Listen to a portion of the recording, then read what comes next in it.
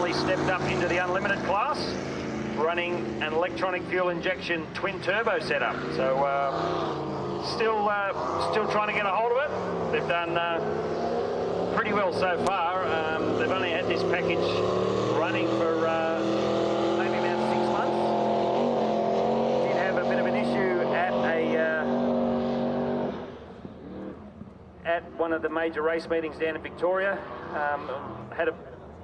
Had a little bit of a fire inside the boat. Nothing major, obviously hurt a lot of the electrical systems, the wiring, and the team managing to get everything back in order for this weekend.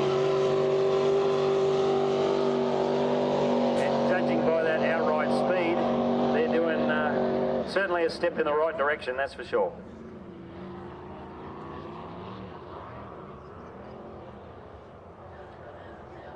An interesting thing with this boat, actually talking to Craig in the pits earlier on the weekend, and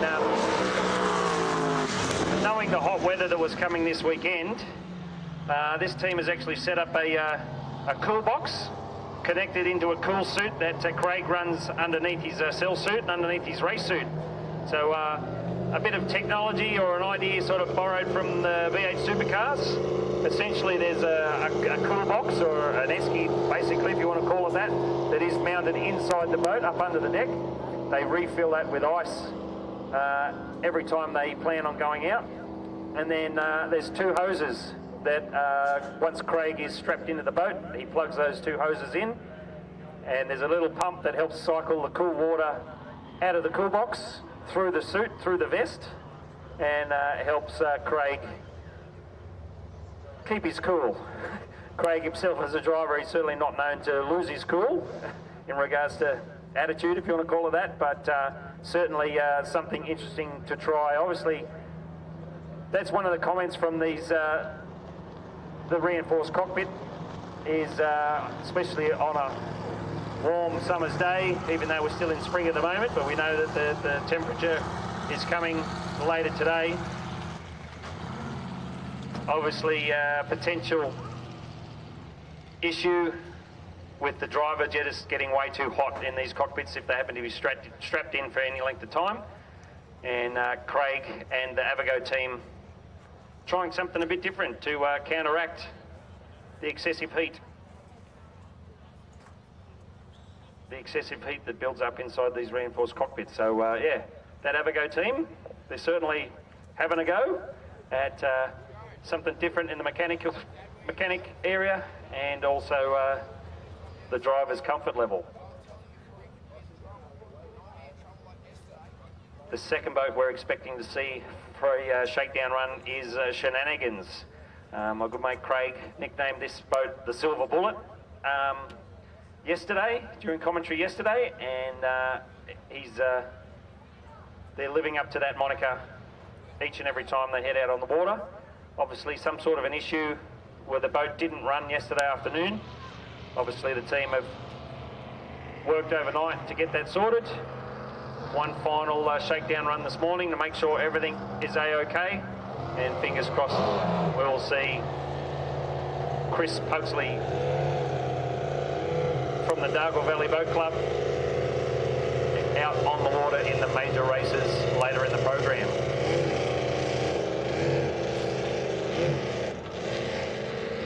Test 1 2 1 2. Yeah, we can see the Silver Bullet on the water there, Nath. And this will be contesting the Dargle Cup throughout today, and he'll be certainly hoping for an invitation to get in the King of the River later this afternoon. And we've said over many years, some of these 6 litres by the lap 2 of 3, they're really hammering away at the blown boats. So hopefully Chris has a more successful day today.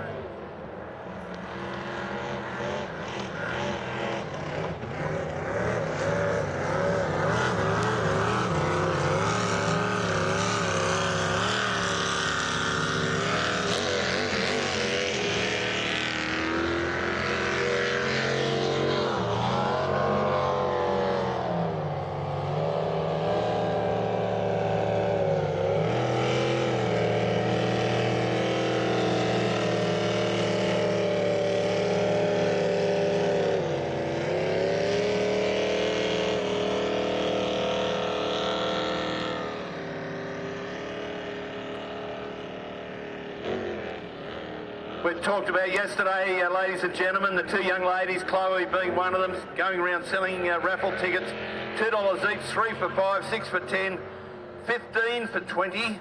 Two magnificent packages, a Crown Plaza at Hawkesbury, 2 nights accommodation for 2 adults at the Crown Plaza, Hawkesbury Valley. Another one of those is 3 nights accommodation on the Gold Coast, staying at the Chevron Renaissance Tower Service Paradise for a family of 4 in a 2-bedroom apartment overlooking the ocean, valued at over $800. Thanks to the Sherry family and Rap Racing. Auto 1, a car care kit. She's the culprit. They've got a race kit, shirt, hat and cooler, and another prize is shirts and jumpers from Craig Store of Abigail. The two young ladies are walking around the ground selling those tickets as we speak.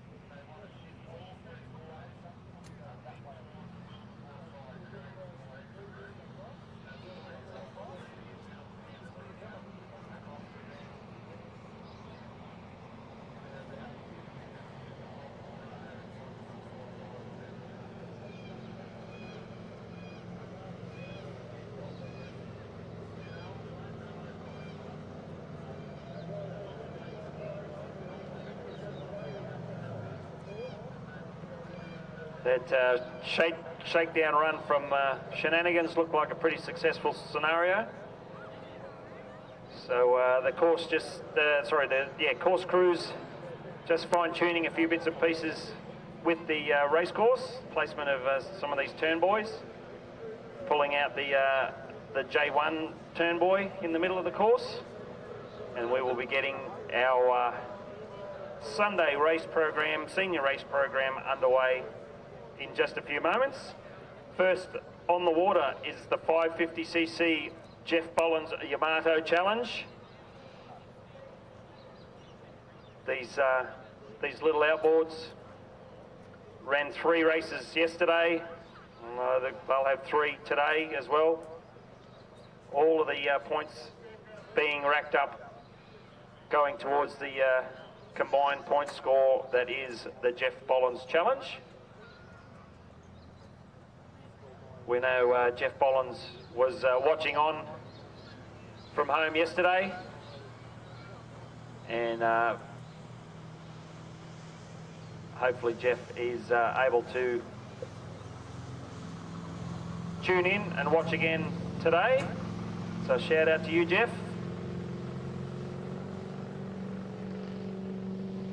And no doubt he'll be very proud to see this the 550cc outboards continue on this weekend as part of the 2023 Windsor Spectacular.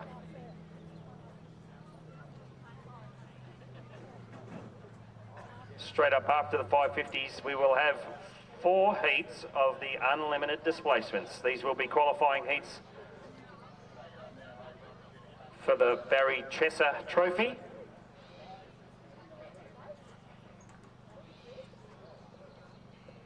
So in terms of horsepower, we're going from the smallest class this weekend, the 550cc outboards, and then bang, straight up to the big bangers in the unlimited displacements, straight up after. So just as we mentioned, course crews just fine-tuning the placement of some of the turn buoys, and then we will have our competitive action, senior competitive action on the water. Just a reminder, for today, we are expecting the temperatures to get up there again, so please make sure you are doing your very best in terms of slip, slop, slap. Make sure you keep your fluid intake up. I'm not too sure what time the bar opens, but there are plenty of other options available. There's the coffee van, soft drinks, waters, whatever flavour you're into. And then once we know when the bar is open, we will let you know. But the most important thing is to keep your fluid levels up, stay hydrated today, because it is going to be a hot one, both on and off the water.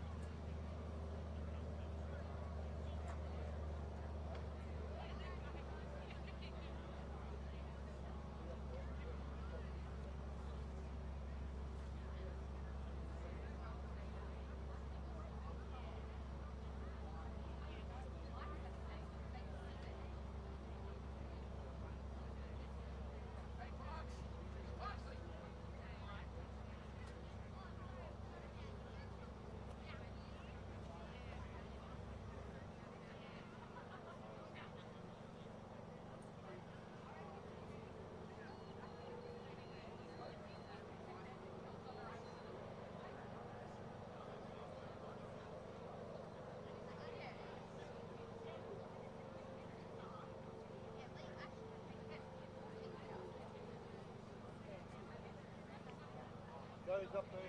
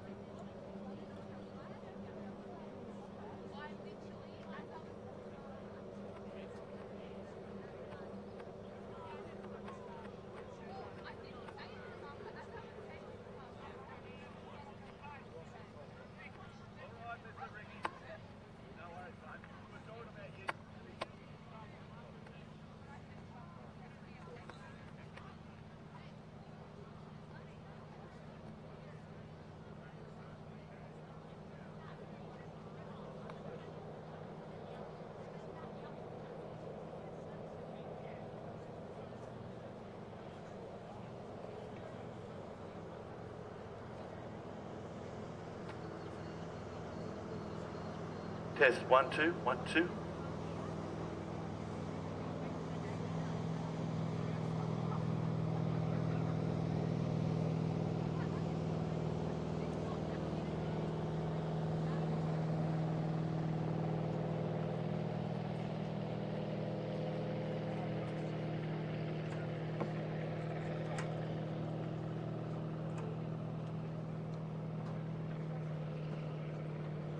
So again, folks, just some fine tuning of the placement of the turn buoys for the race course. Yeah, my apologies. I went missing in action there for a while. I just went round to the corporates, and I had the pleasure of meeting Dan Needham, the driver of the 410 sprint car there, and I think he's one of the big managers there with Windsor Truck Beat. So we're going to get Dan round a little bit later, get him on the live stream, and he's going to tell us a little bit about Windsor Truck Beat. He's going to talk about a little bit about sprint cars, and we're going to talk a little bit about what's happened with Eastern Creek. So it was great meeting young Dan. Very good soccer player back in the day too, but he's one of our great sponsors here this weekend, the Windsor Truck Beat's back straight. Fantastic to see, and again, all of our sponsors here this weekend, we very much appreciate the support. Obviously, a pretty large undertaking like this can't happen without the support of suppliers and partners, and we very much appreciate everyone involved, both from, like I said, suppliers and partners. But let's not forget the army of committee members, volunteers, officials to help make this event run as smooth as possible.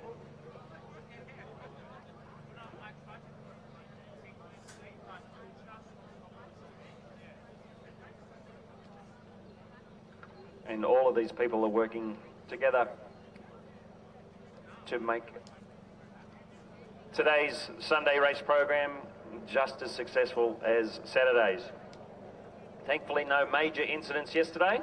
We did have one of the outboard tunnel boats did a little bit of a sideways roll yesterday, but that team even making some changes to the hull this morning to see if they can rectify that problem. There's nothing major.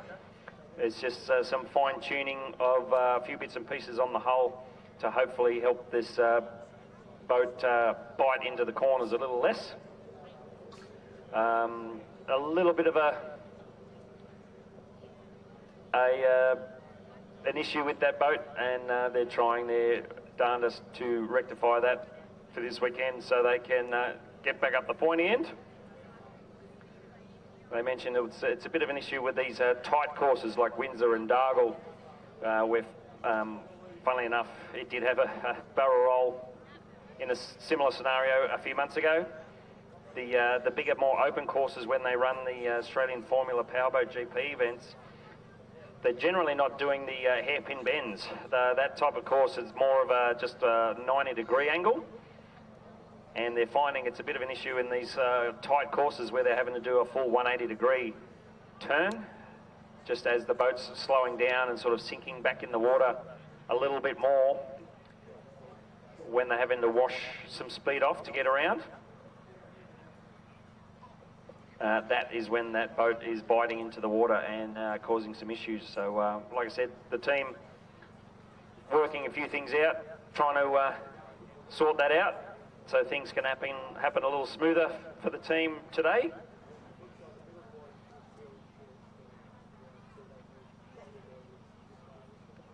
And no doubt a few of the other teams, we did see Abago and Shenanigans out on the water this morning for a shakedown run each.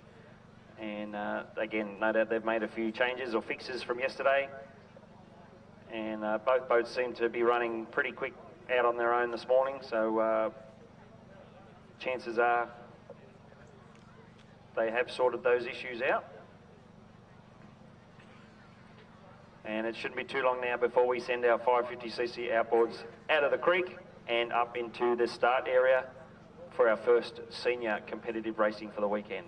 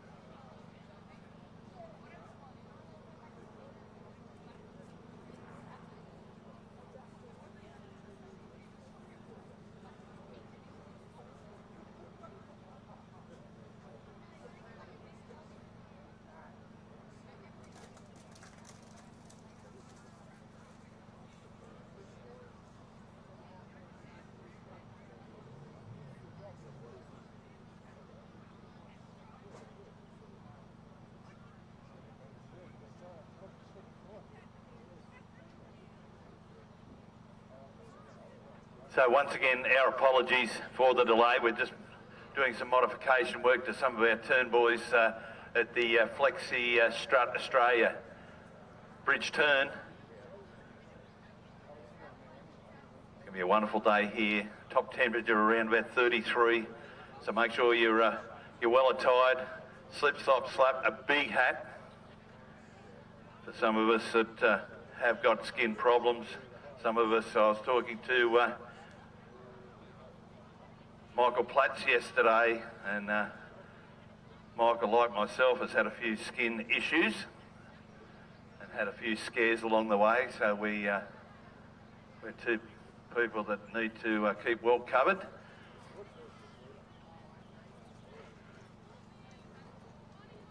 Water conditions absolutely pristine here today. Hope everyone at home and overseas, courtesy of working on it live streaming on the YouTube channel, is going to enjoy the day as well.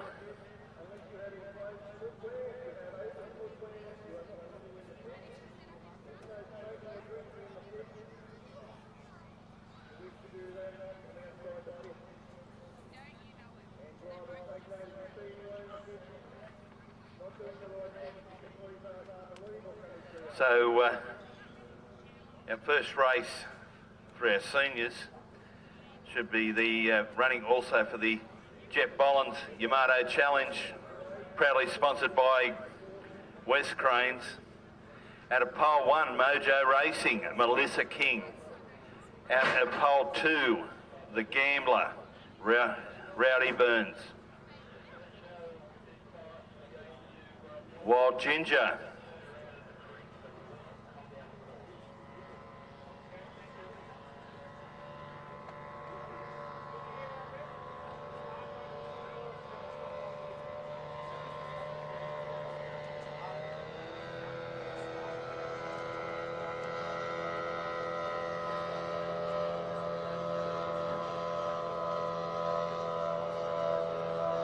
Alison James, the driver of Wild Ginger.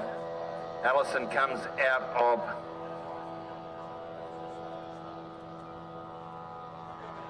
pole 3, out of 4. PD Racing. The driver there, Aaron Pratt. Out of 5, Oz Propellers, Steve Dibley, all the way from Queensland. And out of pole position 6, the big winner from yesterday, Christy Bollins in the Torturer.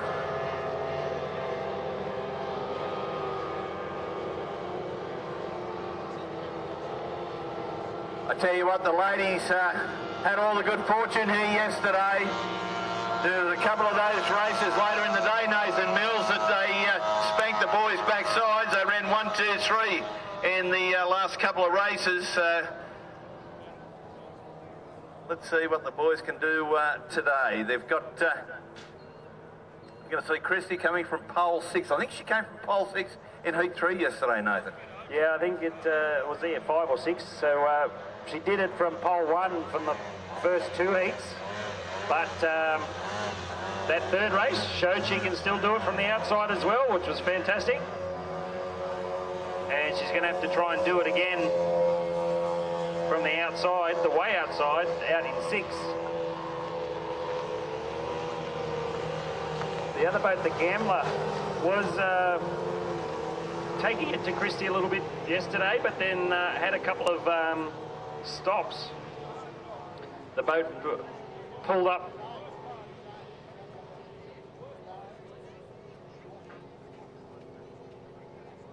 The boat having to pull up and get towed back to the ramp at least once, if not twice, yesterday. So unfortunate for the Gambler there, but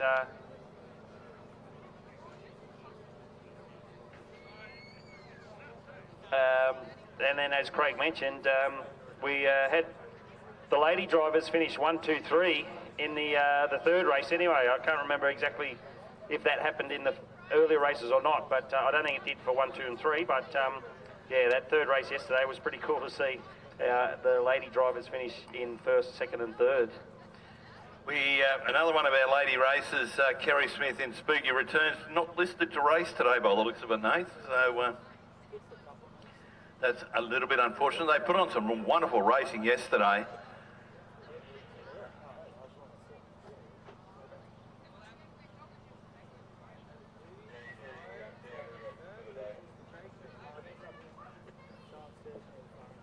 Yeah, so just to clarify, Kerry Smith driving the boat Spooky, not in our lady driver ranks, but yeah, Kerry having some sort of an issue, the little outboard hydroplane unable to return into the pits today, so that's a bit unfortunate. And just to rub salt into the wound, apparently just got word his car broke down on his way home last night. So unfortunate weekend for Kerry Smith and the Spooky Returns outboard hydroplane in the 550cc class this weekend. But thankfully the rest of the competitors have managed to make it back into the pits and back out on the water. We will have Mojo Racing out of 1, the Gambler out of 2, Wild Ginger out of 3, PD Racing out of 4, Oz Propellers out of 5, and the Torturer out of 6. So we have our boats lined up, making their way down the course. So we've got 5 mono boats and then the little outboard tunnel, the Torturer on the outside. The flag is dropped and away they go. Boats out of 1 and 2 being Mojo Racing and the Gambler. The early advantage, Christy Walker in the orange Torturer on the outside trying to go with them. Now the boats are up to top speed. She's not letting them get away. Mojo Racing having a bit of a lash in the second half of the first straightaway, trying to get the nose in front into the first turn. Side by side goes Mojo Racing and the Gambler. The Torturer having to go around the outside. The first turn in a powerboat race, you do need to retain your start pole position. So if you start in pole 6, you need to go around the outside in pole 6. Even if you happen to be half a straight in front, you do still need to go around the outside in pole 6 if that's where you start.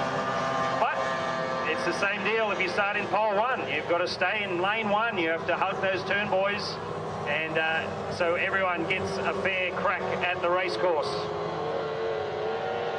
So with 1 lap down, we've got the Gambler out in front. Christy Walker giving chase on the outside in the little tunnel boat. Mojo Racing still in the mix. Then it is Wild Ginger, PD Racing and Oz Propellers rounding out the order.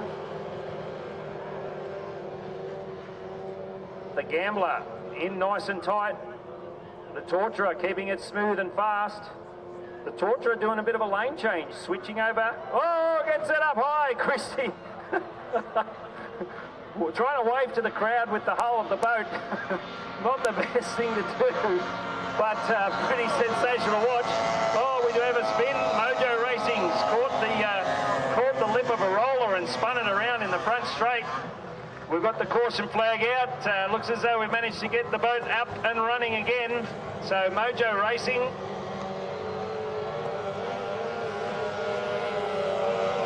but back underway. Bit of a rockin' and rollin' ride for Oz Propellers out the back of the pack, contending with the wash. But our first race of the day, we've got some action out on the water. Sure enough, these might be the smallest horsepower, but no shortage of action so far. The Gambler still comfortably out in front right now, but Christy, she's giving chase. She's only got 1 lap to go. She's got to keep the nose down. Obviously, it was pretty spectacular, but no doubt that hurt her in outright race speed.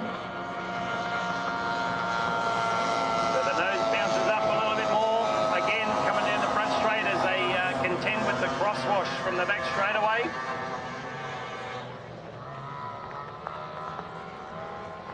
But Christy has her mind back on the job now. Less than 1 lap to go to try and reel in the Gambler.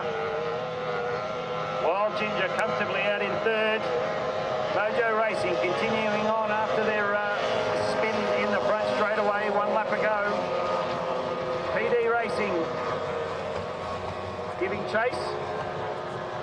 And Oz Propellers rounding out our 6 competitors in our 550cc outboard class. This Sunday of the 2023 Windsor Spectacular. Checkered flag comes out.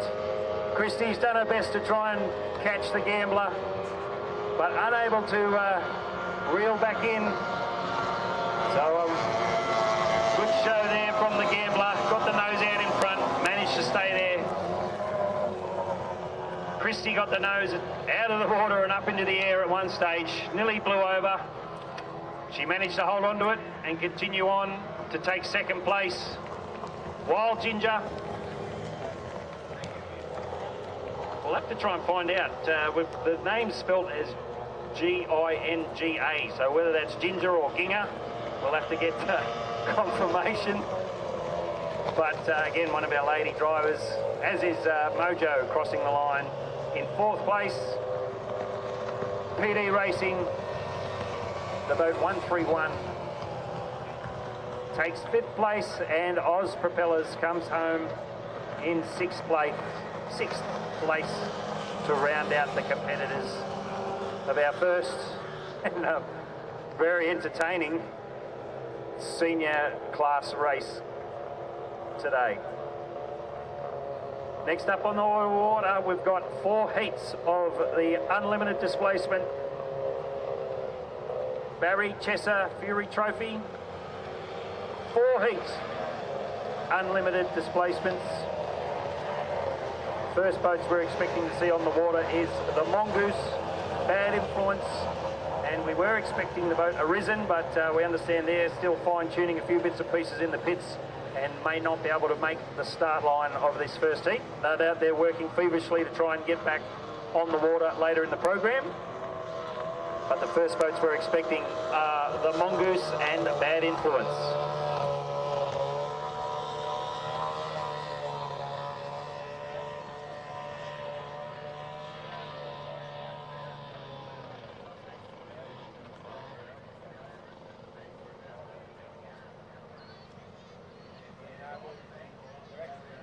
So this is race 3 of the day, heat 1 of the Chester Memorial.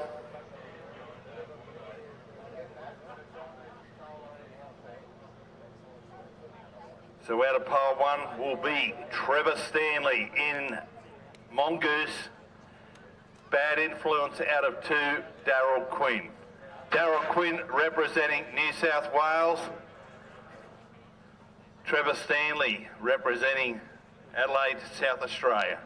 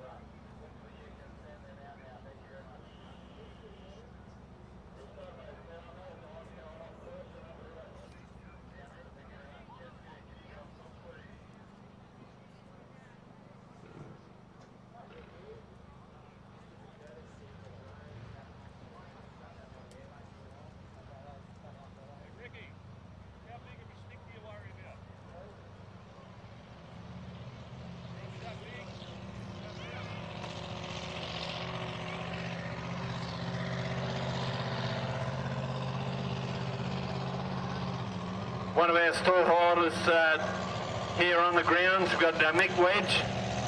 He has DTG race gear for sale, helmets, gloves, boots, suits, race jackets, capsule suits, junior suits, electrical goggles and stopwatches. So Mick Wedge from DTG race gear, he is on the grounds, has a store that is currently selling helmets, gloves, boats, suits, race jackets, capsule suits, junior suits, goggles and stopwatches.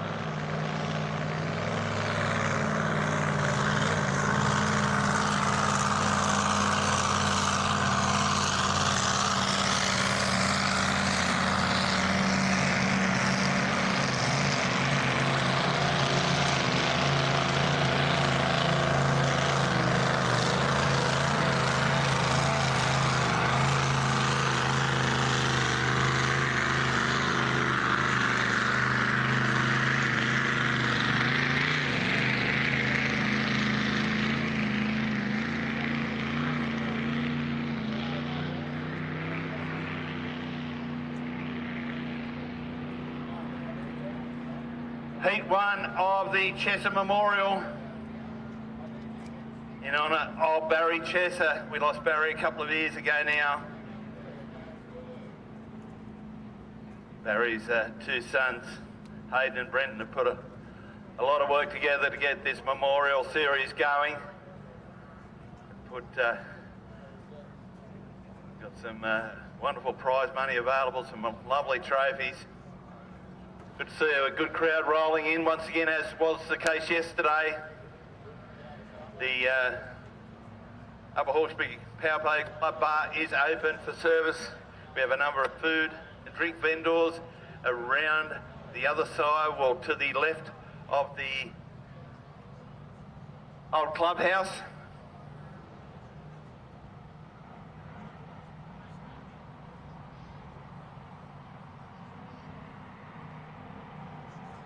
boats just did the milling area. The white boat Mongoose, Trevor Stanley, and the predominantly black boat of Dargle Quinn, Bad Influence.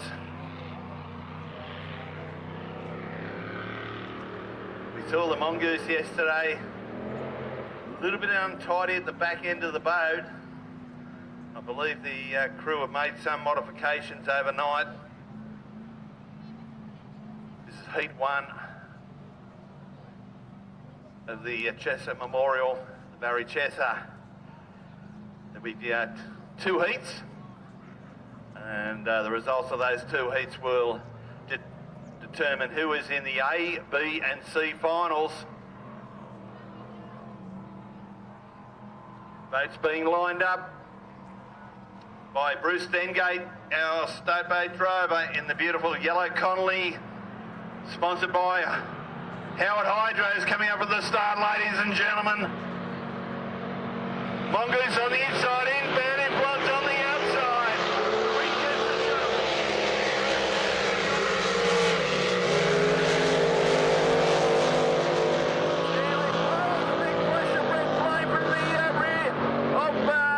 The Mongoose, don't know what that was, but the boat seems to be okay. But Stanley gets very high indeed on the CMS.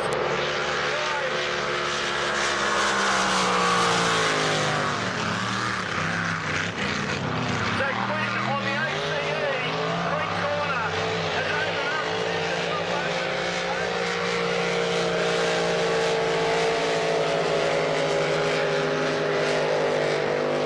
On the Windsor, back straight. The lead boat heading round Flexi Strut. On the CMS signs, front straight, coming up to take the yellow to go with 1 to go. Quinn leads out.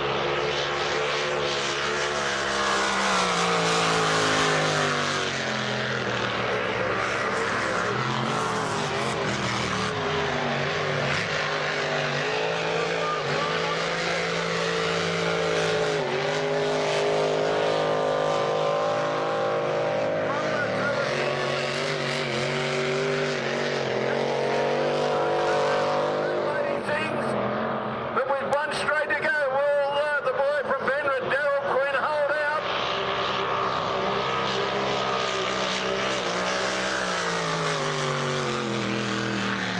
And taking the CMS,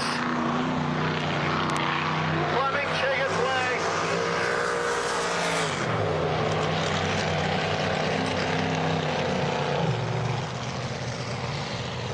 So a really good win there going out to Dargle Quinn. It was a tight go down the Windsor truck bits. Back straight first time along.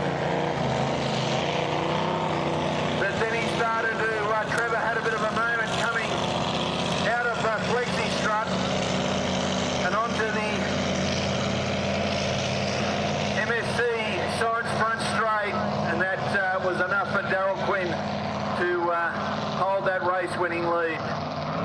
Nathan, we saw Darryl didn't have the best of days yesterday, a much better start to today.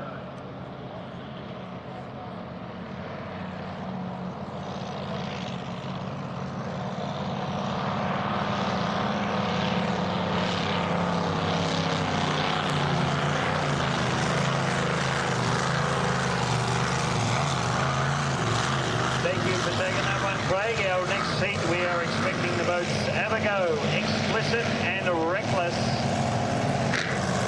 for the second qualifying heat of the Barry Chesser Erie Trophy.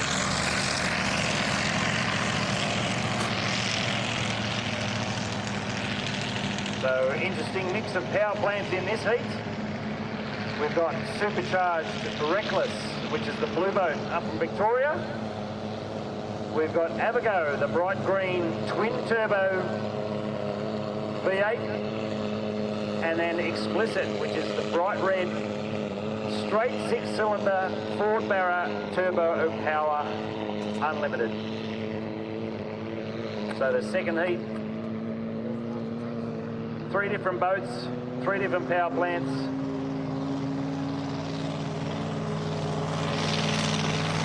All the one level of excitement.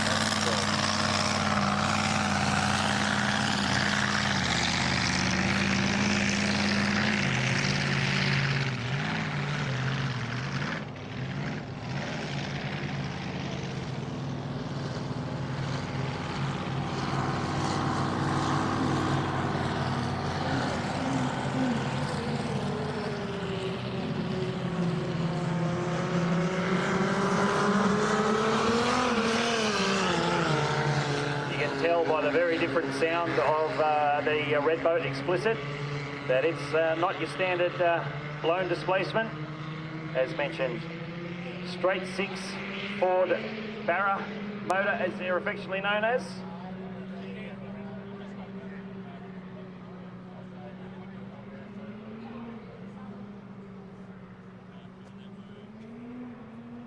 So again, another one of these teams trying something a bit different. This Explicit team previously running your more traditional style pushrod V8 in the 6 litre class. And then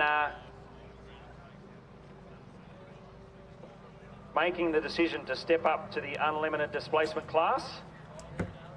And instead of just sticking on a supercharger on top of the engine that they had, they've made the call to do something a bit different. Electronic fuel injection, straight 6-cylinder Ford taxi motor, as some people affectionately call it, but with one pretty damn big hairdryer bolted onto the side of it.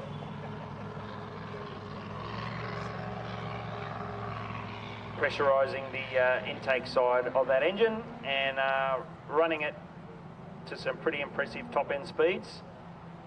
Outright horsepower, they might still be on the lower end of the scale, but it is one of these smaller 18-foot boats. And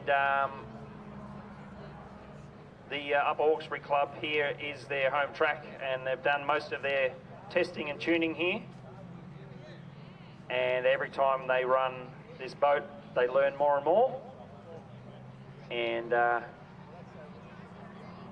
get faster and faster. They'd had some sort of reliability issue yesterday. It must have been, I'm not too sure exactly what it was, but they had to back out of it.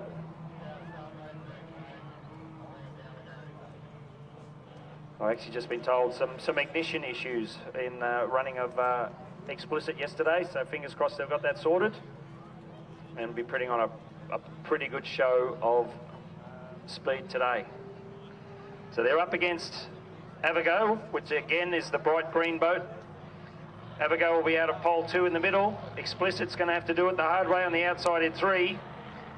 And Reckless, the bright blue, dare I say, traditionally supercharged blown alcohol displacement on the inside.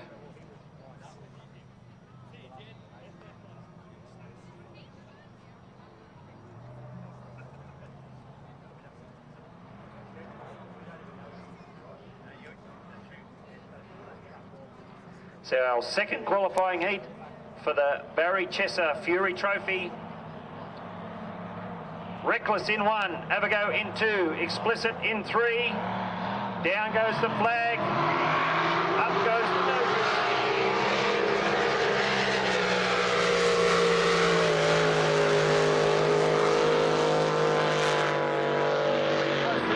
Explicit staying nice and wide out in the cleaner air. Reckless gets the power down. Fires that down the front straight away.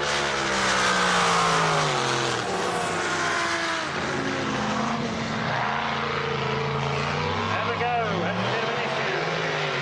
Does not make the turn.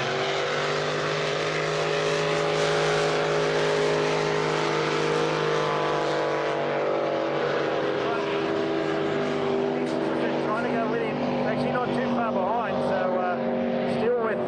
just over a lap to go. There is time to try and reel him in, but it's going to be hard.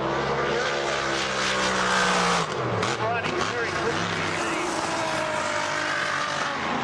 Bit of a slide.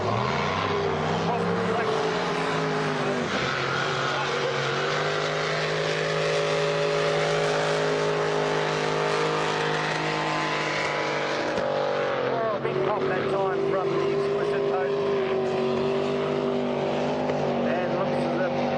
Come to a stop on the second half of the back straight. A few little minor pops as they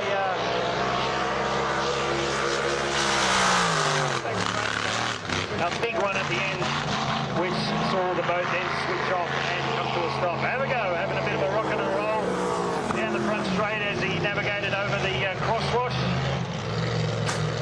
But a pretty damn fast race time there by Reckless. And after a half of a moment from Amigo where he didn't quite, wasn't able to commit to that top end turn.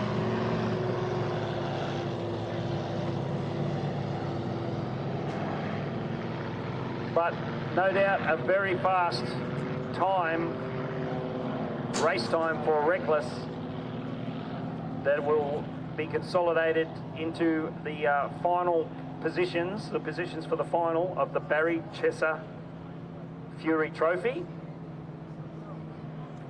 The sentimental favourite, Fury, still yet to come out to register a race time.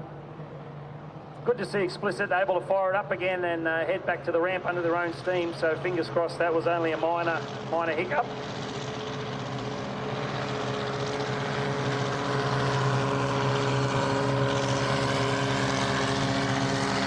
But Reckless has turned up Sunday morning, thrown down the gauntlet, put everyone on notice.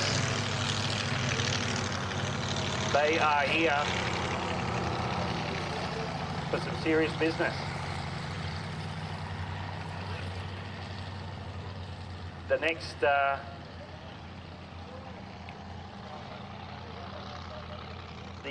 race, the next qualifying heat, I did touch on a minute ago, the boat Fury. They'll be out of pole 1. So going to be interesting to see how the boys go from there. The Chesser boys themselves. Immortal from Victoria out of 2. And Bulldog, another New South Wales boat. I did incorrectly call them from Victoria yesterday morning. I must admit I didn't get them mixed up with the Immortal guys. So both of them are white Evercraft boats.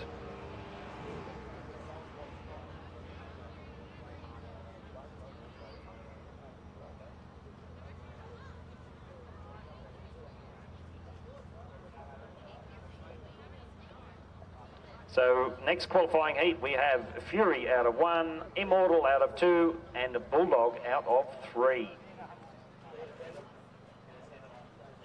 And then straight after that, the 4th qualifying heat, we will have Odin, Chevy Chase, and She's the Culprit. So 4 very tasty qualifying heats in the Barry Chesser Fury Trophy.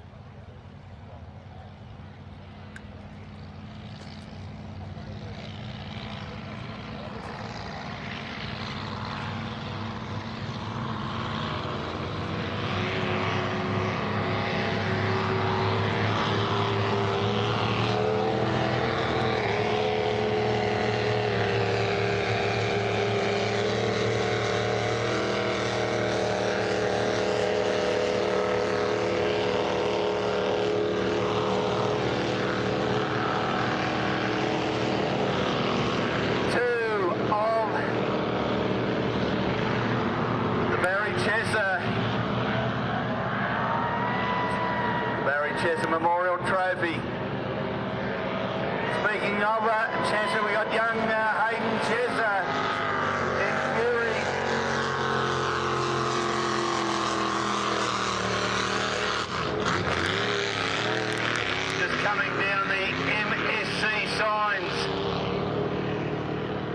straight, heading towards the milling area. He'll come out of pole 1.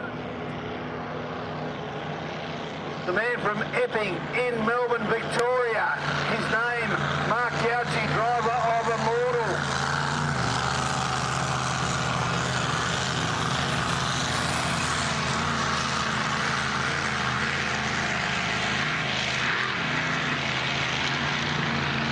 And our third driver, the madman from Moorebank, Jamie McCutcheon. Driver of Bulldog, very strong indeed yesterday.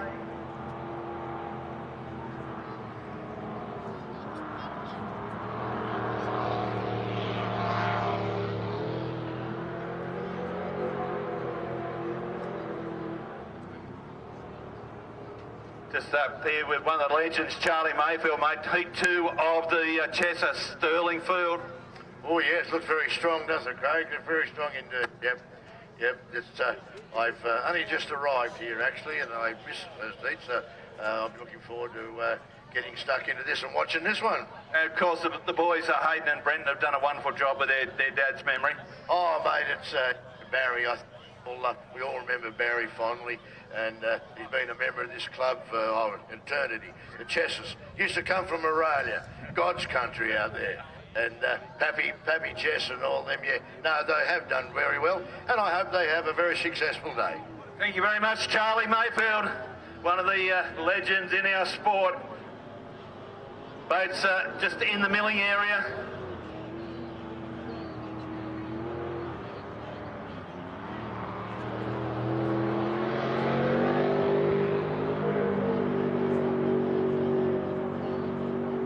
This should be a cracking field.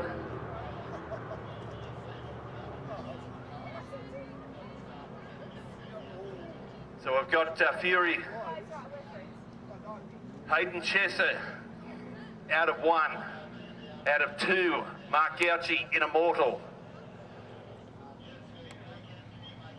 Mark out of position 2, he'll be in the centre, and on the outside pole, pole 3, the madman from Moorebank, Jamie McCutcheon. He's the driver of Bulldog.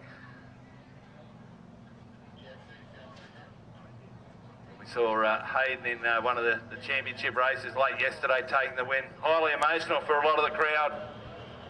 A lot of the locals, the Chesser name legendary around these parts. Ladies and gentlemen, heat 2 of the Barry Chesser Memorial Trophy. Fury out of 1, Immortal 2, Bulldog out of 3. White flag aloft our start boat, and down it goes. Race start by Bulldog on the outside.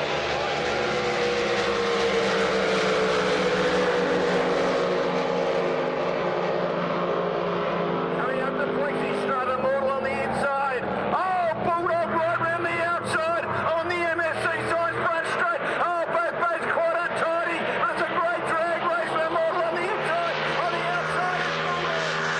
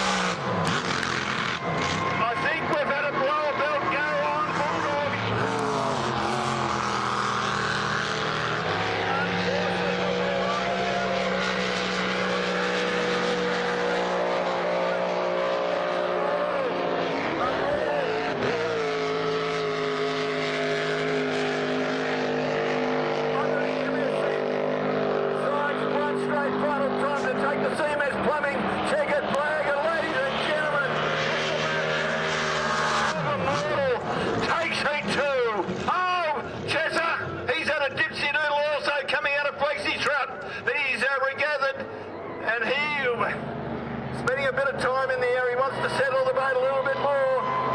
Then he'll come up and take the CMS.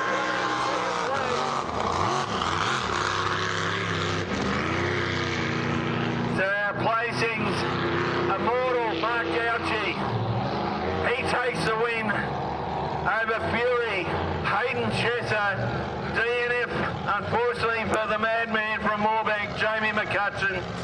But Nathan Mills, what a first 2 laps between Immortal and Bulldog.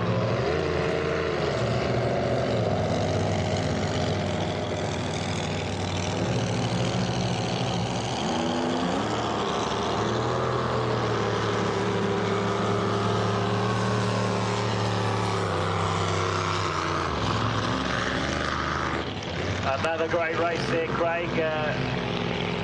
I'm not too sure there wasn't seem to be any sort of big loud bang or anything like that from Bulldog, which caused them to pull out. But so hopefully that's no major issue. Hopefully that's no major issue. But Fury Marine having a little bit of a spin on that last turn. It's going to affect their race time. We all know that the Fury boys are hard and fast, very actively trying to make qualification for the final of the Barry Chesser Fury Trophy. As mentioned, a bit of a sentimental favourite for this trophy in this class. And the Chesser boys would like nothing more than being able to make it into the final first and foremost. And then, as we all know in boat racing, you never know what can happen. But we've still got one more qualifying heat coming up next. But Craig's got a bit of information in the meantime. Just waiting on Christy Walker. You called the moment she had in that 550cc Yamato race. We thought we'd get Christy's thoughts. Ladies and gentlemen, we're really pleased to have one of our great lady races here this weekend, and she had a big moment in the previous race with the torturer, Christy Walker. Talk us through it. It all happened so quickly. I just got caught on a gust of wind, and I just got told, hold on and keep driving and see what happens. I was listening to Nathan, and it sounded like you were going over, but everything corrected itself? Luckily, everything did correct itself. We were very, very lucky. All right, that's the good news. 3 good wins yesterday? Yes, Tim and David spent a lot of time setting the boat up, so I'm very grateful for them. Without them, I couldn't do what I do. I'm a princess. I get in the boat, I drive the boat, and the boys take care of everything else. This weekend, of course, your dad, Jeff Bollins. It's a series running for Dad. Yeah, it's pretty emotional for our whole entire family, and we're very lucky that Dad's watching the live stream. So we hope we do him proud. All right. That's, you're of course, your hubby here is the Commodore of the Upper Hawkesbury Powerboat Club. You're the events coordinator. How big has this weekend been? Well, our whole entire committee been working on this event for probably 6 months, at least. And without what they're all doing, none of us would be here to enjoy this great racing. We need plenty of volunteers though, don't we? We are always looking for volunteers. There's a call for you people, and then luckily for us we get a lot that come in on the day, but we definitely need more help. Okay, we're looking to your right, or our right, the gaping hole, the floods. We haven't been here for 4 years for a big meeting like this. Unfortunately no, but we have been very, very lucky that the council have done their best to get us up and running, and we've got their full support, so we're very lucky. Speaking of council, when do we look like getting a new tower clubhouse? It's all been approved, and it's just a matter of time now. Christy Walker, best of luck for the weekend, and thanks for all the work you do as events coordinator. Thank you very much. There we go, ladies and gentlemen, Christy Walker, events coordinator here at the Upper Hawkesbury Powerboat Club, and she just described the dipsy doodle she had in race 1 earlier today. Thanks, Christy.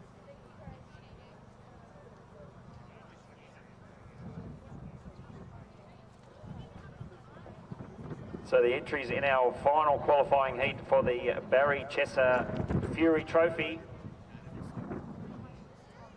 The boats Odin, Chevy Chase, and She's the Culprit. Another good mix of boats and power plants. We've got Odin, which is your traditional Clinker style displacement, but these guys are running twin turbo V8. Chevy Chase, which is your shallow V flat bottom style boat, so that the hull's actually a little bit different. And then She's the Culprit.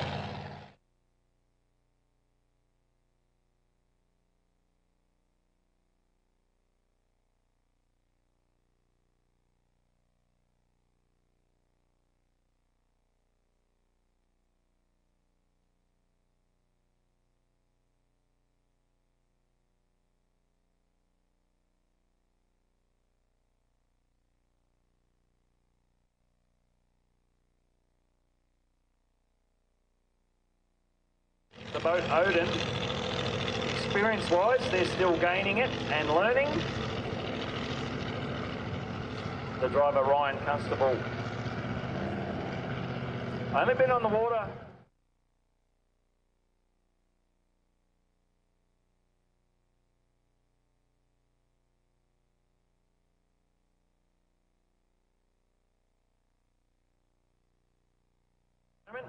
So once this team gets both of these boats sorted out and running reliably, this team's going to be something to contend with, that's for sure.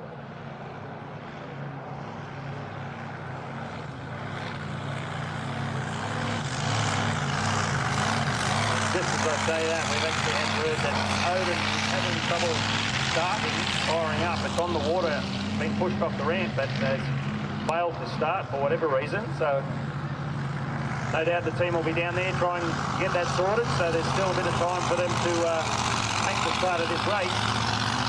We'll keep you posted as we hear. But at this stage, it is She's the Culprit out of pole 1.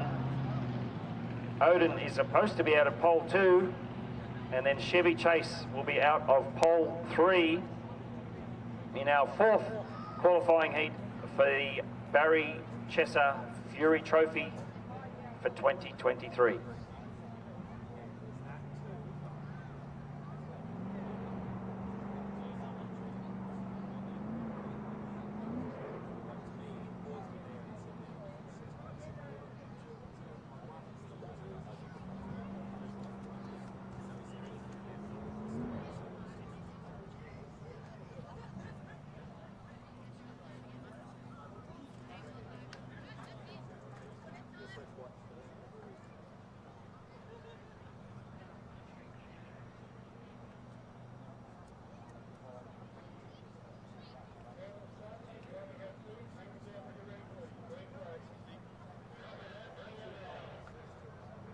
So it looks as though Odin, an unfortunate non-starter for this first qualifying heat. The direction just given to the start boat now to bring him on down.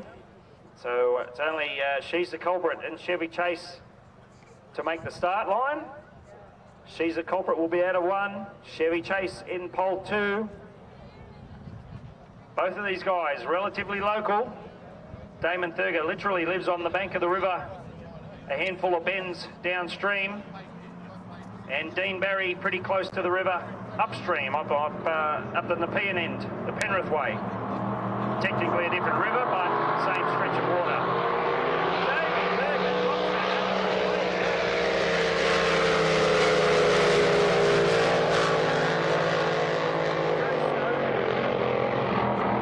Both of them backing off to get into the first turn.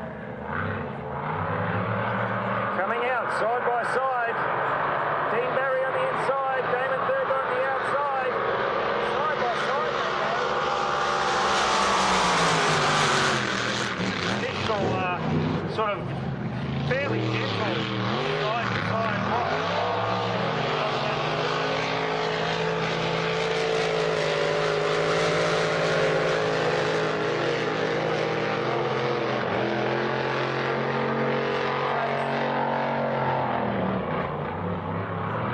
Dean Barry is out here to show the competitors he's not here for a haircut.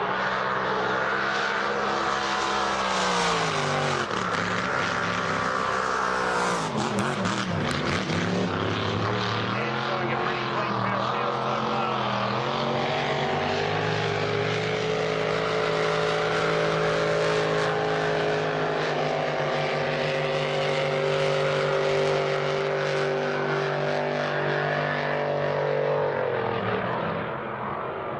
lap to go, half a lap to go now.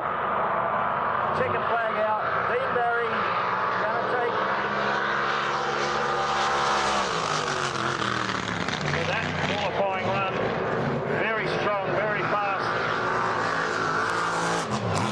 Qualification time. The race times for all of these qualifying heats.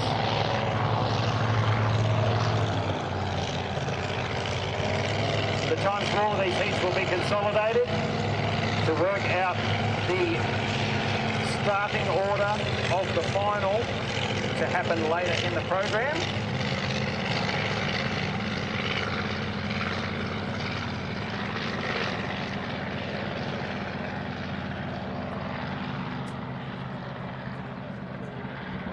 If we still have enough boats.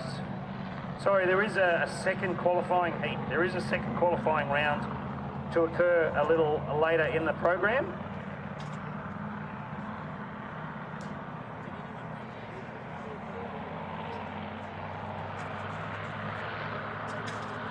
So there will be a second qualifying round for the unlimited displacements in the Barry Chesser Fury Trophy.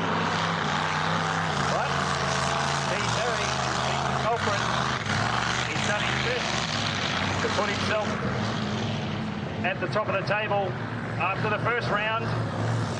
As mentioned, there will be a second round, and then the final will be late in the afternoon.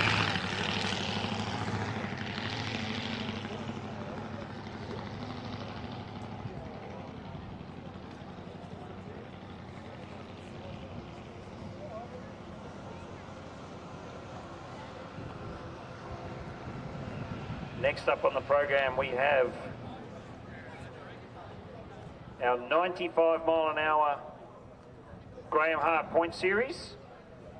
We're expecting the boats Endgame, Ombre, and Time Out.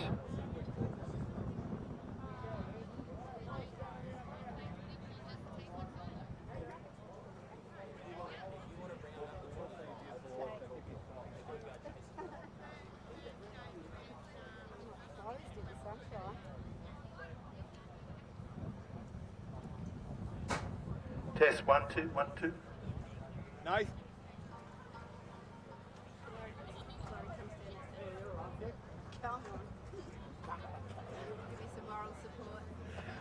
Ladies and gentlemen, got someone very special with us, of course. We've been running for the Trojan Trophy for a number of years now, and we've finally got to a race meeting, of course, the wife of Larry Martin, Carol Martin.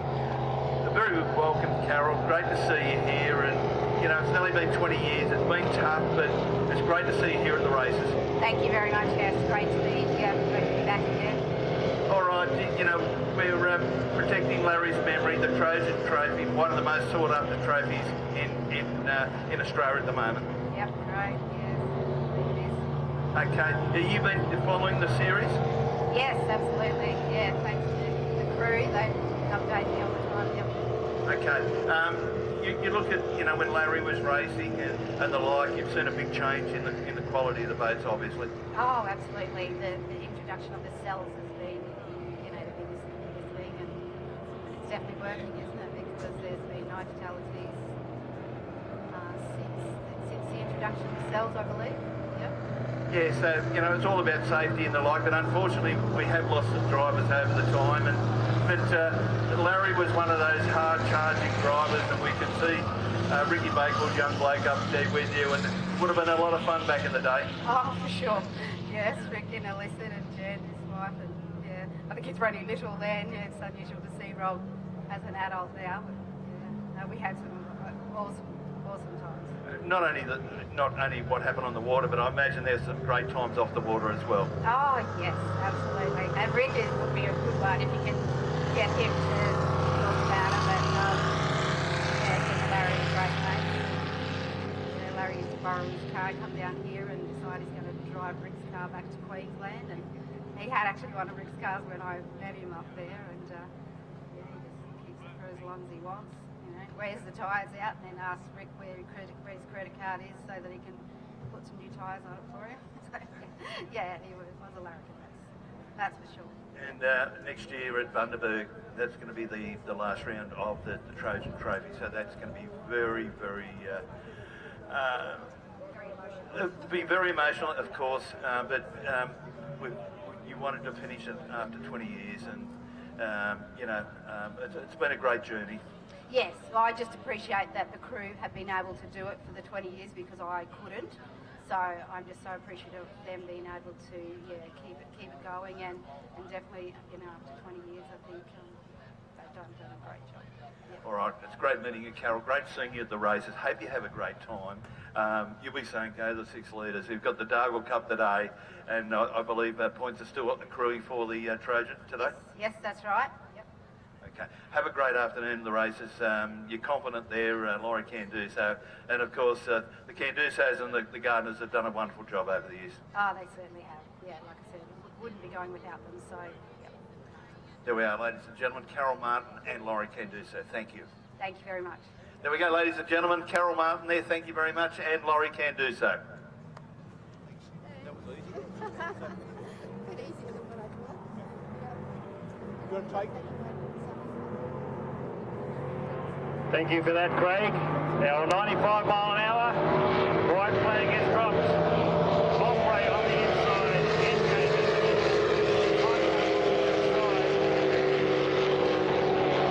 We'll see how the little timeout hole goes today.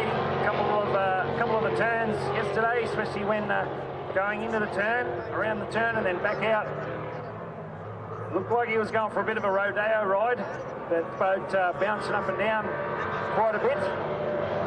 Obviously the slightly smaller hull.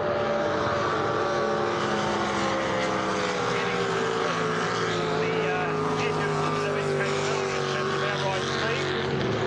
But the boats up the front, Ombre and Endgame, they're the ones that have been up the front all weekend. Ombre, the most successful.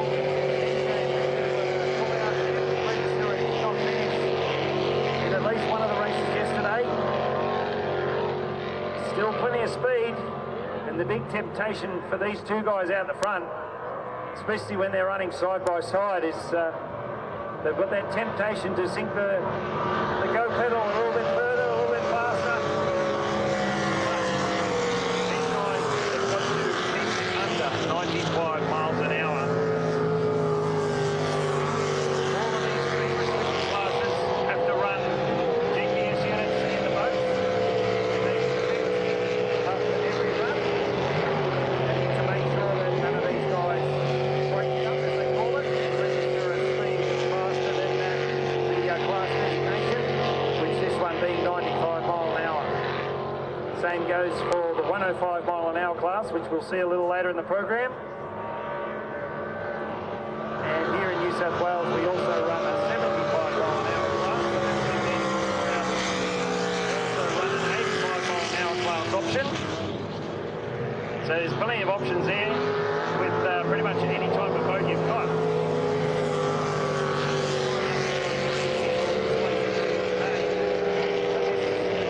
Restricted classes are open to almost any boat configuration: inboard, outboard, displacement, hydroplane, cuddle boat.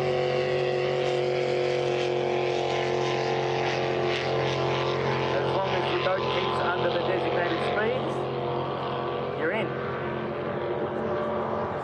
Speaking of being in, Osprey is in first place for one more time.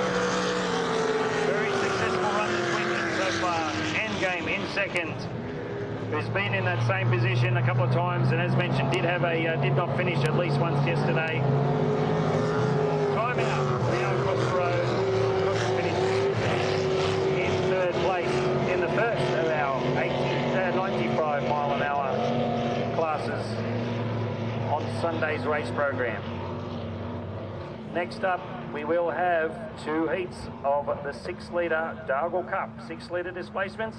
The Dargle Cup, one of the traditional big 6 litre races in the annual Windsor Spectacular. And we will call out which of the boats are in each of the respective heats once we know. I tell you what, Nathan, it was great to meet Carol Martin, Larry's wife, and she was very appreciative of the Gardner and Candusa families for keeping Larry's legacy alive. And of course, the Trojan Trophy will cease next July in Bundaberg. That will be the last round, hosted by the Bundaberg Powerboat Club. Speaking of the Bundaberg Powerboat Club, got a couple of messages last night from a lot of the crew, and of course Kathy, Mark, Craig and Trev, a very good morning to you. I believe you're watching the coverage from Runaway Bay, and also got a message from the president of the club up there, Wayne Montgomery. Very excited indeed to hearing that they've got the last round up there. They'll have a number of 6 litres. And I believe some unlimited displacements also travelling north for that meeting at the end of July next year.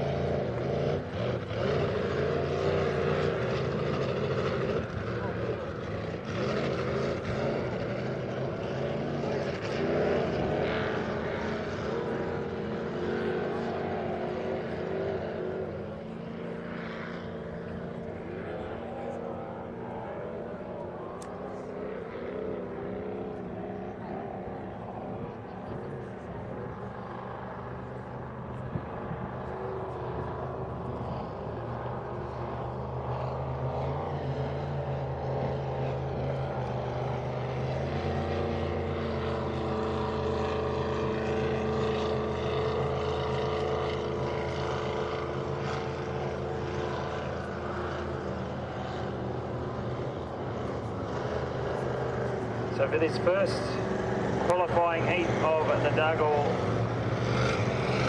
Cup, sorry, it's not the Dargle Gold Cup. The Gold Cup is the race that they run down at Dargle, but this one called the Dargle Cup. We are expecting three boats, which we do have out on the water. So we've got Shenanigans, Tough Enough 6 litre, and Lock and Load. So 3 starters in this heat, 3 starters in the next one. Lock and Load from the mid-north coast of New South Wales. Tough Enough all the way up from South Australia this weekend. And Shenanigans, which the boat owner is from Canberra, but the driver is from the Dargle Valley, just a few bends in the river downstream.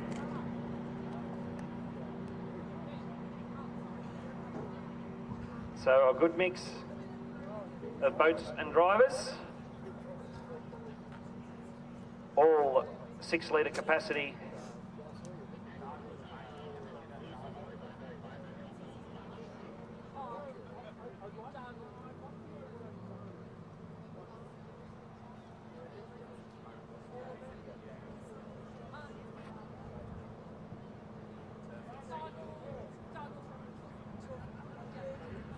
So we've got Heat 1 of the Dargle Cup coming up. And what a race we have. Shenanigans, Chris Pugsley. James Clark, Tough Enough. Lock and Load, Ryan McIntosh. What a stellar field.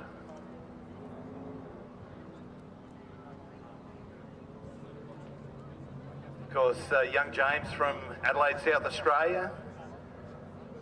Lock and Load, Ryan McIntosh. He's known as the Wingham Wonder, or the Wonder from Wingham, on the mid-north coast.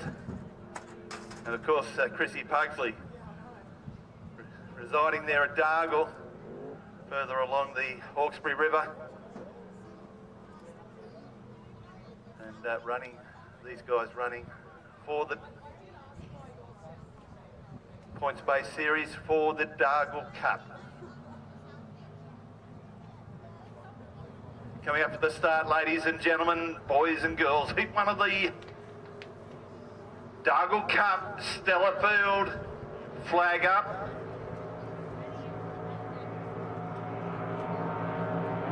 Flag down, Shenanigans gets that good start on the inside, but James Clark on the outside. Look at that, Ryan McIntosh right through the centre. Oh, flexi strut, very, very tight indeed. A massive wash there, side by side. Look at this, Pugsley from lock and load. Driven by Ryan McIntosh, and on the outside, James Clark. Coming up to the ACE Creek corner, and it's Shenanigans, the silver bullet has charged, probably 10 lengths lead over Ryan McIntosh and Roger Lane. It's the long James Clark, and on the good straight. So coming up now, Flexi Strut.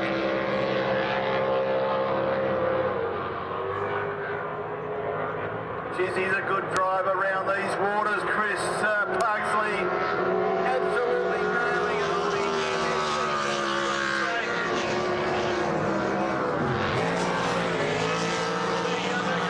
having a bit of a moment. He's within the side still with James Clark.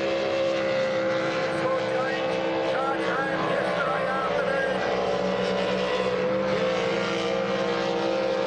Coming out on Windsor Truck Park, around Flexi Strut and onto the MSC signs front straight. It ain't over to the fat lady things, the receiving yellow flag and one to go, ladies and gentlemen.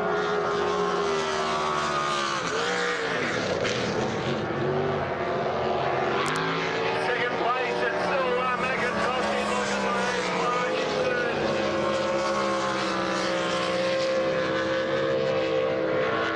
But Pugsley, at least a half a straight in front of McIntosh.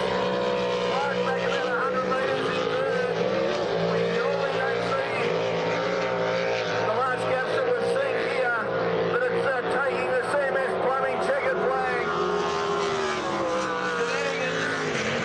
The Tim and Stacey Shenanigans, made and driven by Chris Pugsley, takes the win. Second home, Ryan McIntosh in lock and load. And home in third, James Clark.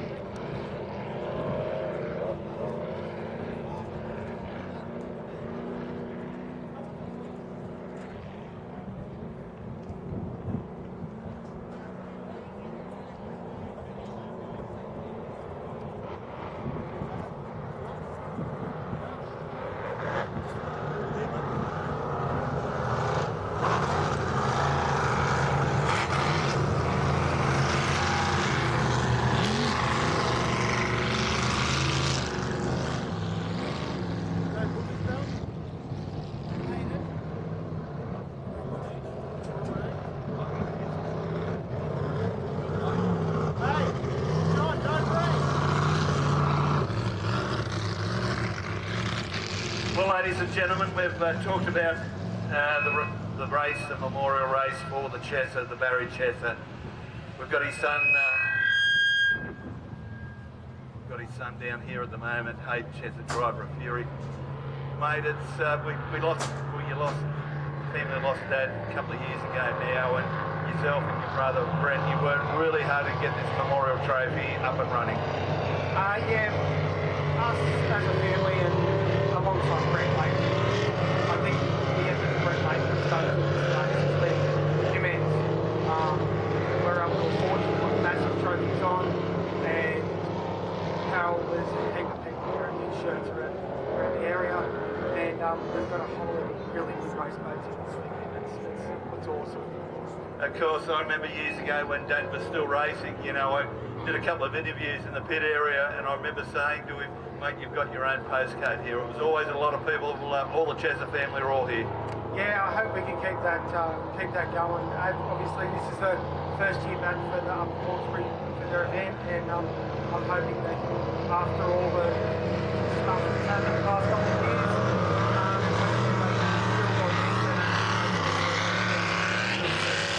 Okay, the race, the series, a set of 2 heats, and then points determine whether you go in the C, B, or the A final. No, so you've got 2 teams, so it's 2 rounds, and you get the fastest time out of either round. So if you have a split, which I just did, I've miraculously made it so I can get into the second round, into the final second, like a second chance. And that was organised last event, so it's not like I've just tried to get myself here. Okay, mate, describe the indiscretion you had in Flexi Strut. I just ran out of talent, realistically. Obviously, pulling that big boat around in pole 1 and holding your line around the corner is extremely difficult. I've got nowhere near as much horsepower as a big boat, and it's hard to make.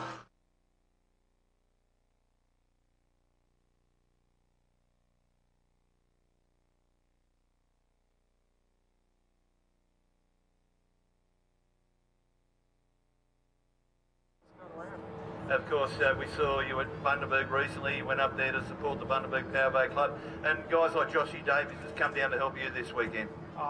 Josh Davies and Jack as well from Bundaberg have been bloody incredible. They've actually brought another boy down here, Wayne.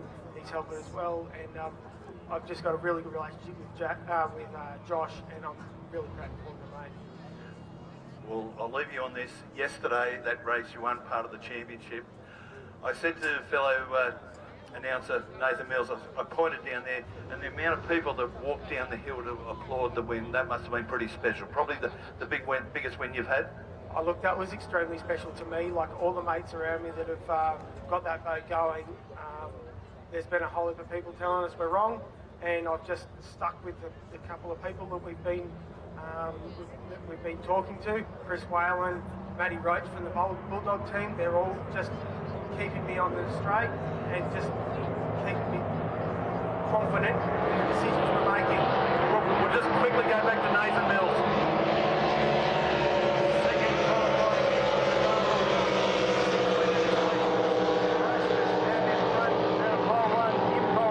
Currently in second on the outside from pole 3, and Melody, one of our 5-metre boats that have stepped up into the 6-metre class this weekend, currently in 3rd place. So they are down on displacement, engine displacement against the others.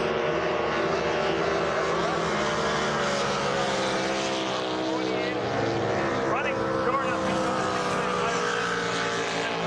hobby motor, as they call it, club racing motor.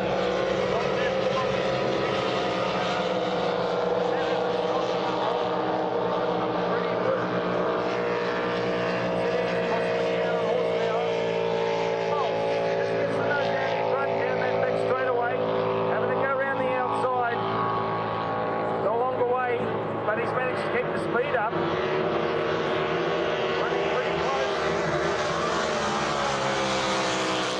Straight away. Still 2 laps to go for these guys. The rarity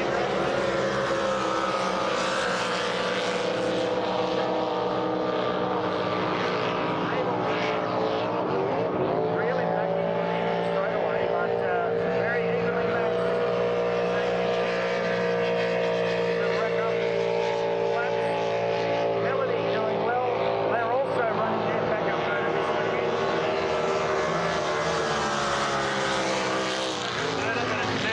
Pretty reliable and done pretty well. Impulse is really close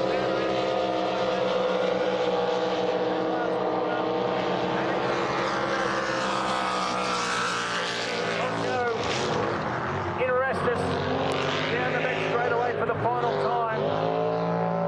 Out of Flexi Strut, bridge end turn, down the front straight edge, drag race.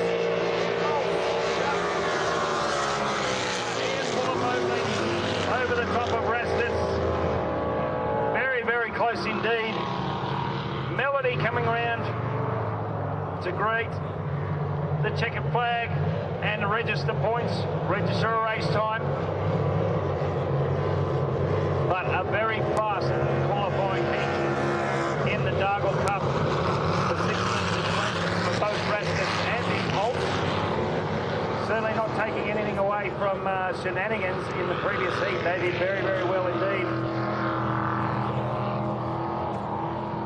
Along with Lock and Load. So things are going to be hotting up for the Dargle Cup.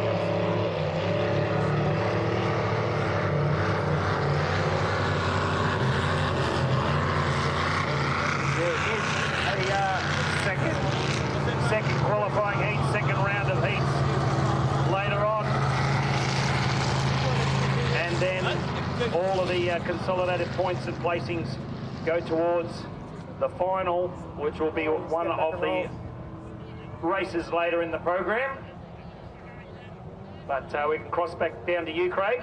Yeah, thanks indeed, Nath. We'll just continue with Haydo. We're just talking about Bundaberg, and you know, despite not being real successful, you and your brother had a great trip up there. It was actually a really good experience. I went up there with a new fuel system and I made a mistake, but that's fine. I'm here to learn, and the more that I go out there on the water, the more we're going to learn. I asked you a little bit before about the, how the hat really sings on this boat. Let us know the particular reasons for that. So it's a less efficient blower. So it's a lot older style blower. The new blowers, they can make a lot more boost with a lot less revs, like blower rotation. So we're probably spinning ours up a little bit more than what the rest are, but that's okay. I love the sound. That's what Dad's boat used to be known for, and I want to try and make sure that we can make this one sound the same. So you want to try and replicate something Dad's done before? Bloody oath, I'm trying to follow those footsteps as close as I can. Of course, we're just speaking about Jazz, Barry's daughter-in-law, and she just said she was just absolutely honoured to be asked to become an official here this weekend. That's how much she thinks of Barry. Yeah, it's really special to have the family supporting the club as well. I didn't even know she was jumping up there. When I saw her up there, I thought that was pretty cool.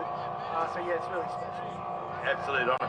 Mate, the Barry Chester Fury Trophy 2023 shirts on sale. Let us know a little bit about them. We've got some shirts up at our marquee behind our race boat. As everyone can see, all the sponsors. It takes a lot of people to make a good race like this with some good prize money, and we're very honoured to have all these people on the trophy, on the sponsor shirt. Now that a lot of them are actually either current racing teams or ex-racing teams. It's just, yeah, it's really special to have some really good people behind us. Well, mate, I know it's a really special day for you, a really special day for the family. Hope everything goes really well, and we have an absolute cracker of an A, B and C later today. Exactly right, and I don't really care if we qualify for the final or not, because I know it's going to be a cracker. Absolute cracker, and Dad will be looking down saying, how good's this? Yeah, exactly right. That's what I want. There we go, ladies and gentlemen, Hayden Chester. Thank you. Thank you.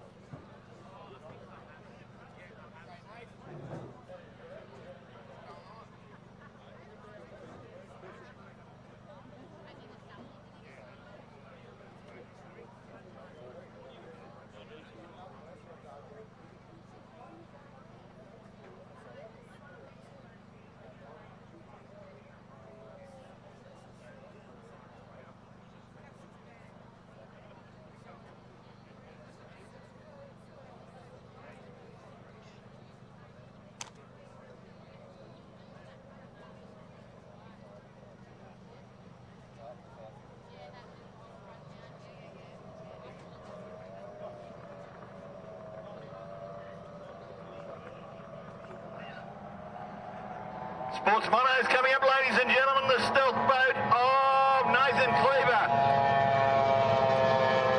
The only 1700 replica ever built by Don Cameron. The 1700 Bullet has charged to the lead from The Force Awakens and Evan Ruder.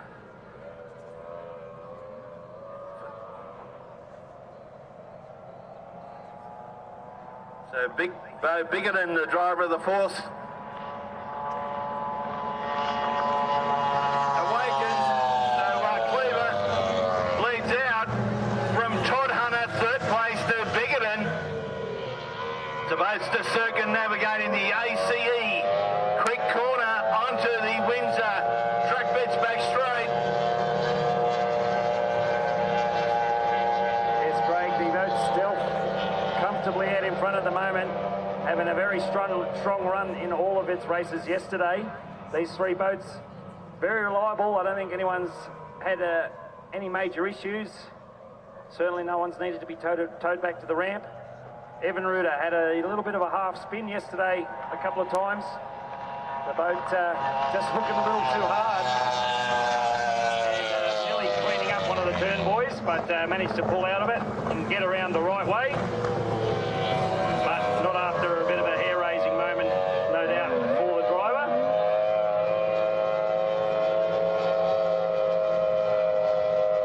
And we've got young Bo Brickerton, who is part of the Force Boats family, quite literally built on the Hawkesbury River down at Lower Portland.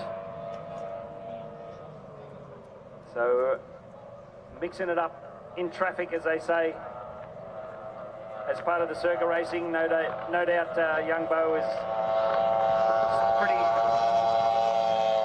handy at dropping the boat in on a weekday and just having a pretty quick run up and down the river all on his own. But doing that same thing in traffic in the choppy conditions.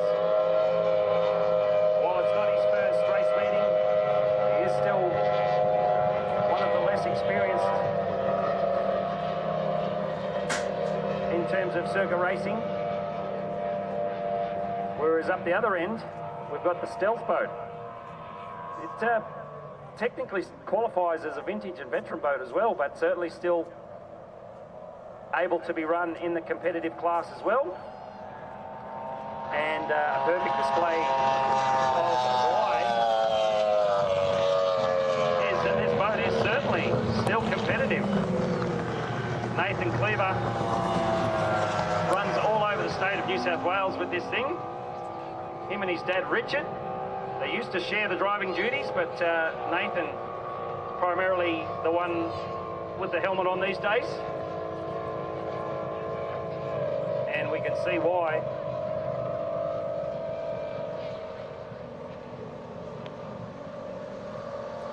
Very fast on the water is the boat still.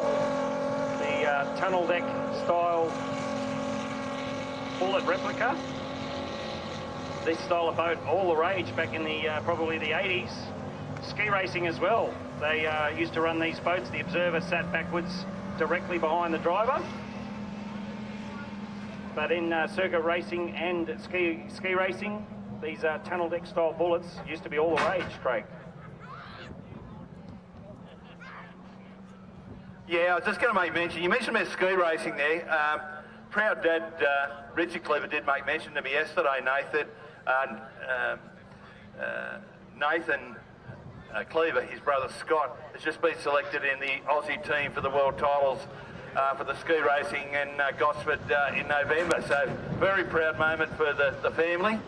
So Scotty, his brother, I believe he lives in Harvey Bay and probably watching the telecast today. Congratulations, Scott, on your selection in the Aussie team for the Australian titles at Gosford in November. And out of that race, we certainly can't ignore Nathan Todd Hunter in the Evan Ruder. We did mention had a couple of little sort of half incidents yesterday with the boat hooked in and nearly spun around in the turn.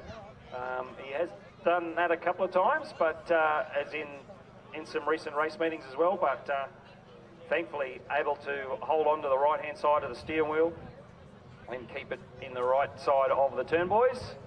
And again, Evan Ruder, one of the more recent additions into the Outboard Mono class, probably been running competitively for 12, 18 months. And it's great to see that the Outboard Mono class is coming back a bit. Only 3 entrants here this weekend, but there are a number of other boats that run in club days, both here, pretty strong down at St George Motorboat Club as well. But great to see the Outboard Monos making a bit of a comeback.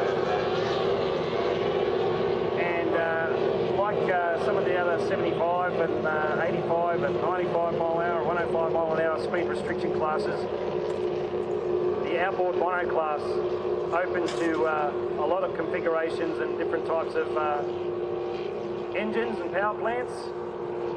So even if you've got a pretty half-decent outboard ski boat, chances are you will be eligible to run.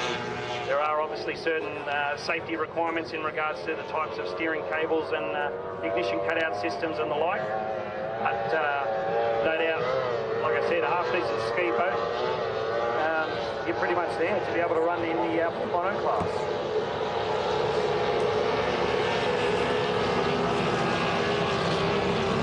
Next race on the water, we have our Formula GP and Unlimited outboards. So these guys bundled in together. They were running as separate races yesterday. I must admit, I'm not too detailed on the differences between the two. It's in the engine there somewhere, engine capacity and whether one of them's injected and one of them's carburetted. I'm sure someone will correct me. But yeah, it's going to be interesting to see these boats bundled in together today. A lot of very fast boats, very capable drivers.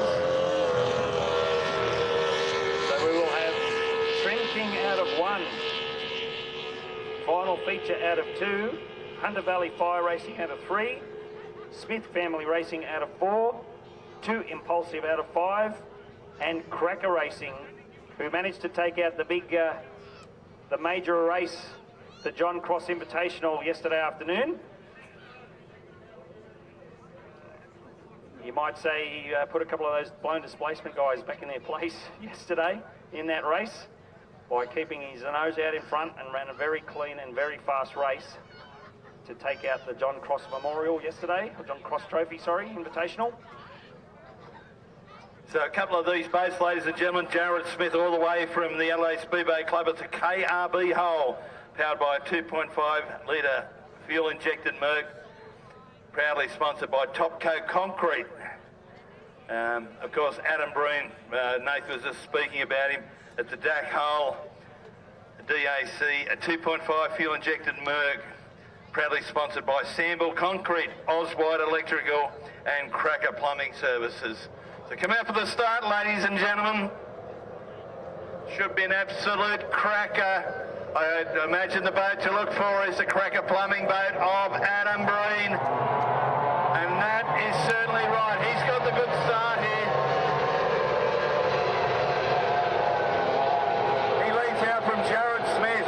We can see Shane Martin in the Hunter Fire Services boat, running 3rd or 4th into Flexi Strut. Looks like young Joel Smith at the rear of the field.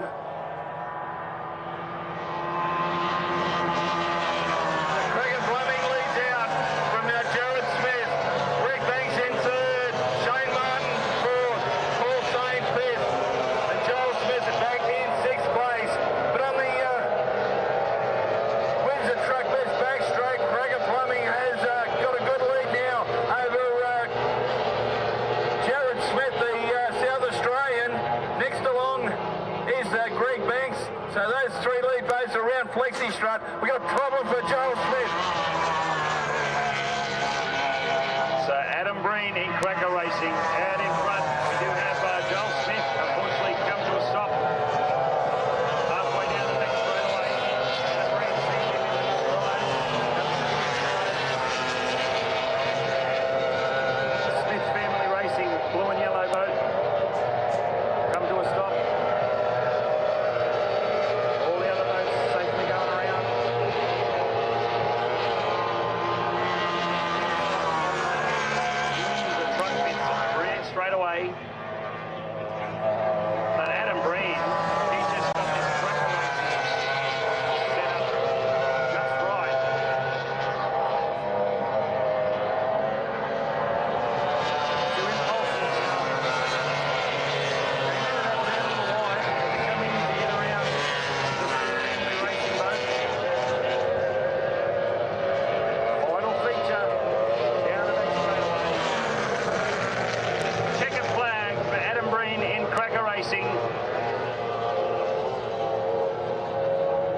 Mark's first blood in the unlimited outboard race.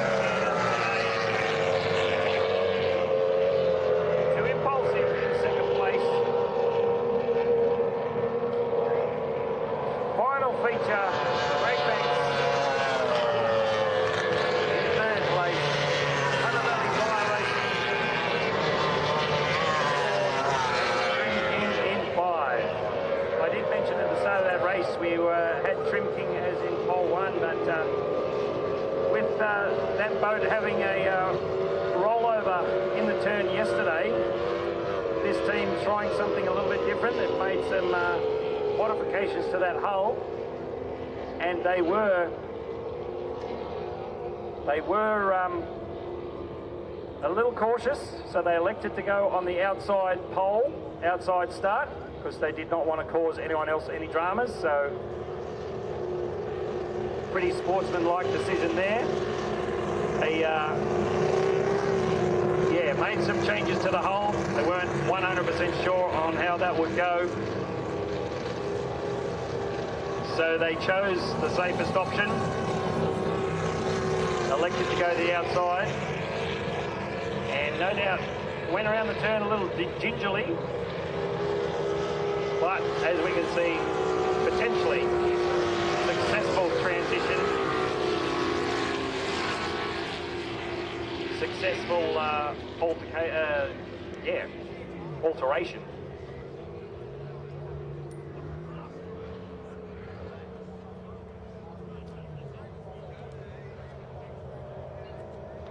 So with the unlimited outboards running 1 for their first round of racing on today's program, we will have the 105 mile an hour Lewis Bahaja Point Series out on the water again.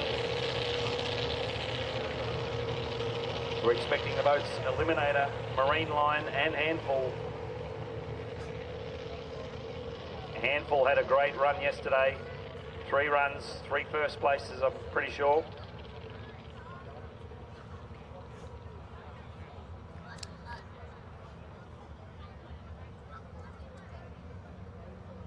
So just a couple of minutes while the Smith family racing craft gets returned back to the pits. And it won't be long before we see the 105s out on the water.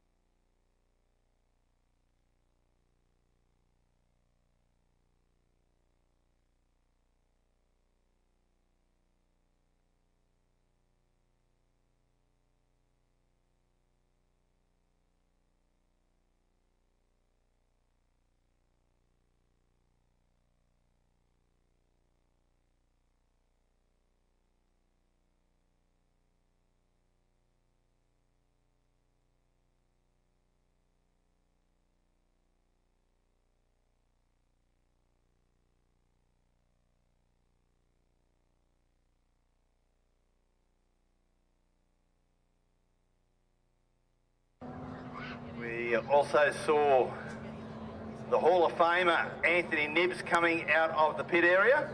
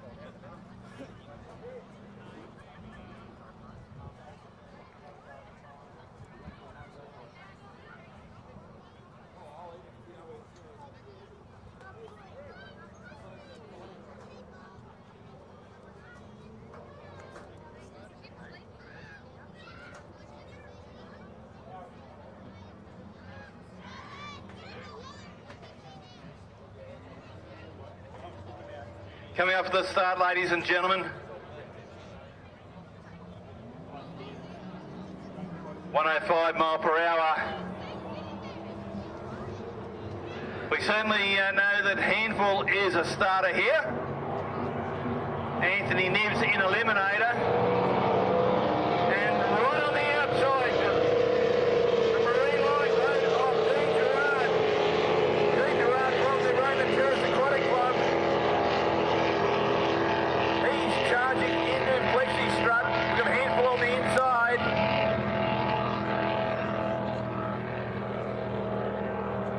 So on the MSC signs front straight.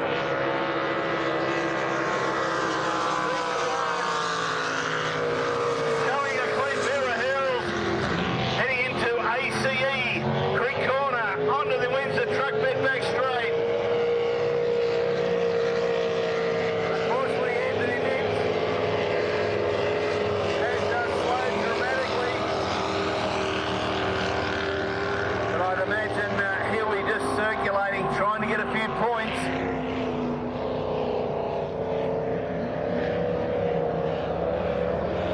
So the marine line boat at Dean Gerard, very strong.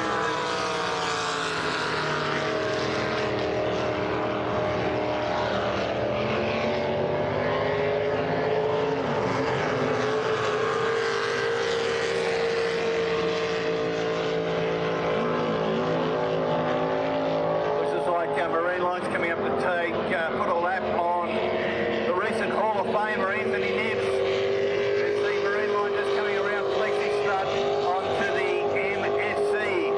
Signs front straight. Marine line coming on to the outside of Anthony, receiving the yellow flag.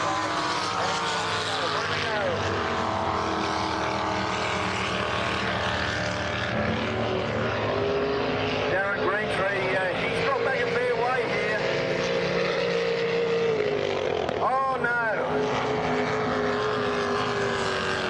No. Marine line do.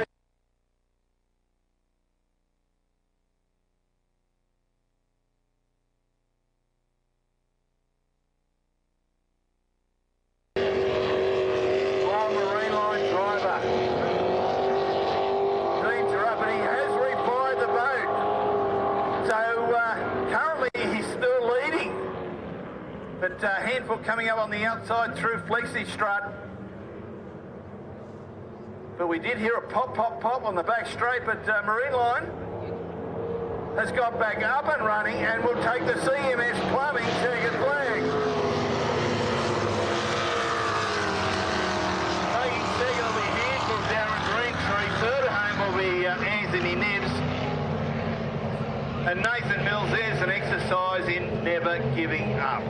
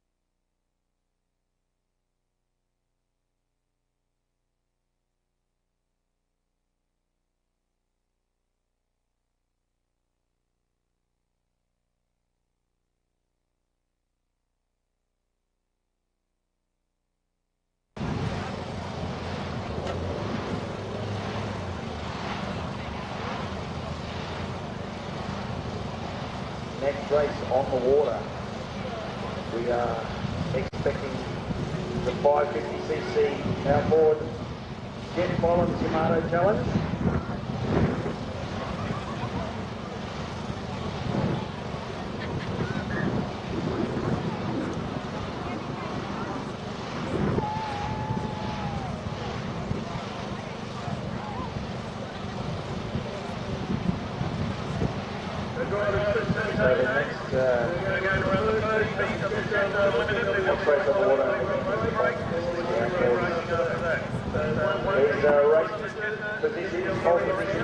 Mixed up once again. Five. I'll start from one. Oz Propellers, hole 1. PD Racing, hole 2. The Gambler out of 3. Mojo Racing out of 4. Wild Ninja out of 5. And the Torturer, once again, from the outside in 6.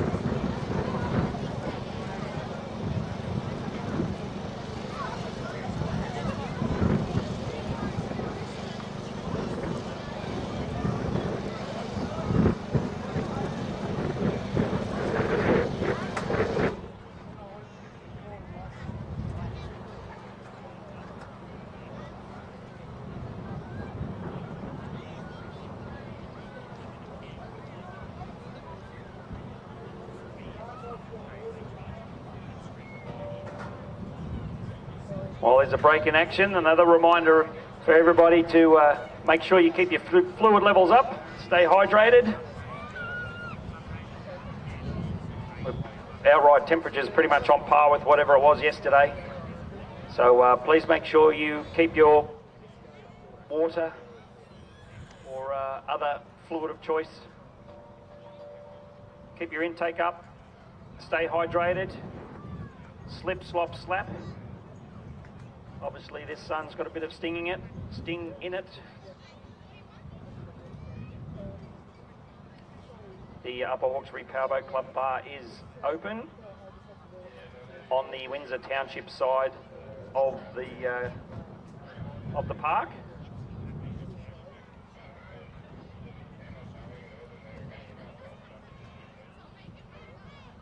So we're just looking for the 550cc outboards on the water next.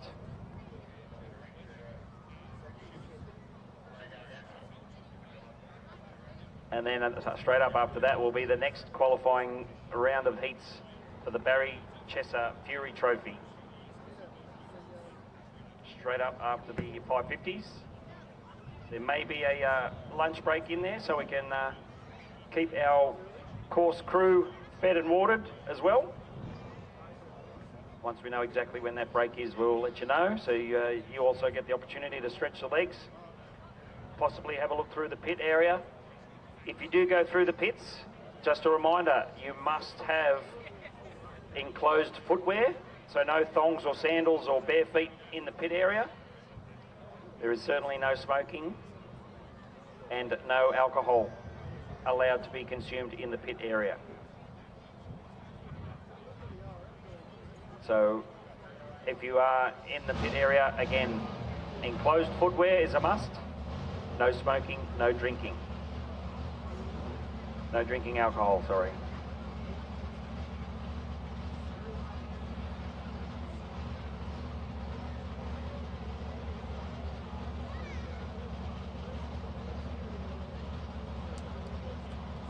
We will also try and keep you posted when we get closer to the fire up of the funny car dragster that is on display here this weekend. I mean, if you think some of these boats are pretty good bit of gear, that funny car is something else. They did fire it up yesterday. We plan on doing it again today. And again, when we do have a lunch break, take advantage, have a quick sneak peek of the other things, other forms of horsepower on display up on the land. I just mentioned the funny car dragster. The sprint car's back again today as well. The Hammond Ski Boat Club also on display. And as I understand it, there's a couple of hot rods or car clubs also here having a bit of a show and shine as well. So if you're not looking towards the waterline, there's a few bits and pieces to look at on the land as well.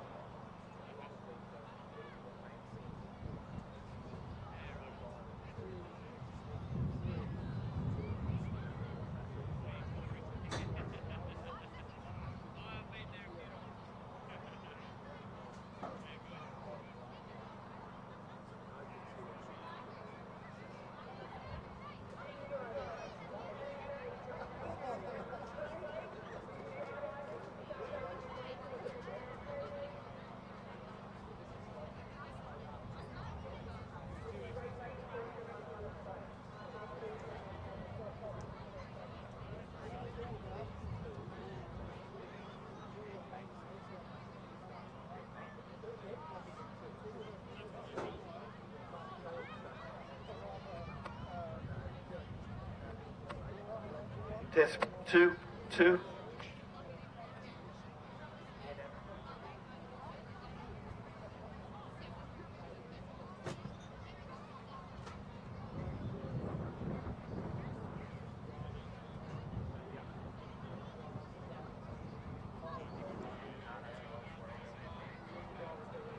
So I did mention some of the things that are on show. After their first demonstration race earlier this morning, the junior boats, they've been on display over in the park area. But if you happen to be within earshot, any of the junior drivers, you will be having a second demonstration on the water soon. So any of the junior drivers, if you could make your way back to your boats and start to get ready and keep an ear out for the call from the pit area. You will be heading down towards the ramp for a second demonstration run today. It'll be great to see the kids back out on the water.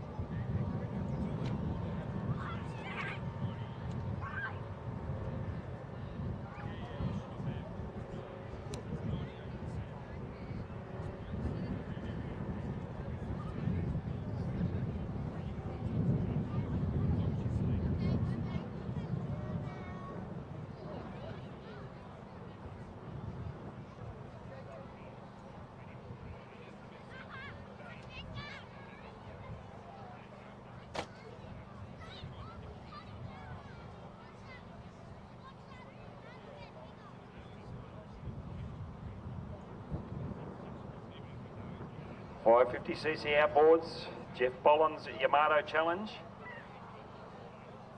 We've got Oz Propellers out of 1, PD Racing out of 2, The Gambler out of 3, Mojo Racing out of 4, Wild Ginger out of 5, and the Torturer outside in 6. So our 3 lady drivers on the outside of the pole positions for this one.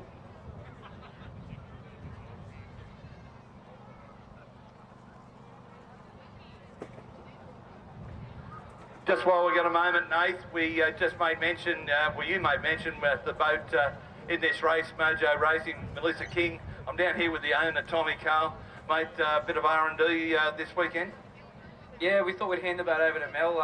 She has a broken boat at the moment, but with her husband and brother-in-law, they're really clever dudes. They've got some old school props, and they're doing some funny things with that boat this weekend.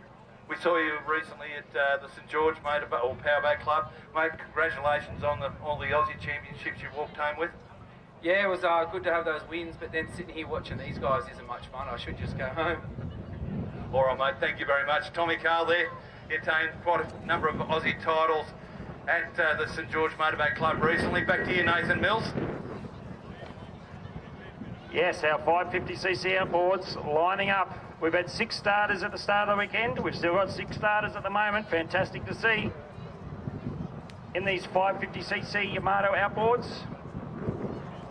I say that as in 550cc slash Yamatos. They're not all Yamatos. We've got only got the one Yamato brand outboard, which is on the orange tunnel boat, being captained by Christy Walker on the outside in 6.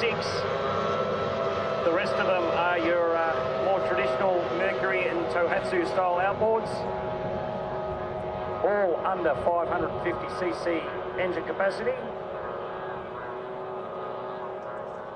but all having an absolute ball here this weekend. We saw Christy go around earlier today. She got the nose up of that tunnel boat a little too high. We called it the Royal Wave.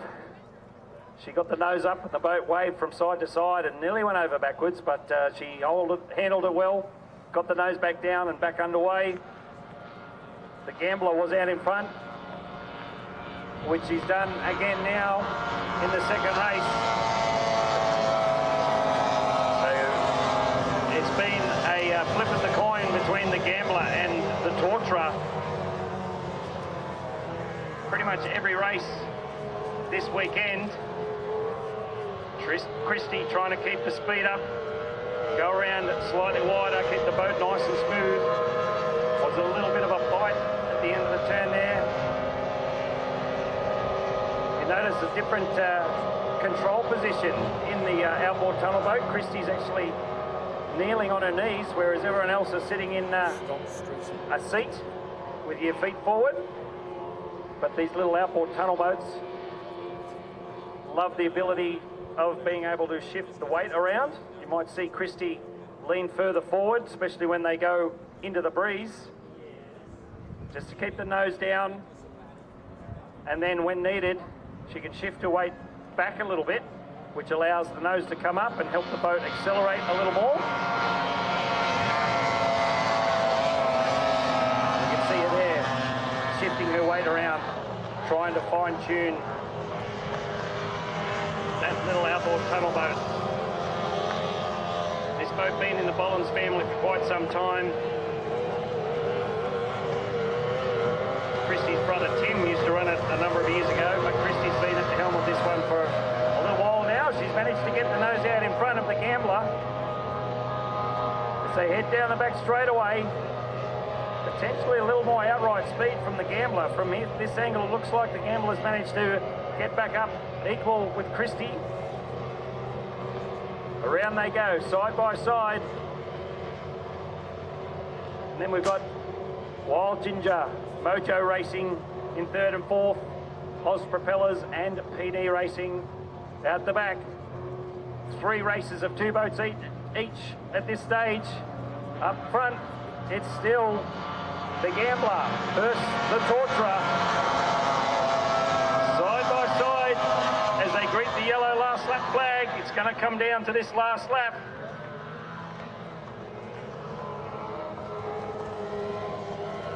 the Tortura, the orange tunnel boat, goes around the outside, very smooth. Gets the power on a little smoother than the Gambler, but these are pretty decent length straights. There is time for the Gambler to come back. Wild Ginger now comfortably in third over the top of Mojo Racing. Mojo Racing a little bit of a half spin, a bit of a moment down the front straight in the last heat. But got it regathered and back up and running again. And then we've got Oz Propellers and PD Racing in the race for 5th place. But back up the pointy end is a drag race down to the finish. The Gambler on the inside, the Torture on the outside. Who's it going to be? It is the Gambler. Just a handful of boat lengths over the top of the Torturer. So I think that's the same finishing order, certainly first and second, as race 1 earlier in the day. Wild Ginger finishes in 3rd place. Mojo Racing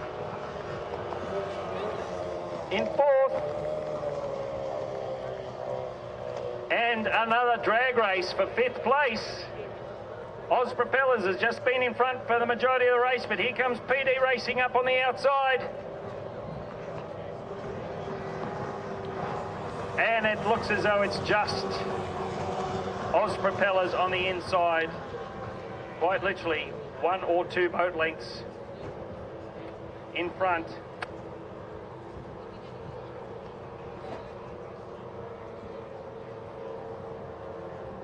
So, very entertaining racing for these 550cc outboards.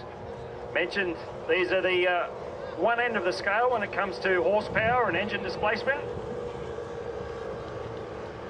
The direct opposite end of the scale to the unlimited displacements.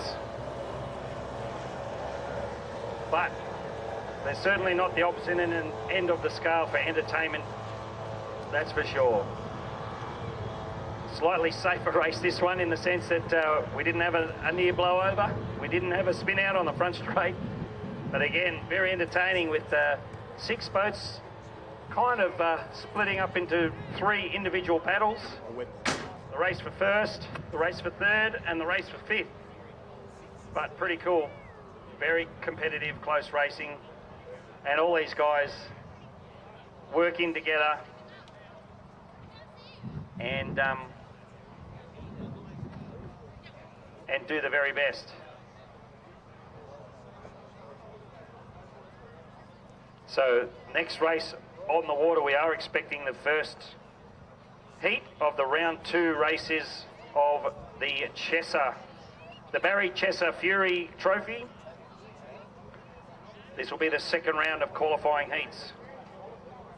So, like I said, from one extreme to the other in terms of engine displacement and horsepower.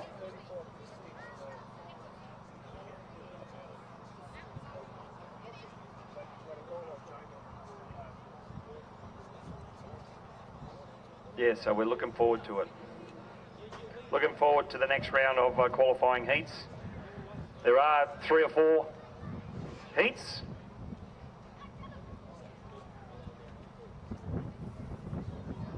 It is 4 heats.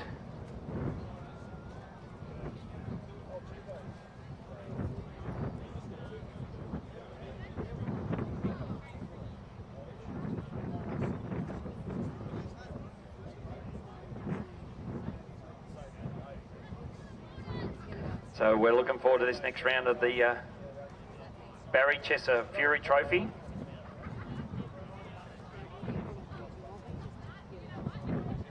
And as mentioned, there will be a bit of a lunch break, but we will let you know when that is, give you an opportunity to stretch your legs and have a look at the other things on offer to look at and enjoy this wonderful day in the Hawkesbury.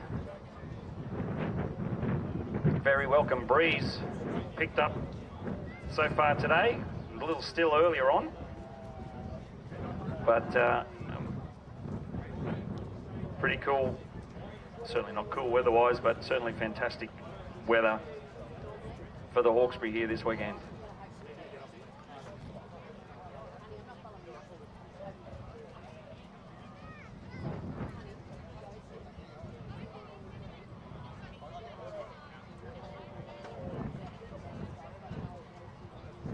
We might get you to give us our starters for Heat 1 there of the second set of heats, or round 2 of the heats. Thanks, Nate.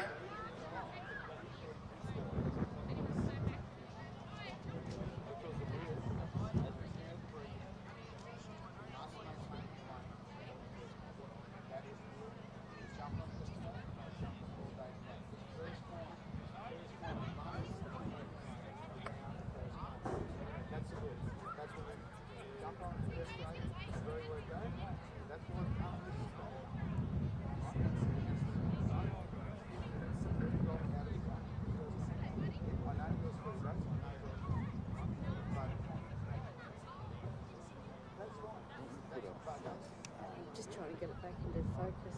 What are you going to do? Put an umbrella over the top of this. That made me into a gazebo. Up with the gazebo, you can have Poles, exactly. And I've just lost any sort of focus. I don't understand this.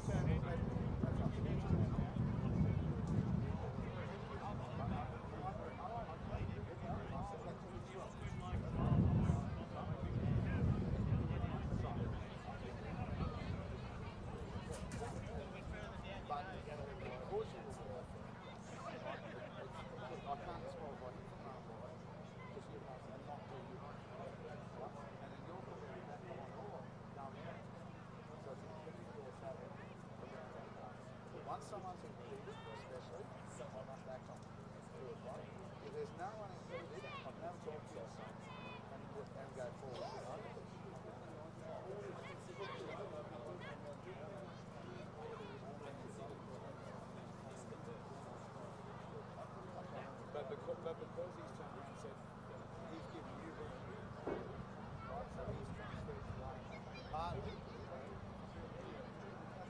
I get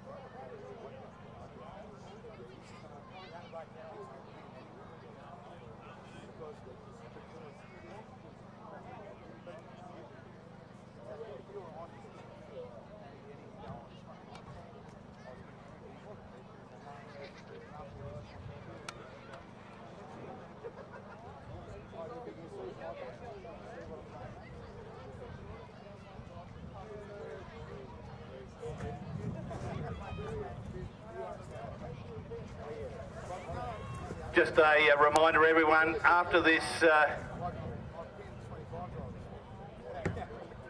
Heat 1 of round 2 of the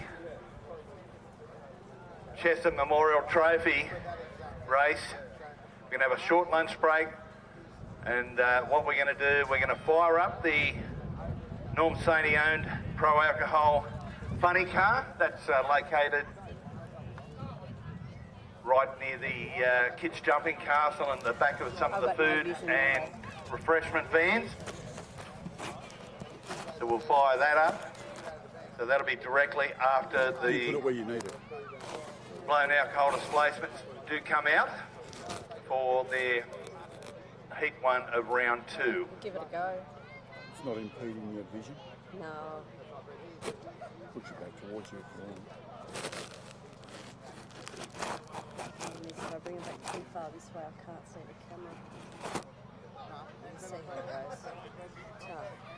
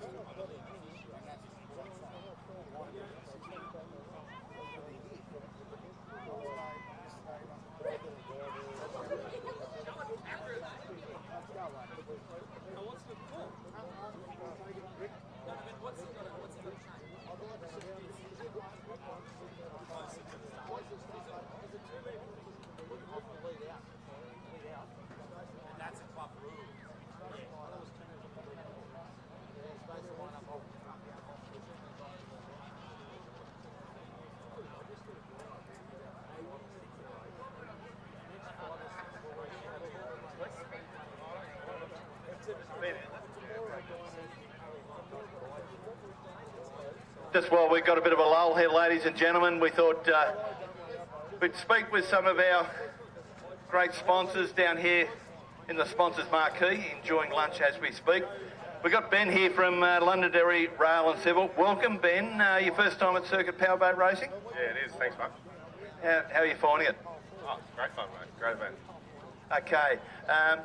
Let us know a little bit about Londonderry Rail and Civil. Yeah. Started probably about 5 years ago. Got a few high rail dump trucks, a few other bits and pieces. Yeah, run around for rail network in Sydney and out of West. Been everywhere.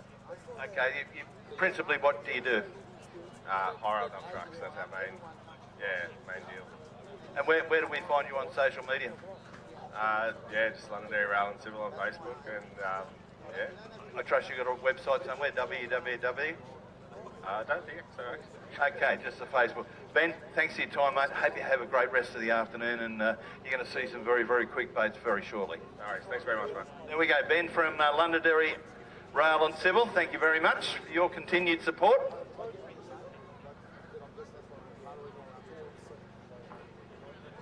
Hello. So, Craig, just while there's a break in the action, we'll have to get a motorcycle moved out of the way. There is a motorcycle that is blocking access to a trailer. It is a grey or silver motorbike. There is a number plate of GGO-C-3. GGO-C-3. Not the Dart, if anyone can remember that ad, the GGO, but it is GGO-C-3, a silver motorbike. You happen to be blocking access to a trailer. If you wouldn't mind moving that motorbike out of the way.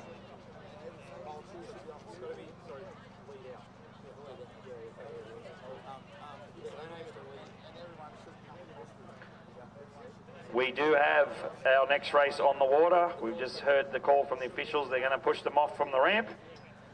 Our first heat of the round 2 of the Barry Chesser Fury Trophy.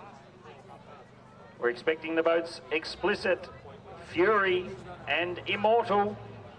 Explicit out of 1, Fury out of 2 and Immortal out of 3.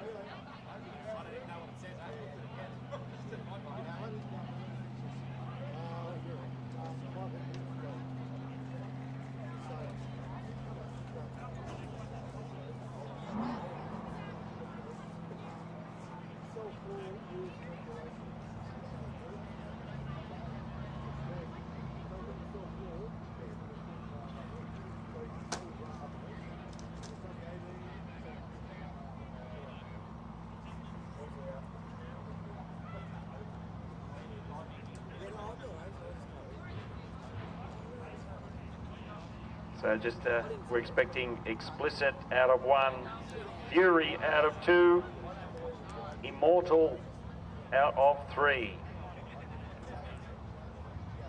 So we got red, turbocharged straight 6-cylinder Ford out of 1, orange, blown big block out of 2, and white, blown V8 out of 3.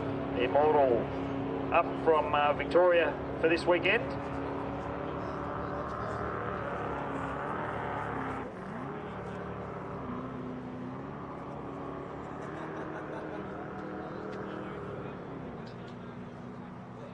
And we do have our first 3 starters come out of the creek. Explicit boat had a bit of a pop in the last race. Did manage to finish. We understand they had a some sort of ignition issue yesterday. So potentially still chasing 100% reliability out of that.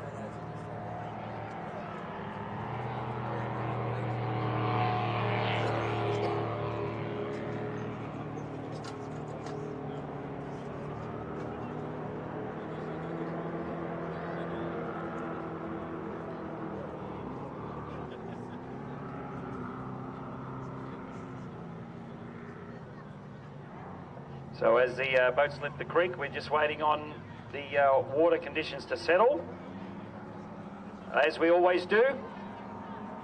But funnily enough, because of the bigger boats coming out of the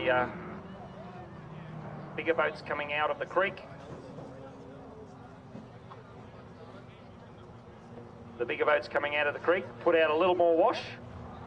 So we just need to wait a little longer while that settles. In saying that, the flag is up. They're on their way down. Explicit's had to do a bit of a roundabout around the start boat to get back in line. Explicit out of 1, Fury out of 2, Immortal out of 3.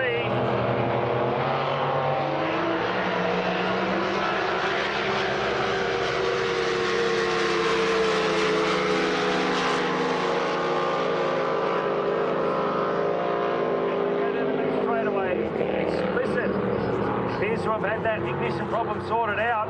Running very fast so far, but it is Marcucci.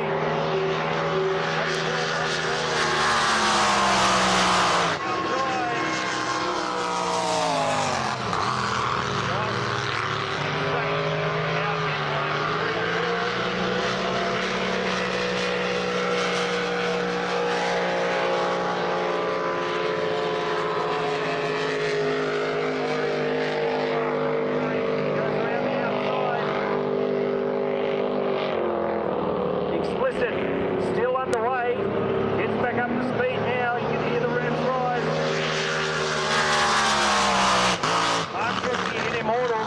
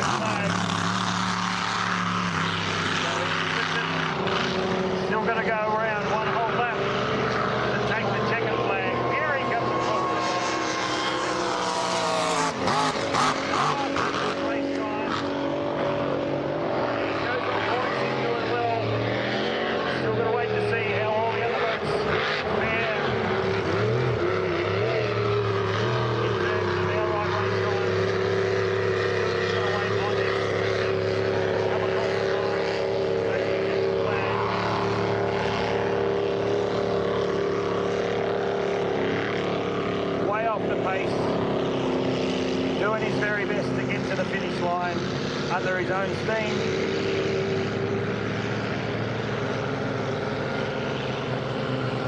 And managing to take the checkered flag. A little slower than planned, no doubt. Well, I've got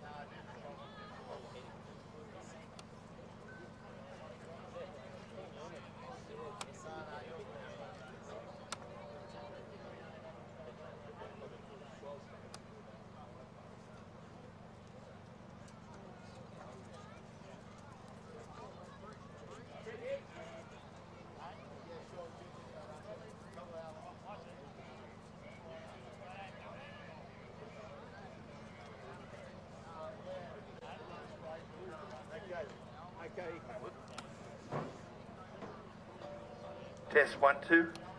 Okay, ladies and gentlemen, boys and girls, as we discussed, a short break. We're going to have some junior racing on the water, but we're going to fire up the big pro alcohol funny car of Norm Sainties. The current driver, Cruz Lovering. We're going to get that fired up very, very shortly. Of course, that car located west of the kids jumping castle. So we're going to get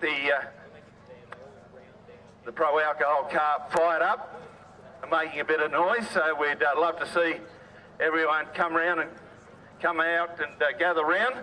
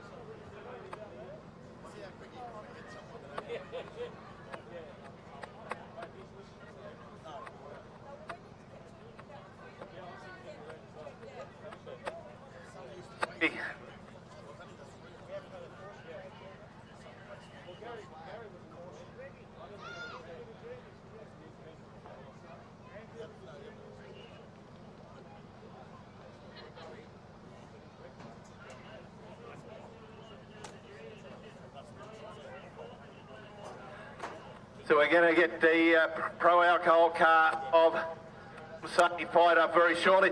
Another food and drink vendors around the court. Mr. Riggy with that great ice cream piece. So.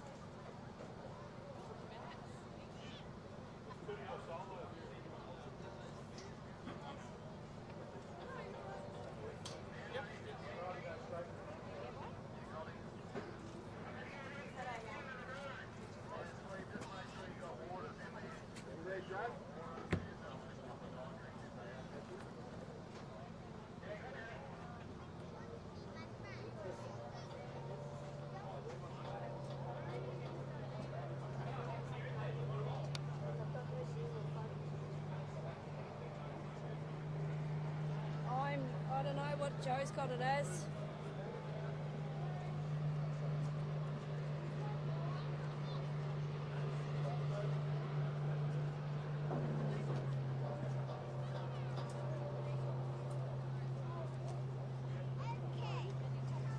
Yeah, but I can't bring it in.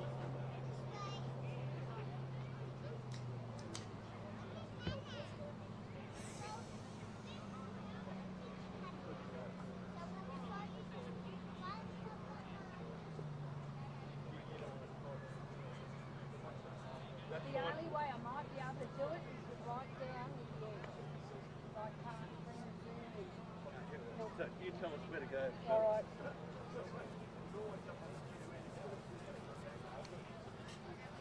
So no, right down at the water's edge. I'll yell out when to stop.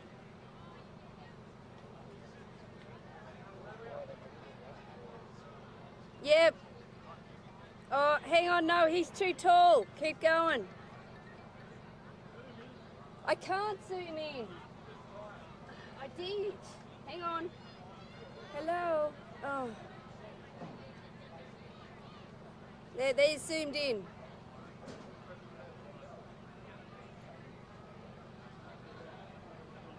No, I know it's not. Yeah, he's too tall. That's the best I can do. That's, yep. Ladies and gentlemen, someone very special here this weekend, one of our great sponsors. His name is Dan Needham and he's a manager of one of our great sponsors here, Windsor Truck Bits. Welcome, Dan. Having a great weekend so far? Having a fantastic weekend.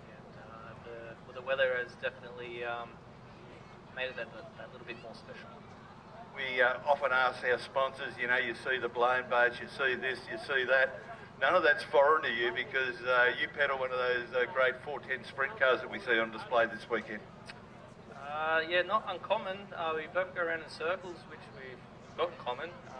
Like I said up there, they spray water, we spray dirt, so I'm having fun. Okay, going back to Windsor Truck Bits, let us know about the company. So Windsor Truck Bits been around for 20 years. Recently it's been taken over by BCC Transport. They brought me in a little while ago to just revamp and just put a little bit of Hawkesbury back into truck parts and trailer parts, and we're supporting our locals and local events. Okay, so an event like this is really good, not only for us, your sponsorship, but very good for you. Yes, I've seen quite a few customers owning boats. I've seen and a lot of customers that are on the river with their families, so to spend the weekend with them has been great. Okay, where do we find you on social media? No social media yet. We're going to do a big reveal with a trade day. We'll have the sprint car there. We'll have some trade stands. But just watch your space. We'll be out there soon. Okay, mate. And you're obviously located in Windsor? Yes, Windsor, 52 Unit 4 Mileham Road, Windsor, South Windsor. Okay, so keep your eye on social media and the like. Now, my eyes lit up like dinner plates when I saw the sprint car here, but then I turned full circle with the bad news we had on Wednesday, I think, about Eastern Creek Speedway. Yeah, we all knew it was coming to a head last week. I didn't think it was going to be so soon, but from a competitor's point of view, it's definitely something that the government really needs to look into. It's not to the standard that we wanted. It's definitely not even close to Parramatta Raceway. So it's something that the promoters, the incoming or the previous promoters and the government really need to have a good chat and find an outcome. Because there's a lot of people that not only competitors but follow Speedway. Yeah, I think the racing community as a whole all support each other. That's why I'm here tonight and today. I'm supporting motorsports and in the boats. I've got quite a few friends that race V8 supercars. They've all reached out. What are you going to do? So a lot of people are concerned. We're hoping for a good outcome, but at the moment there doesn't look like there's any outcome coming. All right. We see that Toowoomba's got a couple of big meetings coming up, and a few of us will be paying the $30 for clay per view and the like. You heading north? No, we won't be heading up to Toowoomba. I'm part-time father now, full-time manager at Windsor Truck Bits, loving that. So I personally need a local racetrack. I'll be supporting our country tracks in New South Wales, like the Dubbo, the Goulburn, Gunnedah. And hopefully we can bring our sport to those country areas. And just finally, anyone that hasn't seen a 410 sprint car, it's located on the other side of the corporate tent. Just in a nutshell, Dan, let the crowd know a little bit about it. Probably the best way of putting it out to everyone here, I think everyone's been a fan or know of Madness and the Marlins. For him to hop in a sprint car, do one race and said, no, this is just too crazy for me, I think that explains the sport enough. And I remember, Lone Star GR, Gary Rush, always said, these people, in touring cars, they don't know what this is like. No, I was lucky enough to have Lee Holsworth have a go in sprint car, in my sprint car a couple of years ago, and I asked him, I said, what comes close? He goes, I said, is Bathurst more daunting than a sprint car? He goes, I know what I'm doing in Bathurst, these things are crazy. I think, we'll speak about Gary Rush also. He said, I think it was Jim Reed said, the only thing that equates to top fuel is 410 sprint cars. Yeah, I think no brains is similar between the two sports. I think you need to make sure you have no fear. The fear factor's gone. That's one thing that I've lost. Like I said, having kids, I can't be quite as competitive because you need to drive as harder than the guy next to you, and you're running right next to the wall. You've got the cushion. And you've got competitors all coming around you, and you still have to take a terror off. So it's pretty crazy. And for a lot of people that don't know anything about sprint car racing, you've still got push cars to push you off? Yes, so it's all direct drive. You've got to lock them into gear, and then you pull down your belts as you're getting pushed away, and it's flat chat turn left.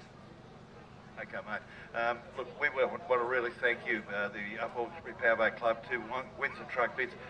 Your support's been fabulous, mate. And as you said, there's a lot of people. We've got the drag racing people at the back with Norm saying his pro-alcohol funny car. We've seen a ton of people from Speedway here. So we all follow all the different forms of speed. Yes, that's why it's called motorsport and motorsport family. We're all, whether it's mowers to sprint cars to NASCARs to V8s, we're all one family.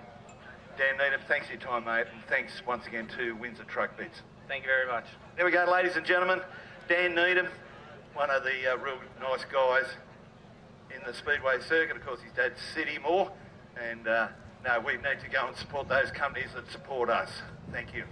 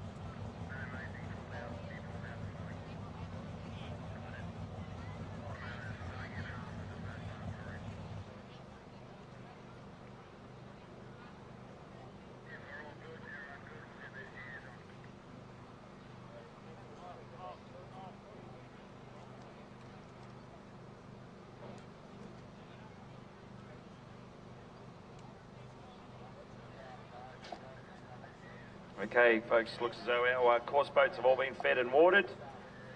We will be getting the racing action back out on the water. We have had our first heat of the round 2, or heat 2 of the unlimited displacement Barry Chesser Fury Trophy. But we're going to have our junior boats back out on the water now to ease us all back into it. These little guys and girls back out for a demonstration run. They did run first thing this morning. And they're heading back out for another 1 or 2 demonstration runs. I think that everyone's combined in with each other.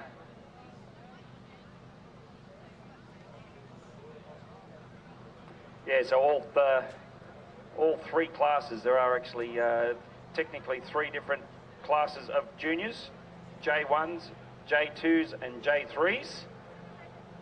They're all out there on the water, bundled in together for this demonstration run this afternoon.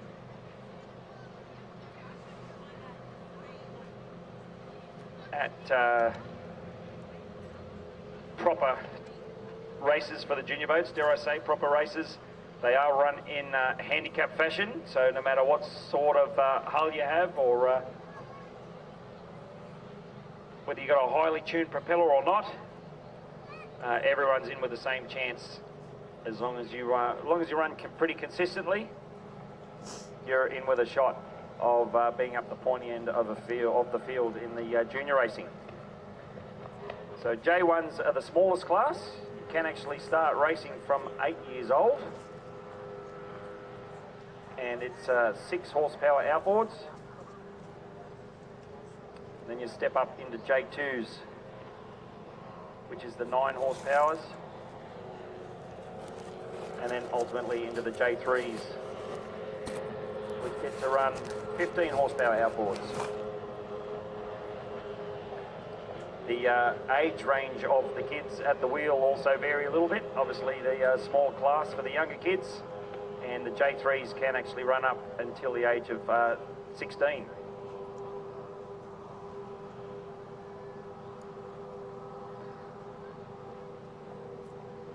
Just a quick note in the field, the driver of Wild Ginger, Alison. Wild Ginger, if you can make your way to the tower, please. Thank you. If you're in earshot of the PA.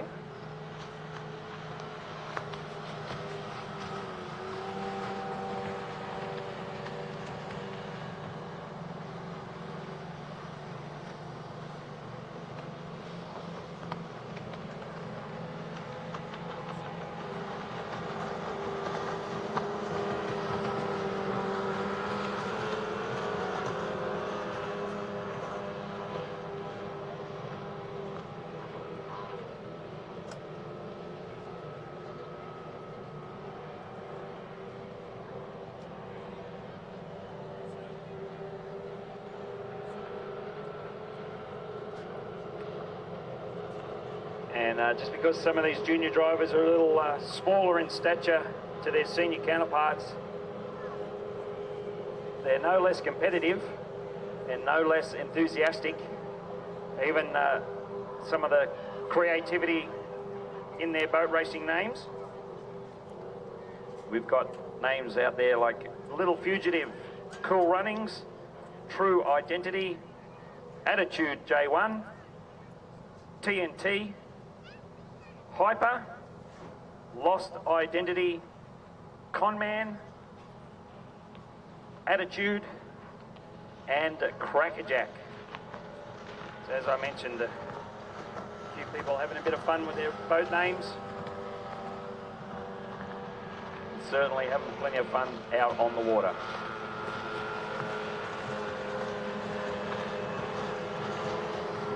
These boats were on display in the park area after their first run this morning, and can only assume these guys are going to go back out into that same area. So if anyone happens to have some younger kids on the bank watching the action, they like what they see, want to have a go themselves, come along and have a talk.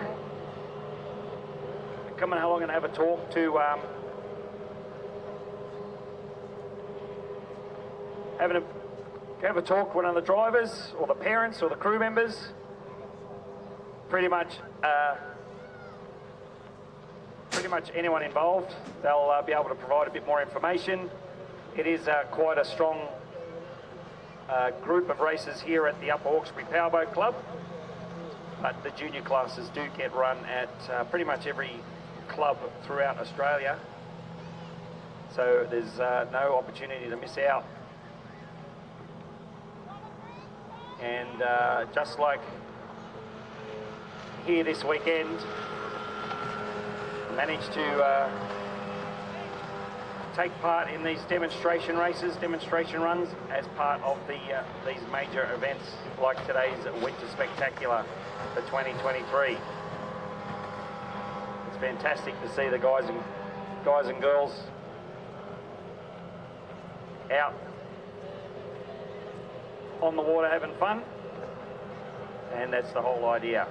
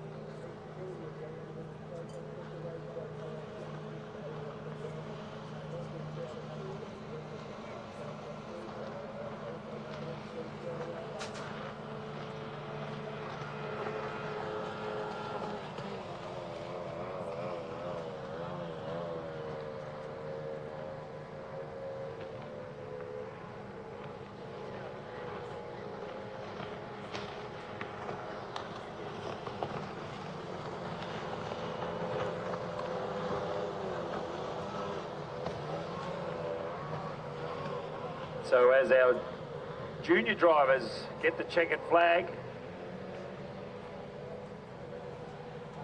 as the junior drivers greet the checkered flag, they will make their way back to the ramp. And as mentioned, I'm pretty sure that these guys will end up back in the park area of the venue. And like I said, the drivers and their parents and crew members would be available to answer any questions you guys might have about potentially getting involved.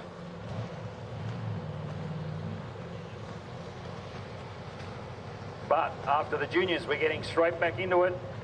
The second heat of the round 2 qualification heats of the Barry Chesser Fury Trophy. We've already had Explicit, Immortal and Fury out on the water. Heat 2, we're expecting Bulldog, Chevy Chase, and She's the Culprit.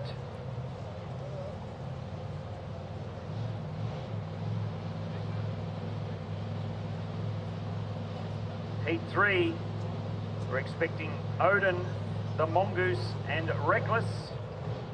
And then Heat 4 will be Arisen, Avago, and Bad Influence. So still lots of racing action to come. Again, this round 2 of the qualification heats of the Barry Chesser Fury Trophy. All of the race times will be consolidated into the point system. And once we know after this second round, second heat, we will communicate the starting positions for the final and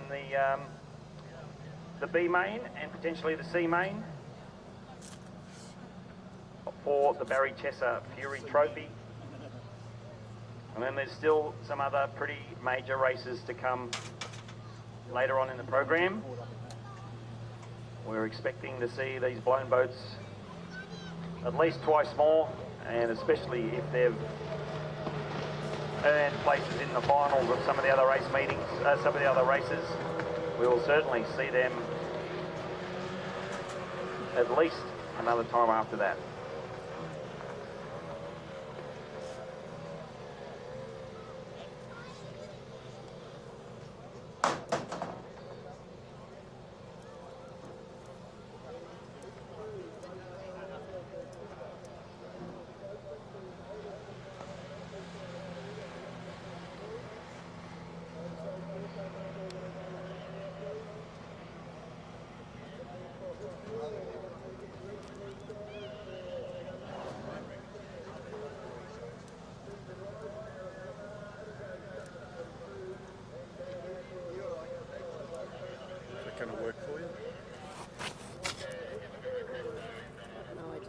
going to take ages to cool down.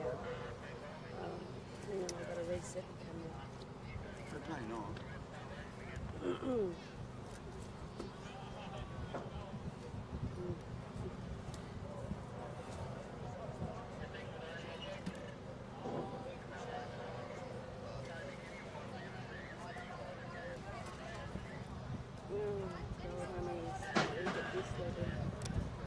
I'm going to try and get it level. Sure, don't panic, mate. Nothing now.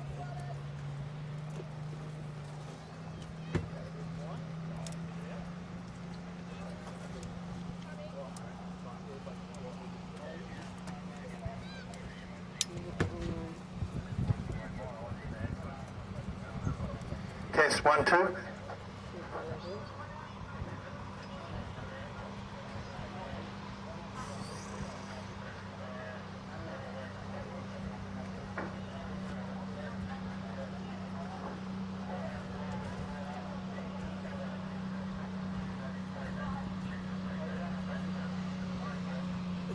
We've got an action-packed afternoon, ladies and gentlemen. Some very big races coming up.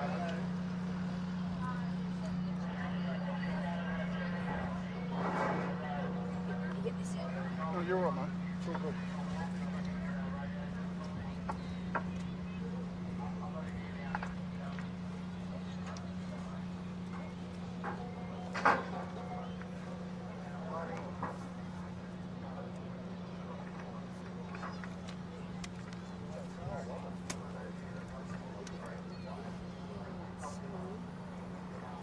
Come on, sing for me, darling.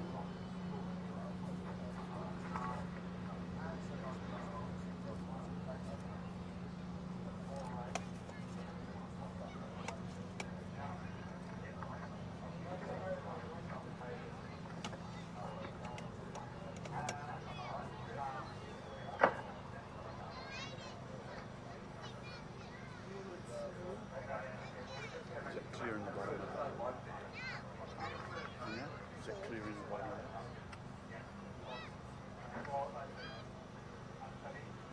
We're going to get that.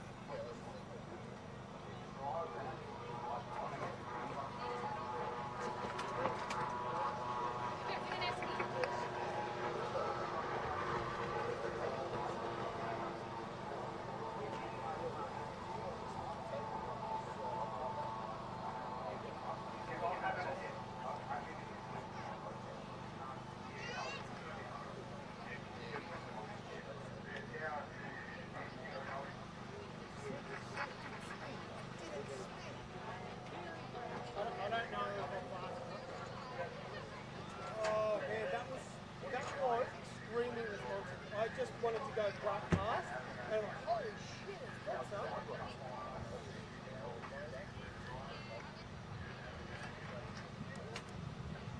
If it's working, I'll move to camera.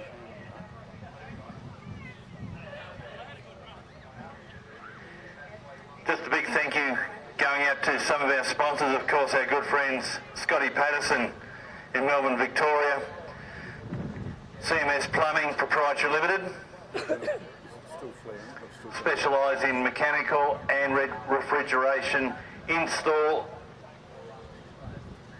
and all aspects.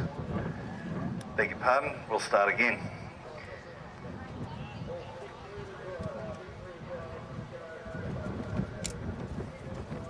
trying to work out how to get the camera in front of me.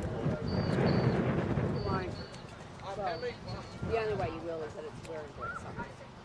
It's the only way to do it is that it'll be in brick socks. So we just had an audio issue there. Overheating. So MSC Signs, of course, Scotty Patterson in Melbourne, Victoria, Australia's innovative signage company. Discover how MSC Signs combine technology, innovation and highly trained staff to make sign detail and buying simple. Our signage solutions include sign writing, vehicle wraps, retail signage, architectural and illuminated design, exhibition, thinners, beg your pardon, banners, point of sale and bumper stickers. So a very big thank you to MSC Signs. It's having a few issues with the audio at the moment. Of course, Scotty Patterson there in Melbourne, Victoria.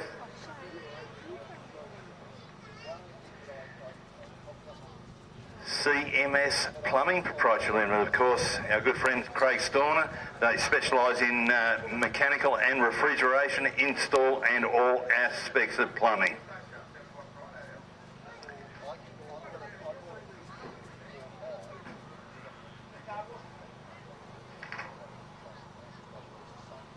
Constable Brothers Concrete provide ready-mix concrete in the Hawkesbury district and surrounding areas.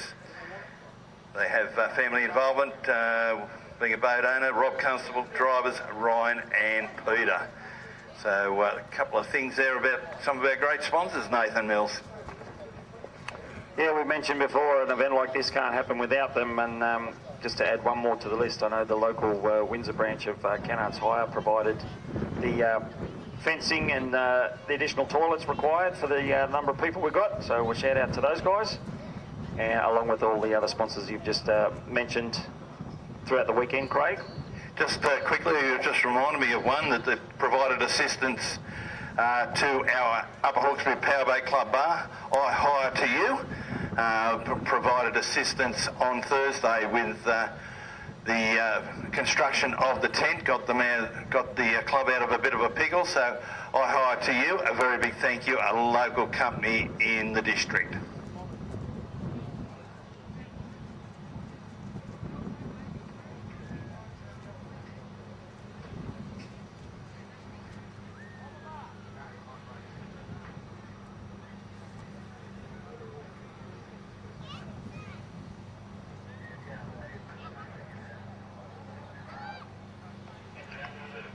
So just a reminder, the boats we are expecting of the second heat of round 2 qualifying heats for the Barry Chesser Fury Trophy.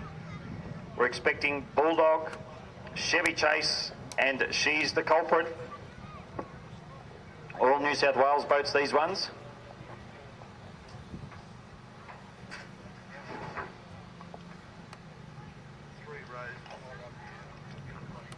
That will be the second heat of the blown boats. Will be 2 more coming straight after.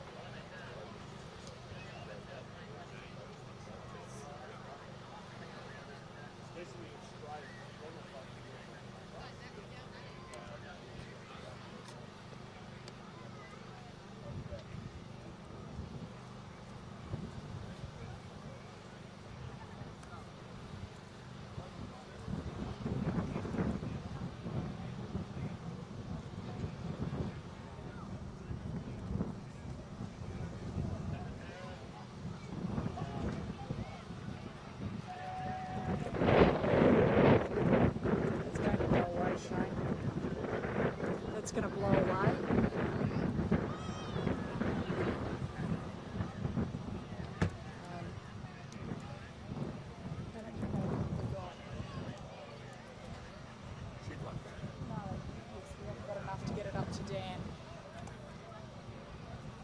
Is that the same table?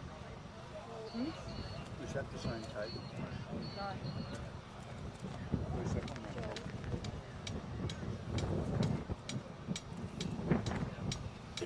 What's that one running? Is that off solar?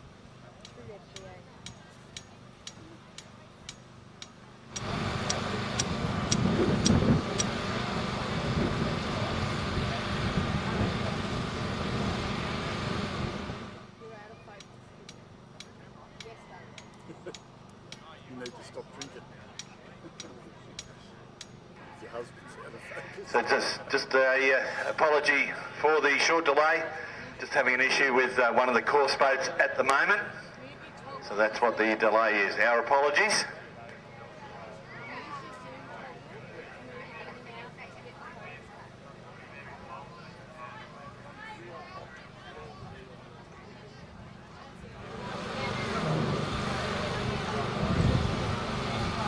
guy I was known for a little while now. He's wearing a hat that I very much like, Bundy Thunder, Stewie Archie. Great to see you here at Windsor, Stu, and the racing's been sensational. Oh, absolutely. Yeah, it's fantastic racing. Can't be for putting on a good event. Okay, you're now attached to the, I think it's the South East Queensland Club? Yeah, I've been with Gold Coast Showdown Club all my life, really. So, yeah, it's good to come down here and support Windsor. And yeah, it's pretty great. Good to bring this boat down here this weekend and have a crack at some of these other 6 litres. The Northern Rivers Public Draft and holding their big meeting, I think it's on the 29th of October. Chance you'll see Craig at that meeting? Oh, I'd imagine so. Yeah, I think it's pretty fair. We talked about it a while ago, so I'd say he'd be there. I'd imagine Stewie with the new roads and that, it's not too far at all now.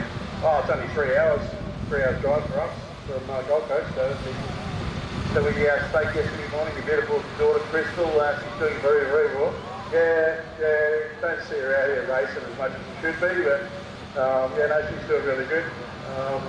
Yeah, hopefully in the next couple of years we'll get her back out here again. We'll try and revive the 4.2 litres and get the big boat back on the water.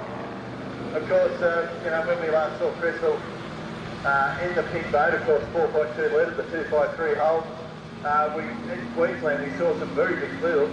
Yeah, there's yeah, all the Victorian boats seem to come up to Queensland to rest and recuperate, I reckon. So we're just going to try and round them up and get them all back out there in 4.2 litre spec, and yeah, happy days. And of course, you know, I relate them to, you know, like say Formula B's on the tar circuit. You know, they might be the quickest machines, but they'll just go around all day for you. Yeah, that's right. They're just fantastic. You just put fuel in them and just send them. You know, there's never much maintenance to do. It's just drive it. All right, Stewie, all the best, mate, and great to see you here, and let's have a chat this afternoon at Powerboat Race. You too. Cheers, mate. There we go, Stewie Arthey, father of Crystal Arthey. We haven't seen Crystal driving for a few years now. Thank you, Craig. Just to confirm, the boats out in the milling area for the second heat of round 2 of the qualifiers for the Barry Chesser Yuri Trophy. We'll have Bulldog out of 1, Chevy Chase out of 2, and she's the culprit out of 3.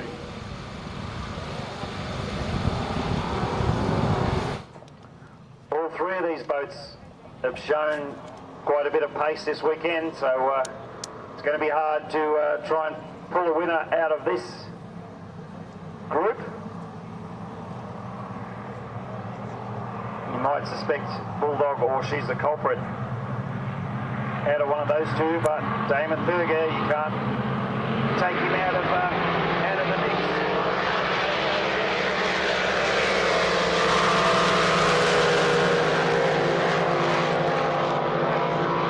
Stretch down the straightaway. Dean Barry's up side by side with Bulldog. And Chevy Chase doing his best to stay in contention. In front. Still there, still running.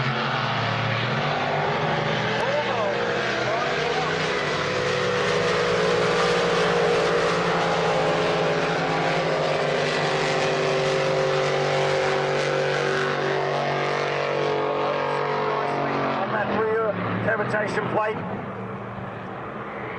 but it's Bulldog with the advantage at the moment. The yellow flag comes out.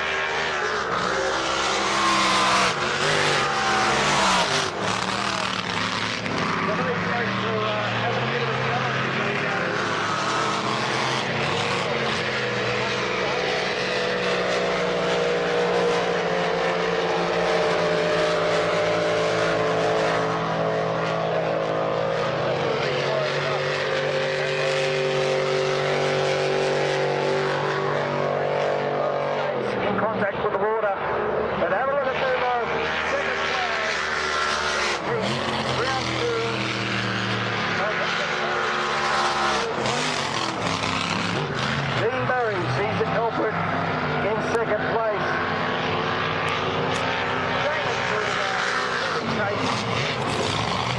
underway.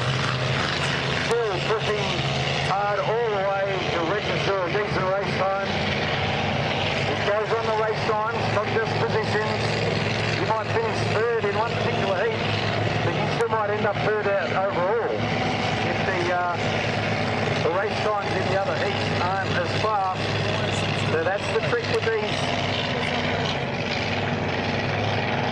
qualifying heats split over. Feel that the race is in, you've still got to push hard all the way to give yourself the best chance. Give yourself the best chance of making it to the final of the A main. But in the end, a very strong showing by the little side Bulldog.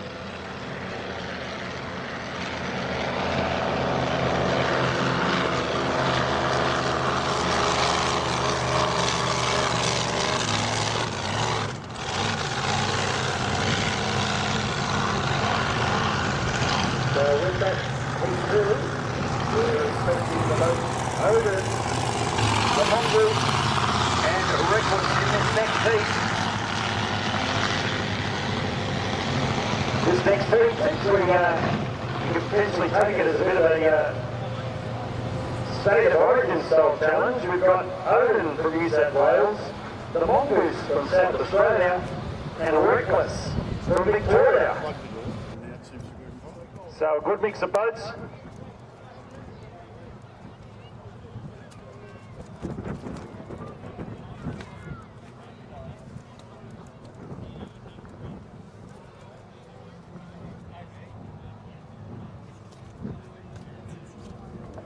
So as I mentioned, the next race, the boats we're expecting, Odin, Reckless and the Mongoose. From what we can see, all three are already up in the milling area. And then the third heat straight up after this will be Arisen, Have a Go and Bad Influence. So we just had 3 New South Wales boats. This next race we've got 1 New South Wales, 1 South Australia, 1 Victoria, and then 3 New South Wales boats in the 4th heat for this round 2 of qualifications.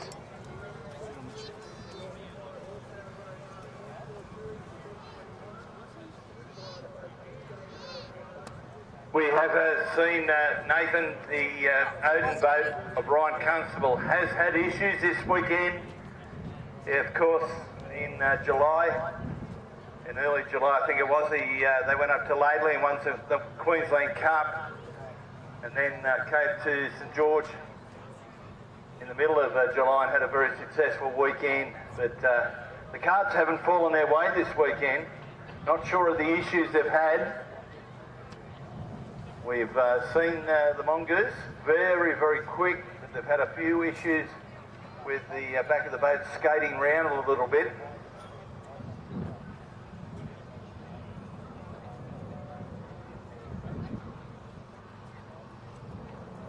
And of course, Reckless, Tate Ramsey, all the way from Geelong, one of the southernmost parts in Victoria. And of course the current 2023 Marge Watson final. I'll take it from down here. Thanks, Nate. Here we go, ladies and gentlemen. Next heat of the Cheshire. Flag down.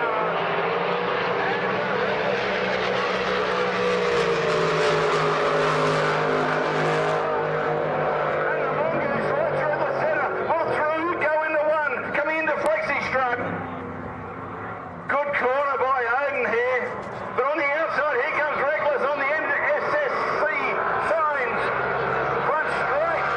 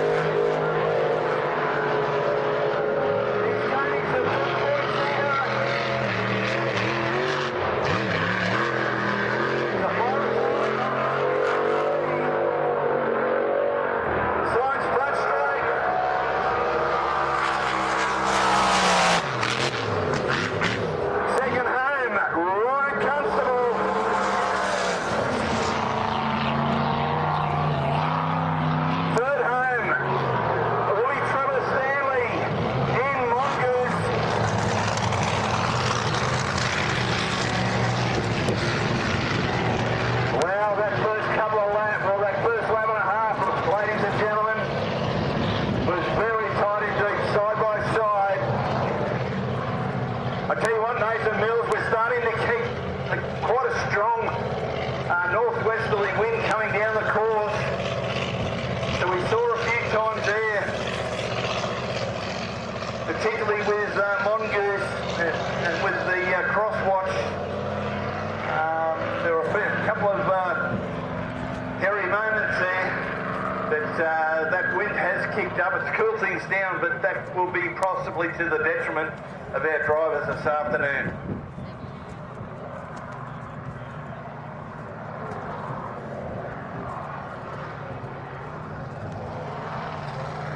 Put your hands together, ladies and gentlemen. Our heat winner, Mr. Tate Ramsey, driver of Reckless, all the way from Geelong in Victoria.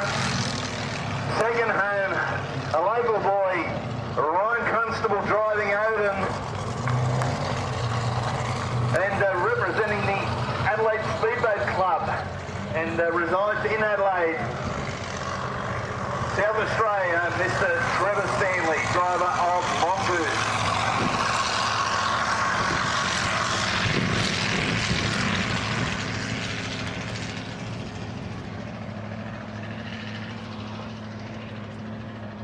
Craig, that was a very fast qualifying heat indeed. All three boats running very fast. We saw Odin had a bit of an issue. As he put the power down out of the corner, the boat went up high, it came down on the left-hand side, bit of a hook to the left. Once he got it straightened up again, it took off. So these Odin guys, the Constable brothers, they're getting a handle on this powerboat racing business. And with each event, they're getting faster and faster.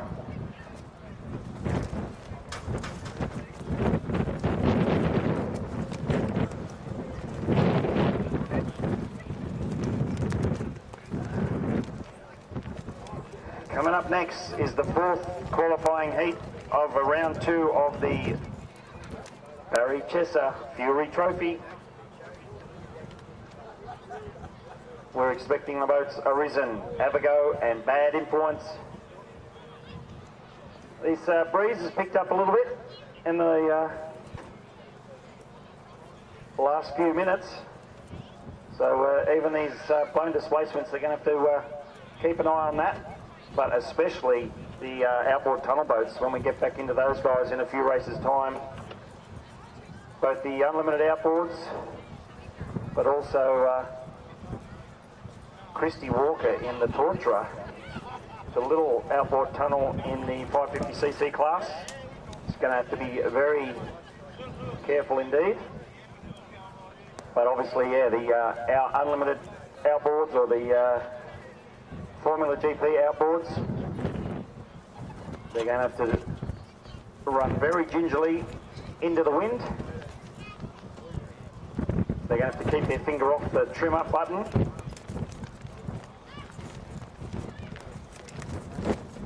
That's their nature, to try and trim up, get the boats up out of the water as much as they can. But obviously it's a pretty fine balancing act, especially when they're running into a headwind like this. So, no doubt the officials on the ramp have given the drivers the heads up. Well, hopefully the drivers have been watching the other class races and have noticed that themselves. So, obviously with water conditions and powerboat racing, it's something a bit different to car racing in the sense that the essentially the racetrack changes all the time throughout the day. I mean, car racing, relatively minor thing in the sense of laying rubber down throughout the day, all that kind of stuff, but it's a very different scenario in powerboat racing when the racetrack can vary in an instant. Every time you go out from the ramp, you need to be wary of the conditions and drive as fast as you can accordingly.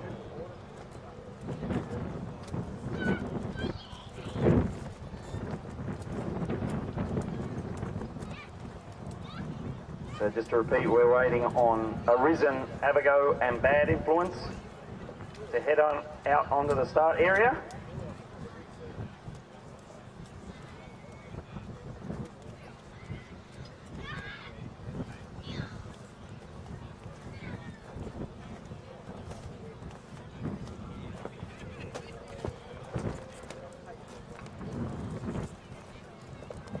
And then we continue on the races with the 95 mile an hour Graham Hart Point series. So the 95 mile an hour boats will be next out on the water after this fourth heat of round 2 of the blown boats.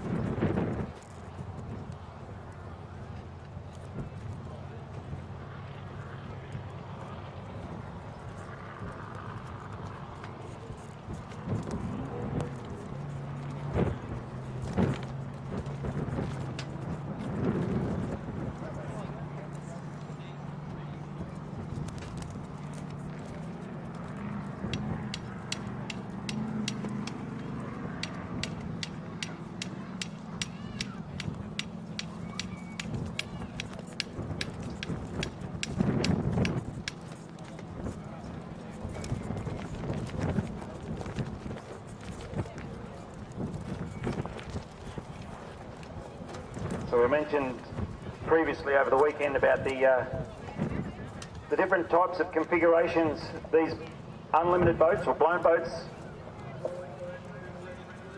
the different ways that they try and get their horsepower. The boat Arisen, which will be out of pole 1, it's a fairly new setup. It's running a pro-charged small block V8, so one of the it is a supercharger, which is belt driven, but it happens to look a little more like a turbocharger. It's bolted down on the back of the engine. And you see the big polished intake pipe running from the back of the engine up into a mechanical fuel injection style throttle body. Avago running a twin turbo V8 setup. So probably a slightly smaller turbocharger, but one on either side, each bank.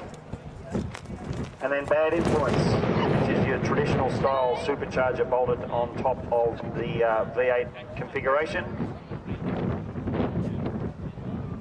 So we've got all three lined up on their way.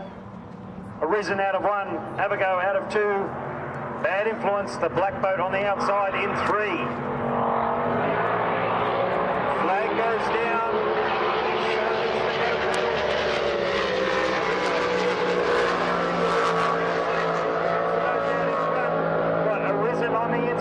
Showing lots of straight line speed, goes in hard into the first turn. Avago backed off to wash off a bit of speed, and he's lost out a little bit there.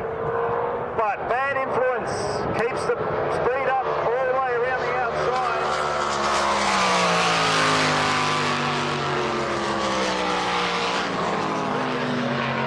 It's up and running. Straight line.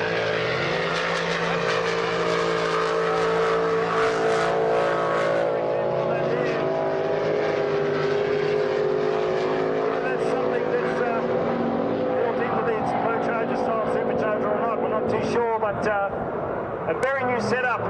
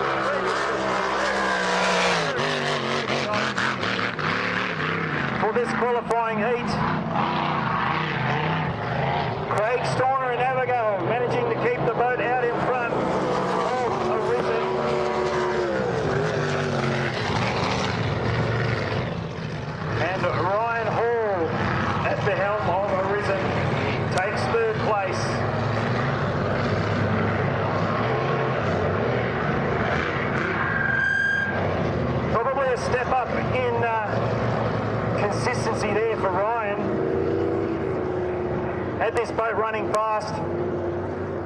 Had this boat running fast earlier in the day, or earlier in the weekend, especially in the straight lines, but Arisen possibly having trouble getting the power levels back up out of the ground. But in the straight line, that's it with the rest of them. That was a very exciting and very fast first straight where all three boats running pretty close together down the back straightaway, all the way into turn one. I'm sure I wasn't the only one holding my breath, waiting to see all three boats come out the backside of turn one. I tell you what, Nath, I was down near the ACE Creek corner, and I was down pretty low, and these boats have got some serious mumbo happening. They are absolutely flying. We saw Craig Storner they're absolutely hammering along. Him and Horizon Ryan Hall, they were side by side. They both went into the ACE lead-in turn, and it was a close your eyes moment, but they both came out of it, and they've obviously got supreme confidence in their fellow competitors. But some of these guys are doing in excess of 140 mile an hour.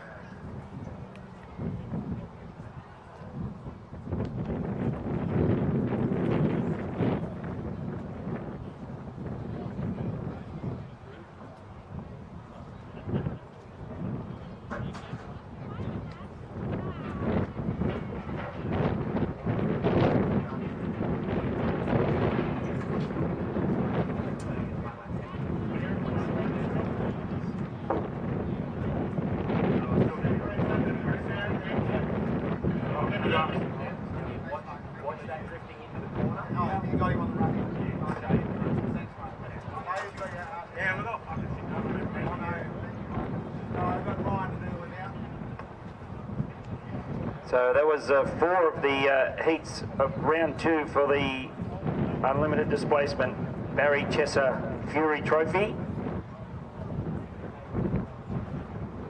Now we get back into some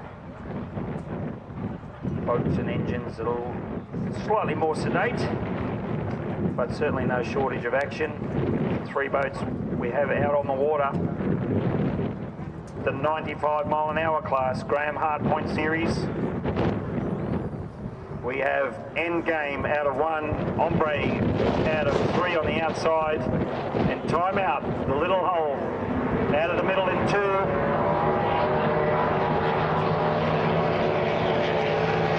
It's Ombre and Endgame. Ombre's been consistently stronger the majority of the weekend.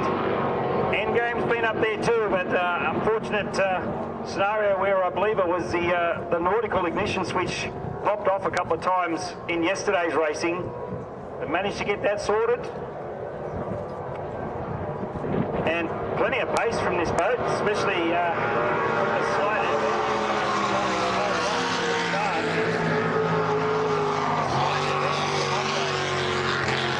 slight advantage over the top. Ombre's still doing his best. Time out.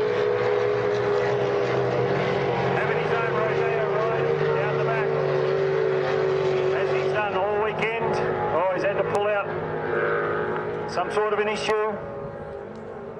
Timeout comes to a stop in the back straight away. So that boat normally very reliable there, Nath. That's very disappointing from Mick McIntosh there. The boat Endgame Darryl Woods has taken the lead. The Ombre boat, Mick McArdle, the boy from Adelaide, South Australia.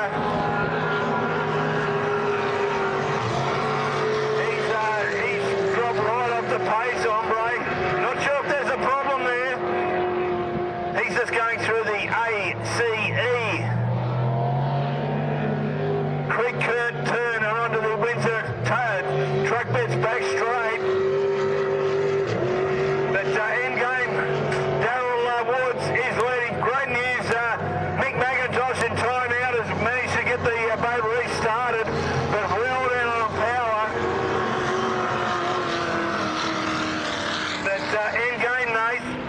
the boat to beat. Certainly is in this race. We did mention earlier in the weekend having a few issues. Ombre seems to be off the pace noticeably in this round, in this race. So potential issue there for the boat Ombre. Comes across the line, but everything's not happy in that camp. Yellow flag comes in, checkered flag goes out for end game. So Ombre gets back under power for the final straightaway in this 95-mile-an-hour class. Timeout, coming down to grab a second place. Oh no, he won't be in second place. He's a bit of a lap down after that coming to a stop. So technically a lap down, unfortunately for timeout.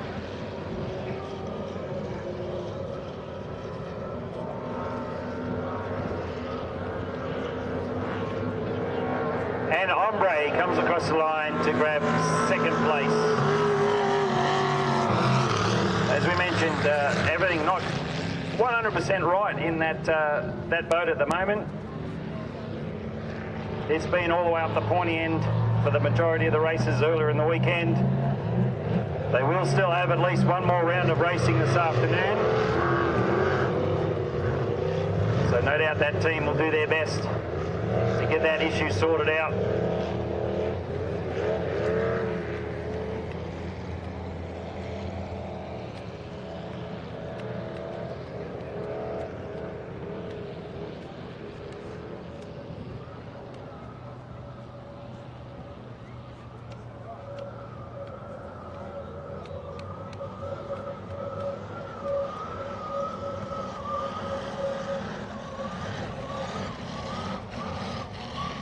Next race on the water, we will be expecting the boats Lock and Load, Impulse, Rooters and Shenanigans.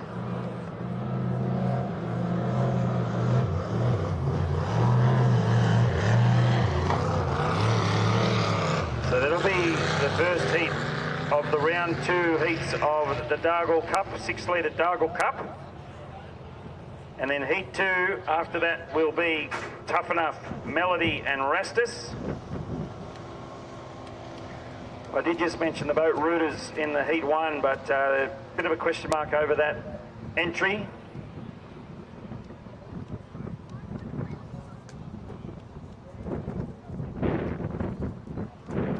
Yeah, so a bit of a question mark over Rooters. We'll confirm.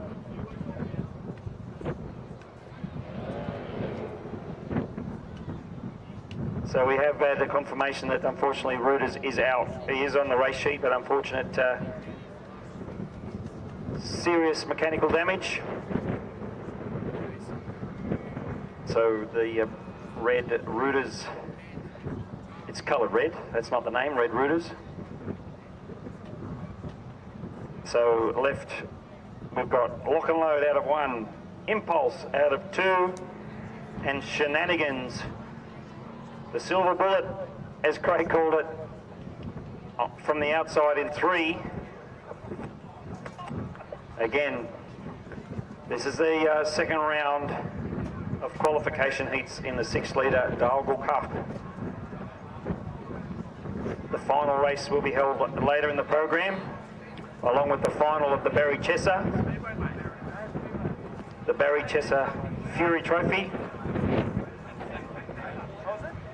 And then we've got the major race of the day, the major open race, which is open to all sorts of boat classes. The King of the River, the Upper Hawkesbury Windsor Spectacular 2023 King of the River. That will be the final race of the day. So all your favourite competitive boats looking to be out on the water probably 2 more times each this afternoon. So except for the juniors, they've had their demonstration runs and no doubt taking advantage of their boats being on show up in the park area. We can see the boats milling round, Nath, at the top end of the course. Lock and load, the wonder from Wingham. Ryan McIntosh, he's out of 1 in lock and load. Out of 2, Impulse, Brendan Mason, representing the Raymond Terrace Aquatic Club. And representing the Dargle Valley Boat Club, Mr. Chris Pugsley, driver of Shenanigans. What a quality field. Boats coming onto the course. Hang on to your briefs, ladies and gentlemen. Here they come. Our next round of the Dargle Cup. And the flag is down. And it's Shenanigans on the outside. Leading out from Ryan McIntosh. And in third, Brendan Mason. But heading up to Flexi Strut. It's on the outside, the silver board. But we can see Lock and Load Tape poking the nose onto the MSC sign front straight. But it's a great duel. We got McIntosh on the inside, on the outside.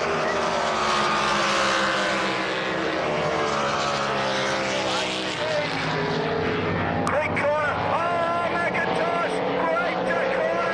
He's probably got a half a lane lead. Look at this side by side. Go, ladies and gentlemen. Look at the spray. And out of the spray comes these two wonderful drivers and two wonderful boats. Pugsley on the outside, McIntosh on the inside. Mason back in third place.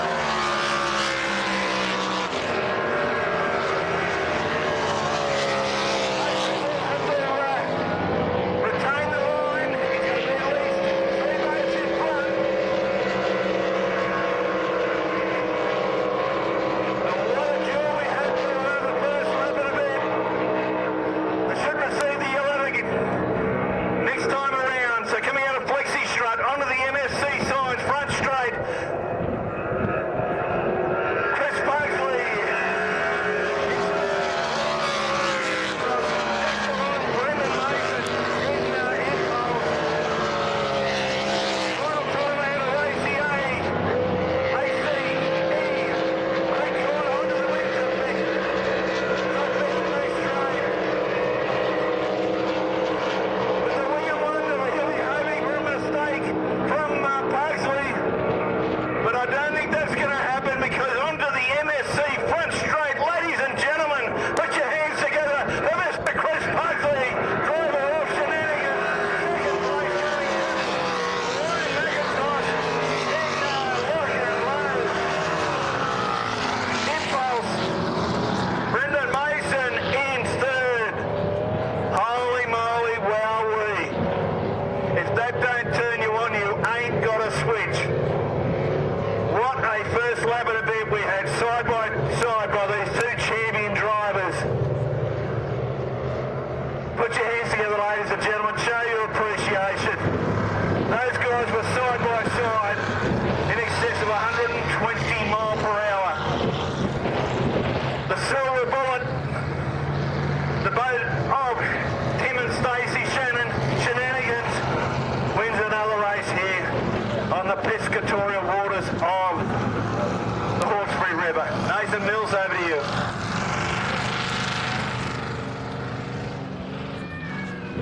Having a good day?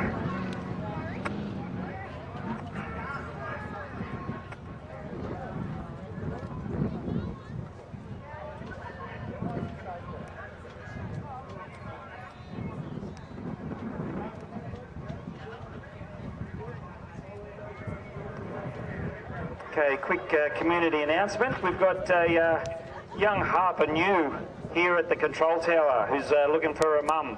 Harper New, who's looking for her mum Ebony. If you could make your way to the control tower, which is the semi-trailer. So young Harper is pretty keen to find her mum. Harper New is looking for Ebony.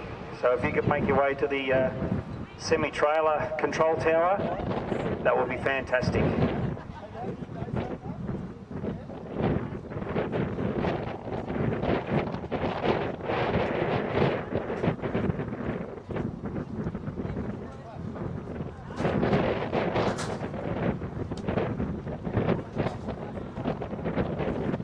So next race on the water, we've got the second heat. of the 6 litre Dargle Cup. We're expecting the boats Tough Enough, Melody and Rastus, so we can see all 3 of those boats come out of the creek. It's an unfortunate end of the weekend for Rooters, who was supposed to take the start line in that previous race.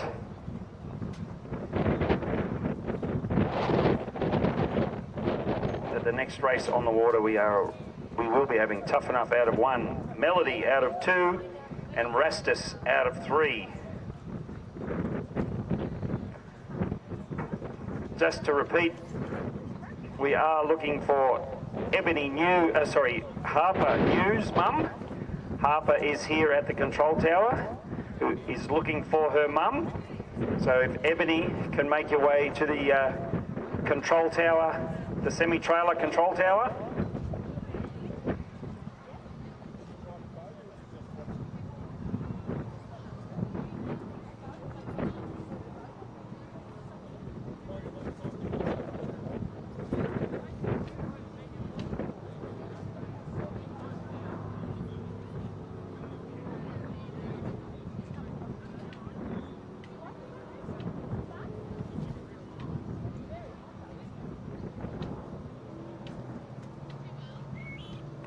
So the officials just waiting for the water conditions to improve before we give the green light or green flag to the start boat. The go procedure has been communicated to the start boat, so they will be on their way.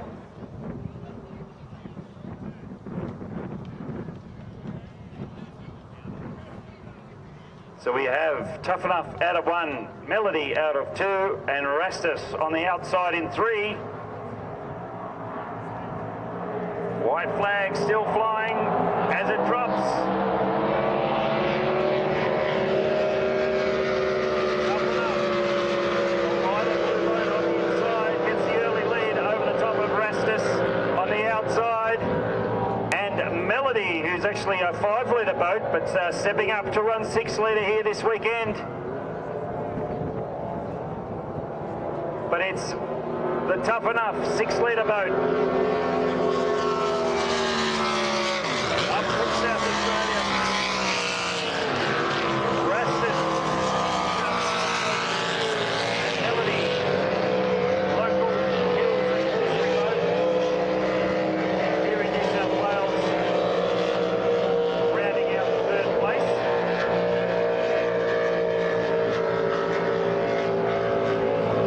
But it's Tough Enough. Showing plenty of speed at the moment. Pretty smooth.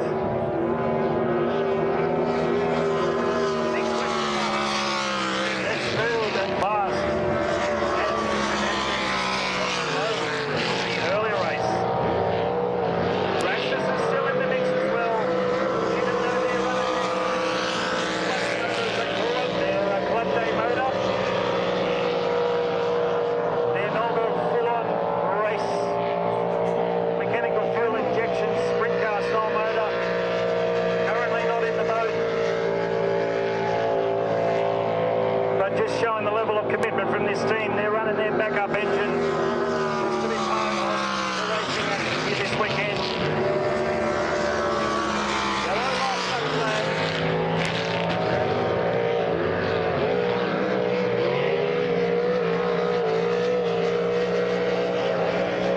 So, yellow flag. 1 lap to go for all competitors. Tough Enough. Showing lots of speed. Melody heads down the back straightaway. The little 5 litre in the big 6 litre not quite here this weekend. Tough Enough takes the ticket flag. Registers a pretty quick race time. Rastus a half decent race time there too.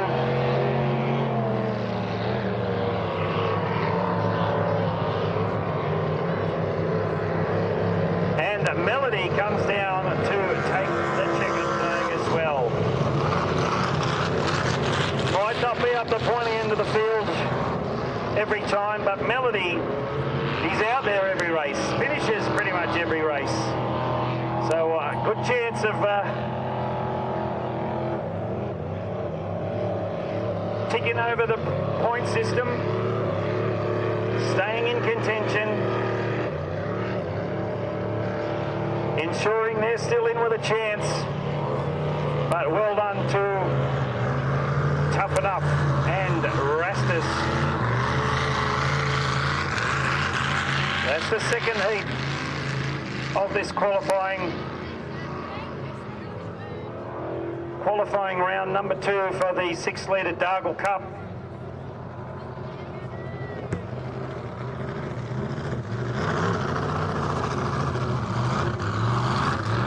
So yeah, it's going to be interesting indeed to see how these race times consolidate and how all these boats come together in the final later in the program.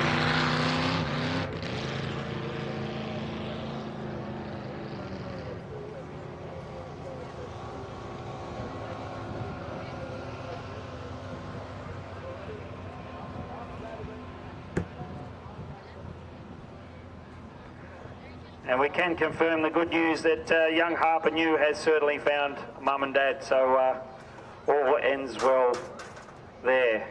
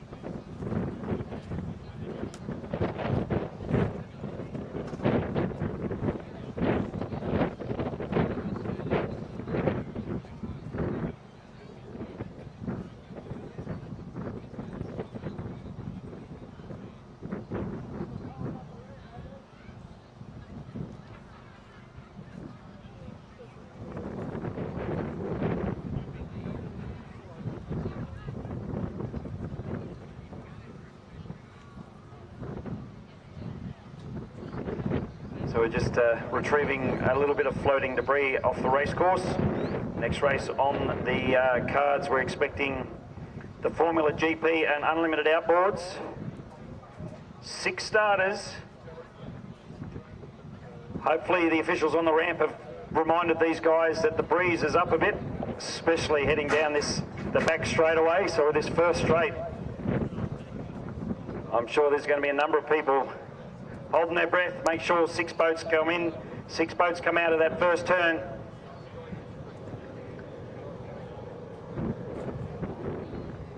So if any of the other radio operators of these drivers happen to be within earshot, if you can relay to your drivers just a reminder of these race conditions where the breeze has picked up again. It probably dropped off a little bit a few minutes ago, but just in the last couple of minutes it's picked up again. So we need these drivers to be on the ball. No doubt they will be, but they've got to be careful.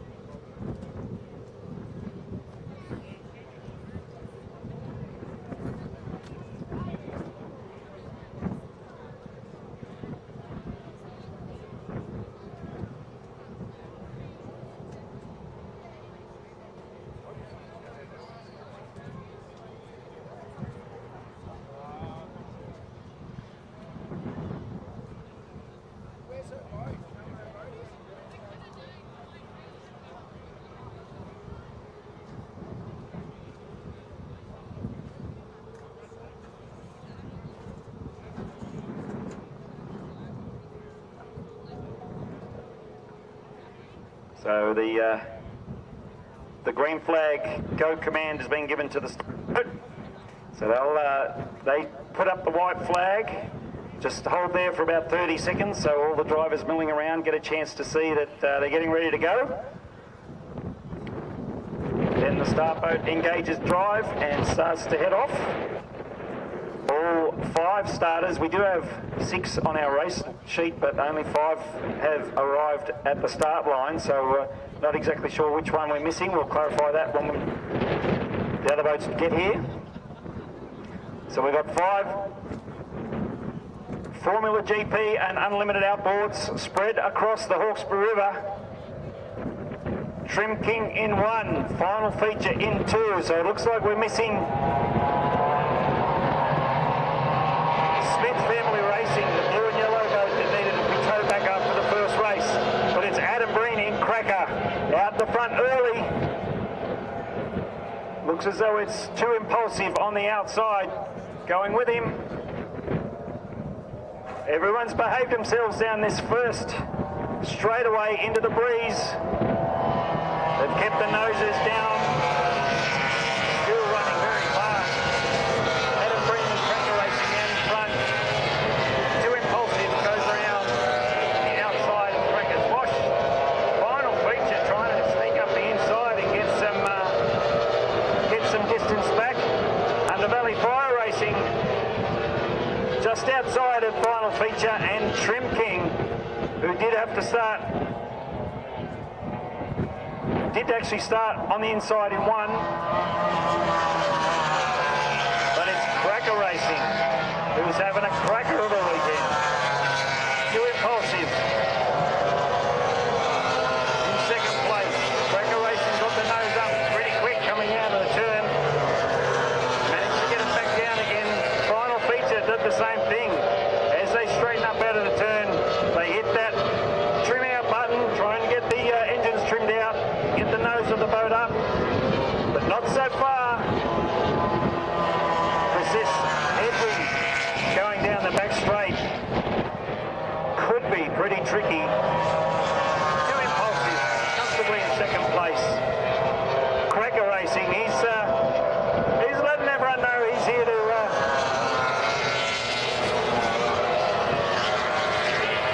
to be competitive. We saw him take out the John Cross Invitational yesterday afternoon against a couple of the big blown boats. And he's out there on the water now, showing the rest of the field. He's going to be someone to contend with.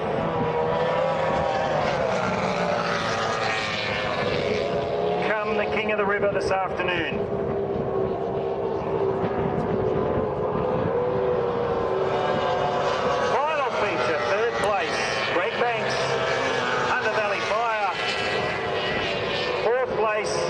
And 5th place, Trim King. Having to be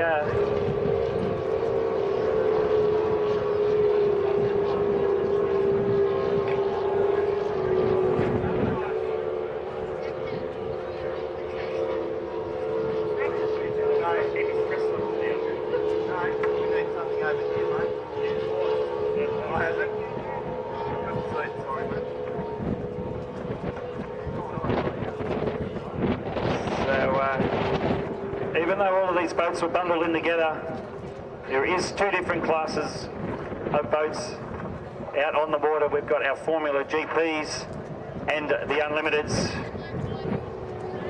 So Cracker Racing, one of the Unlimiteds. That's unlimited engine size, unlimited modifications, and then the Formula GP class, affectionately known as the F2s. But as you can see, the outright performance difference isn't that much. I mean, Adam Breen in Cracker Racing is very fast indeed, but these Formula GP boats, Craig, they're still very competitive, no doubt about that. Yeah, certainly are, mate. So my apologies, I left you a bit short there. I was just in the corporate area. They've got lots of good people, lots of good sponsors, and just sorting Nice fella by the name of Darren. He's from Electrical Testing Services, ETS. So he was very keen on getting involved with the club in some way. So it was all ears after that. So hopefully Darren from Electrical Testing Services gives Sean or Chrissy a ring during the week. I'm quite certain that Darren would love to be part of the club as a sponsor in some form. So sorry for leaving you a bit short there, but as soon as Darren mentioned that he was interested in the sponsorship, was all ears out. And as you know, Nath, we as a sport, like a lot of sports I suppose now, we struggle for volunteers, we struggle for sponsors, we struggle for a lot of things. So when someone expresses a desire to become involved in some way, you do nothing but listen.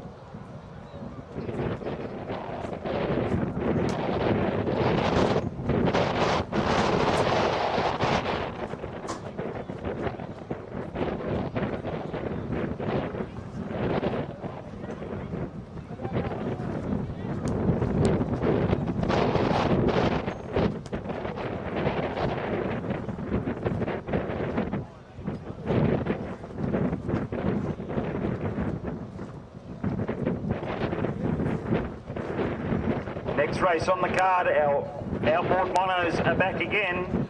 We had 3 starters at the start of the week. We've still got 3 competitors. Pretty much every race has been pretty competitive. In saying that, Nathan Cleaver in Stealth has been up the pointy end most of those races. It is most likely the oldest competitive boat here this weekend, actually. It's an, dare I say, an older style 17-foot bullet replica, tunnel deck style, so sort of your dare I say, your old school ski boat shape, but the top half. We've got the driver and control centre in the middle of the boat. These boats are only built for one person, well, built for the people in the middle and one purpose, to go fast.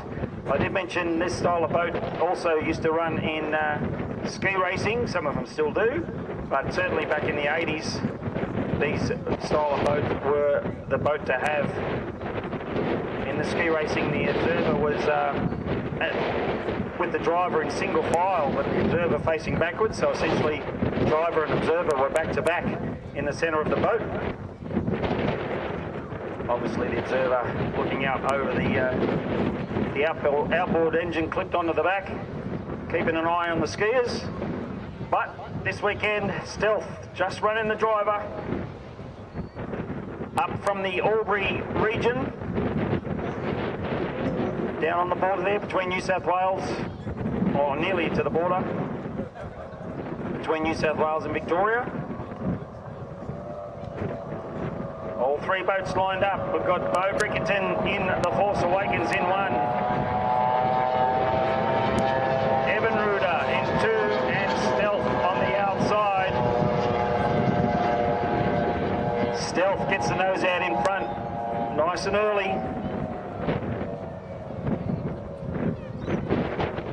Running a short shaft outboard, you can see the different configuration there, where the top of the engine cowling all the way down to the bottom of the propeller is a lot shorter distance compared to the other traditional ski boat style setups. We've got Evan Ruder in the middle of the pack.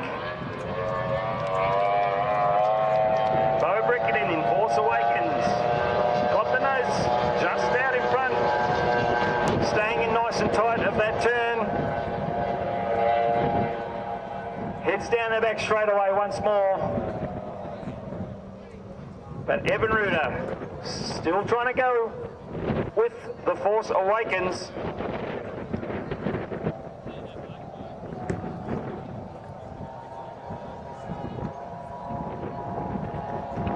So, green flag still out. 1.5 laps down. Evan Ruder just dropped off that last turn. Oh! Bit of a spin there for Bo Brickerton in The Force Awakens. Does the right thing, stays off the course while Evan Ruder goes around. Oh, Evan Ruder's got an issue too. That engine stuck out, trimmed right out. He's trying his best to get that boat up on the plane, which he does now. But a bit of an issue there. Both boats back underway. Bo Brickerton in The Force Awakens, taking the safer option, keeping it conservative as he heads down the back straight. So he did have a spin there. Stayed very safe indeed, stayed off the racing line while he let Evan Ruder go around the outside. And then a bit of an issue there from Evan Ruder for whatever reason. It looked as though as the engine was stuck up in the trimmed out configuration. And even again, he's overshot the turn.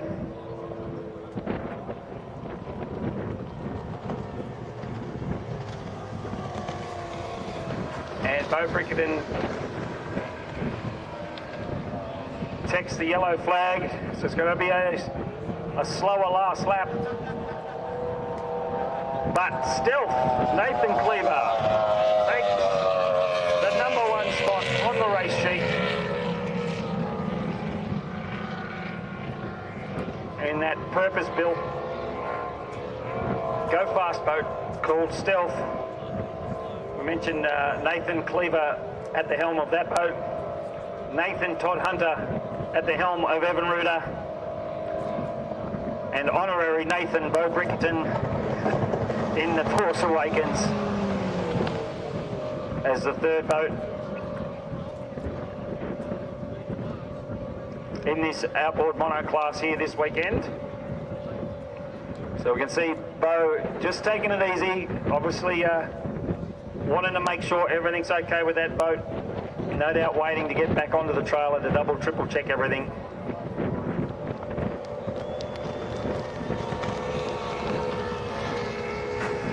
So very smart decision there by Bo Brickerton after that spin.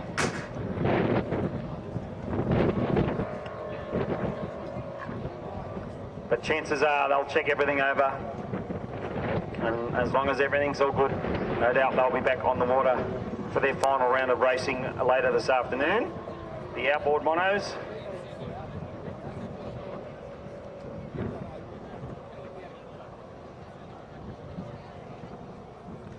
They've put on some pretty exciting and close and competitive action this weekend.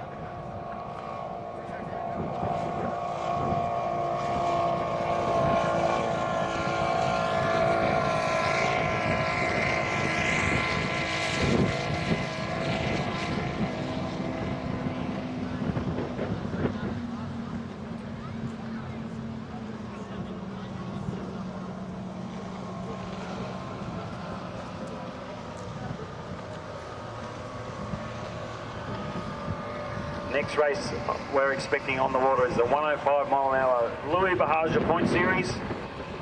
We're expecting Marine Line out of 1, Eliminator out of 2, Darren Greentree in handful on the outside in 3. Hopefully Nibsy in and Eliminator has managed to find out the issue that they've had in that first race earlier today. Poor old Nibsy had to cruise around at what appeared to be sort of half throttle, but no doubt was full throttle, but for whatever reason, that boat on cruise control managed to register a finish, but was way off the pace, unfortunately, for young Nibsy. Don't worry about the poor old Nibsy. He's a Hall of Famer here, mate. He can be anything he wants. Much Absolutely wonderful night at the Pittown Sports Club, Sports and Recreation Club, where he was inducted into the Hall of Fame. Much deserved. May not see Anthony at the front of the field, but he supports a hell of a lot of clubs. In fact, the day after being inducted, he was actually racing here on a club day, so that's dedication for you.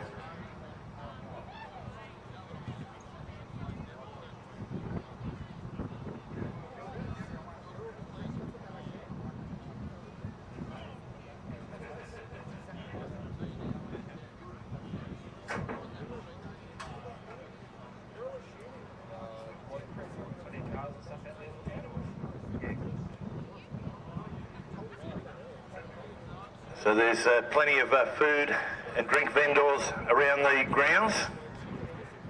Mr. Ricky, he's been coming to this venue for a long time. Mr. Ricky and his ice cream truck. There's a lot of kids' entertainment, jumping castle. Our good friends from drag racing side of motorsport, of course. We had the fire up an hour or so ago of the Norm Soney owned top alcohol funny car.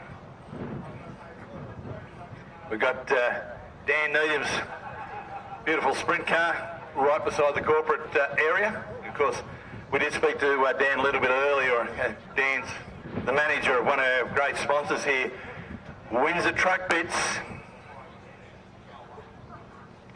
We did, another sprint car driver was pointed out, Zach Pavarotta is in the crowd today. So big Upper Hawkesbury Powerboat Club welcome to you, Zach.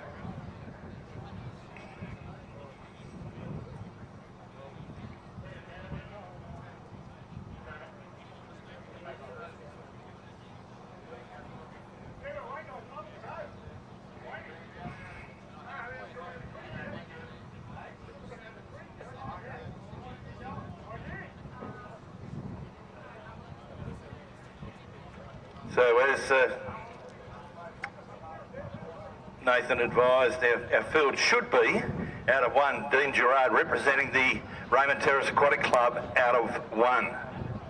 Out of pole 2 should be Eliminator Anthony Nibbs, and out of pole 3, Handful Darren Greentree. Well, we can see the blue boat, so that means Mr. Nibbs, the Hall of Famer, he's heading up to the milling area.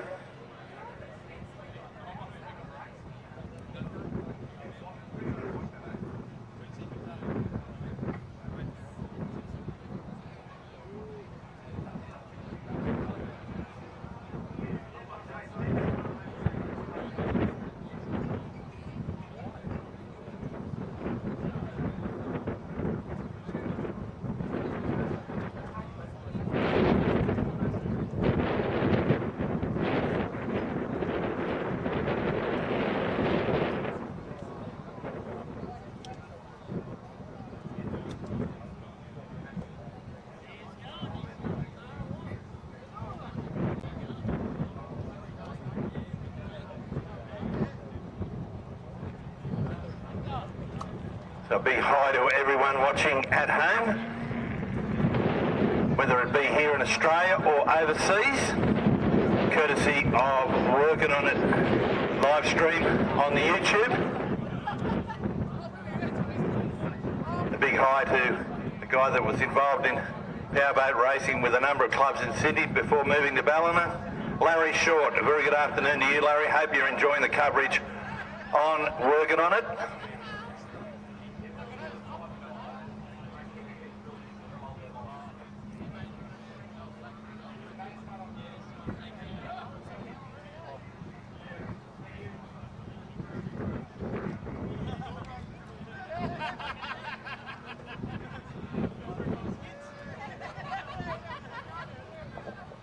Craig, just to call out, there's some representatives of the Upper Hawkesbury Powerboat Club walking around the the spectator area selling raffle tickets for a pretty awesome prize, actually. It is for the Zambi Wildlife Retreat. So up for some lucky winner, you can win an ultimate Zambi experience for 4 guests. They've got to be 9 years of age or older.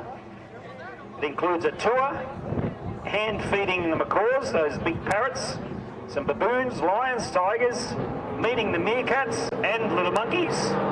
Okay, coming up at the start, Nate. And it's Dean Gerard going to the early lead over handball Darren Greentree. Unfortunately, Anthony Nibbs has stopped probably 100 metres from the start point. Bad luck for Anthony. So boats currently on the MSC signs, front straight.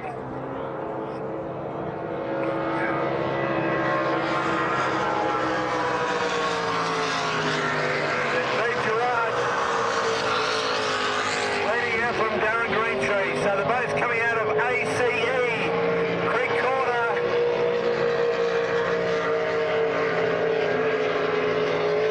And it's Dean Gerard with a very healthy lead on the Windsor truck bits back straight. So coming out of Flexi Strut onto the MSC signs front straight. Dean Gerard.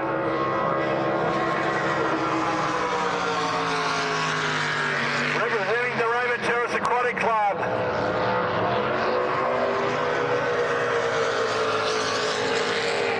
He's got a good lead, but we did see him in the previous race with a similar lead and the boat stopped. He got to refine again. The old saying, it ain't over till the fat lady sings. The yellow flag being displayed to our race leader, and that being Dean Gerard Marine Line.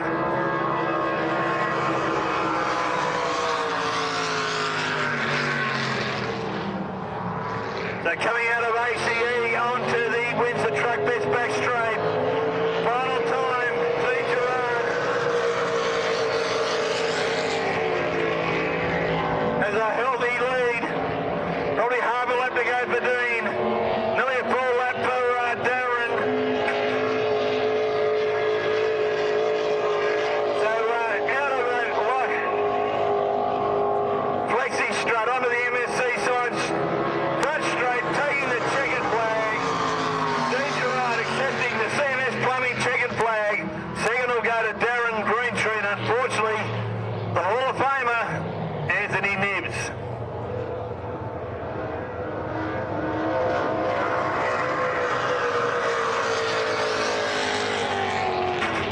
Stopped after about 100 metres from the flag drop.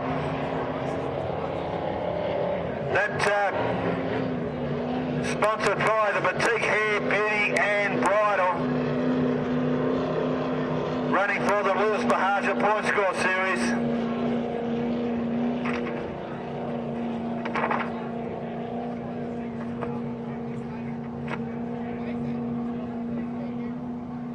Race coming up, race 29 sponsored by West Cranes. Thank you very much, Graham Hart, for your continued support. Out of 1, Wild Ginger.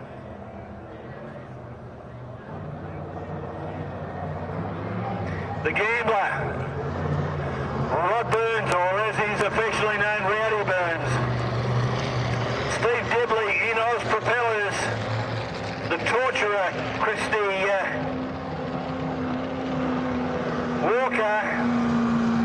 PD Racing out of 5. And Mojo Racing, Melissa King out of pole 6. Good field. Yeah, Craig, I'm just going to get back to this raffle prize that's on offer. Like as I mentioned, there's representatives of the Upper Hawkesbury Powerboat Club walking around the spectator area offering raffle tickets for the Zambi Wildlife Retreat. You can win an ultimate Zambi experience for 4 guests. They do have to be 9 years of age and older. The prize includes a tour, hand feeding macaws, baboons, lions, tigers, meeting the meerkats and the little monkeys. The prize also includes drinks and light snacks. And this total prize value is approximately $2,000. So that's a pretty awesome raffle prize available for whatever the price of the tickets. I must admit I'm not exactly sure, but whatever they are, to take home a prize that's valued at $2,000. That's not a bad story for when you get home, Craig. No, it is. I was going to say, mate, $2,000. I tell you, I have actually fed macaws before. They're a fabulous bird. I tell you what, you and I collectively, we know a few baboons too, I'm telling you. But no, that's a great prize, mate. How much are the tickets? Don't know. The young lady selling the tickets will let you know. They certainly will.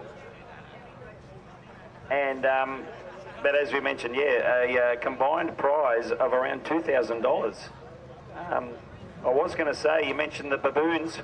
It does mention about the little monkeys. I was going to say our own little monkeys. The juniors have been on the water a couple of times already this weekend, but fantastic to see them doing our demonstration runs. But yeah, a pretty awesome prize made available by the Zambi Wildlife Retreat.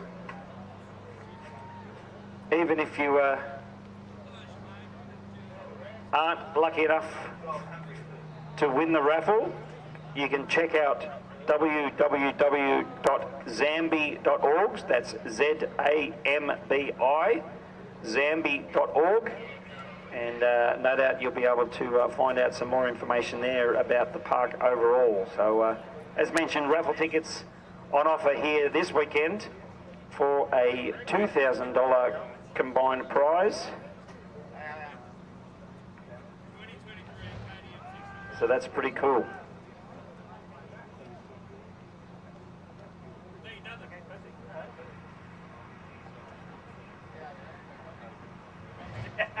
Just a couple of dollars on the side. Thanks, mate.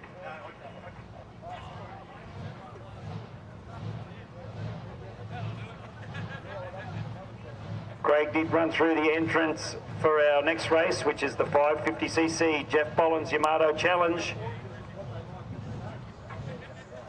Lucky for them, and primarily lucky for Christy Walker, this breeze has dropped again, thankfully. It is still running straight down the course, so it's still going to be, have to make sure the little tunnel boat, she's on her best behaviour. The monoboat's probably not so affected, not so much, but the tunnel boats certainly need to be very wary of the wind conditions. But as mentioned, they've dropped off a little bit at the moment, and we expect to see Wild Ginger out of pole 1. The name of that boat was confirmed as Wild Ginger. It is spelled G-I-N-G-A, so at one stage I did suspect it might have been Ginger, but it is Ginger. Has been confirmed by driver Allison. The Torturer, sorry, Wild Ginger will be out of 1. The Gambler out of 2. Oz Propellers out of 3. The Torturer out of 4. PD Racing out of 5. And Mojo Racing out of 6 on the outside. We've got six competitors. 3 male drivers, 3 female drivers. One hell of a competitive race, Craig. Yeah, can we just get the name of the Wild Ginger driver, mate, please? Is it Amanda James? It's in my book up there.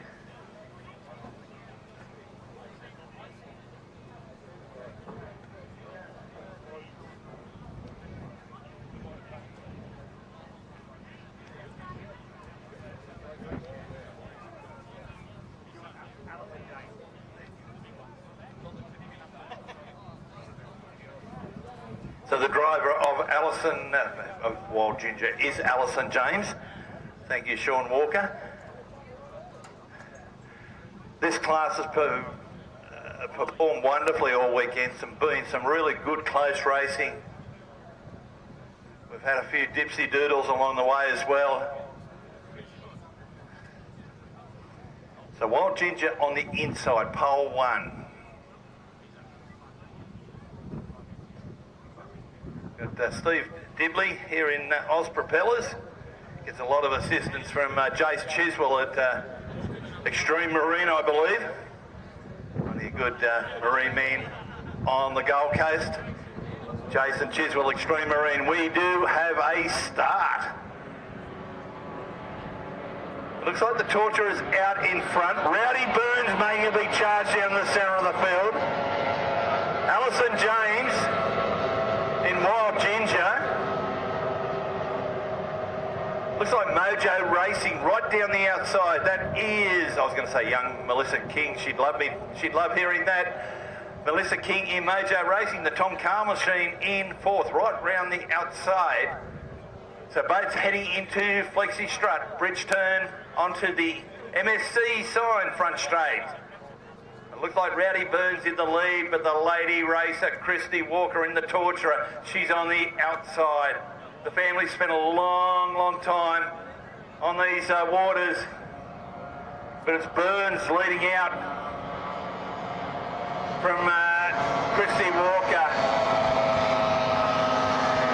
Alison James in Wild Ginger, the boat in 3rd. Mojo Racing, Melissa King, Steve Dibley in Oz Propellers, and PD Racing bringing up the rear. But we've still got this good battle at 1st and 2nd. Speaking of battles, we've still got one for 3rd and 4th as well. So we've got Burns leading out from Walker. Close battle for 3rd. On the inside is James, and on the outside is King. Dibley and the driver of PD Racing. The boat's moving on to the MSC signs front straight once again. I tell you what, look at Walker on the inside. She's been nagging Rowdy Burns the whole race. It doesn't get any closer, ladies and gentlemen. There's merely a tally-ho paper between them, but it's Walker on the inside, Burns on the outside, moving into ACA Creek Corner. So Walker, she's put 2 to 3 boat lengths over Burns, but Burns will not give up. He'll make a big charge down the outside on the Windsor. Truck bit back straight. Great battle for 3rd. James on the inside, King on the outside.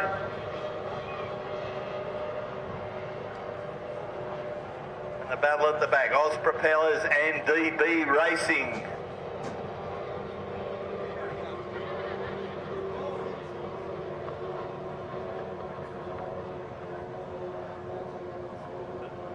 So has Christy Walker withheld the challenge, and she's probably kicked out a good 8 boat lengths over Rowdy Burns. But this battle for 3rd and 4th, this has been raced long.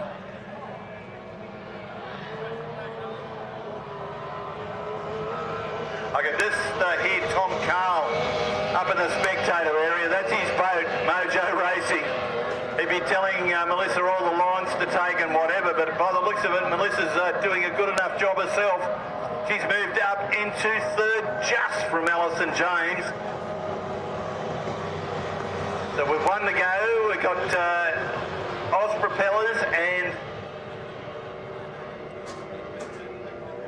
PD Racing. So we've got a checkered flag, a CMS Plumbing checkered flag awaiting the Torturer. Will she make it home? She's still on the MSC sign front straight. Here we go, ladies and gentlemen. Warm those hands. We got the winner, Christy Walker in the Torturer. She fought off Rowdy Burns, Rod Burns there in the Gambler. Look at this battle for 3rd and 4th. It's still going on. We're right on the finish, and the boat on the inside, Alison James, took it just over Melissa King. Got a battle here for 5th and 6th. The racing from this particular class has been wonderful all weekend. I think that's Steve Dibley in Oz Propellers. He'll come home 5th. And PD Racing home in 6th place. So there we go. We can hear plenty of applause on the spectator areas, ladies and gentlemen. So plenty more good racing coming up.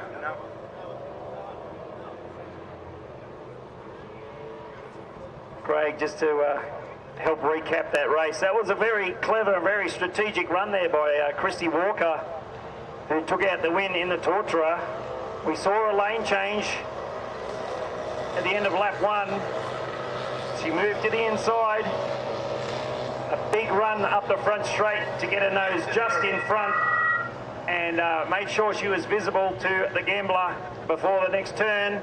And then she managed to stay in nice and tight, get back up, down the back straightaway, and a very clever and smart run there by Christy Walker to take out another win in the Jeff Bollins Yamato Challenge race, 550cc Yamato Challenge. Craig, I can see you've got someone down there you have a quick chat to. Yes, I certainly have, and we've got a Queenslander here, ladies and gentlemen. His name's Noah Cosson, and he's travelled down with all the family and the younger brother this weekend. Noah, how's the conditions? They've been good for you? Yeah, they've been alright, but they've been a bit rough lately. All right, you're from Queensland, what part? The Gold Coast. So where do you mainly run? Bundaberg. Bundaberg, okay. The water here compared to what you get at Bundaberg, pretty similar? Yeah, very similar. Okay. How did you get into the sport? Just family. Just family. There's a long history there, isn't there? Definitely. Okay. In years to come, Noah, because of that family history, where do you want to be? You're in the Formula Future class now, J3s, the 15 horsepower. Where do you want to be in a couple of years' time? Driving a blown boat. Driving a blown boat. We'll go from bottom to top straight away. Who's your favourite blown boat driver? My uncle, he drives Patriot. Who is that for the people that don't know? Clayton Marks. Clayton Marks. I think that might have something to do with your mum. But, mate, we haven't seen Clayton for a while. No problems or requiring parts for the boat, or he's just relaxing at the moment? Relaxing. Too expensive. Too expensive, okay. Well, that's what happens when families come along. Mate, you're also a star league player. Who do you play for? Beenleigh Lions. The Beenleigh Lions. What position do you play? Halfback. Halfback. What's your favourite, attack or defence? Attack. Okay. All right. That's what most young players say. Mate, great having you here. We're very privileged to have the family here. Anyone you'd like to thank while you got the microphone? Jeffrey Finance, Gold Coast Marine Licence, and Mum and Dad. All right, there we go. Thank you, young man. That's all right. There we go, ladies and gentlemen. Noah Cosson.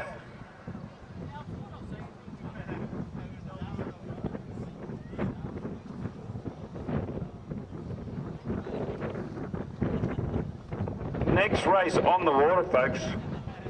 We've got one of the big races for this weekend. We've got the two finals, the A main and the B main of the Barry Chesser Fury Trophy. This is one of the big ones. And the boats we've got in the main final, the A main, Bad Influence out of 1, Reckless out of 2, Bulldog out of 3, Immortal out of 4, and She's the Culprit out of 5.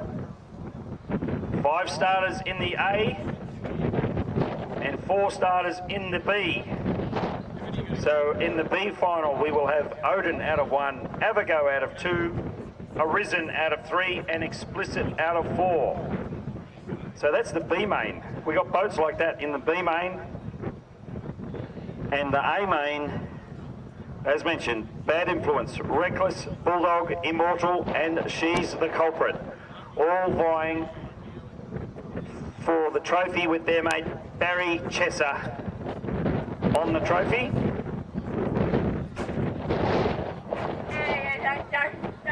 They'll all be running as hard as they could,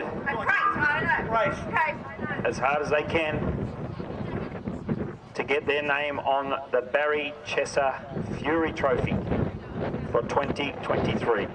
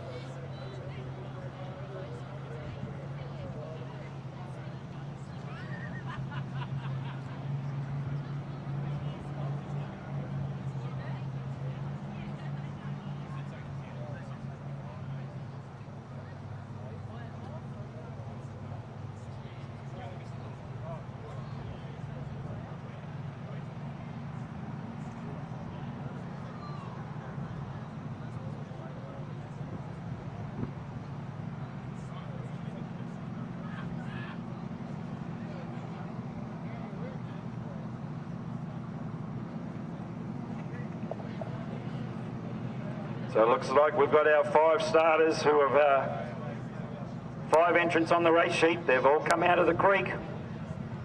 Bad Influence out of 1, Reckless out of 2, Bulldog out of 3, Immortal out of 4, She's the Culprit out of 5.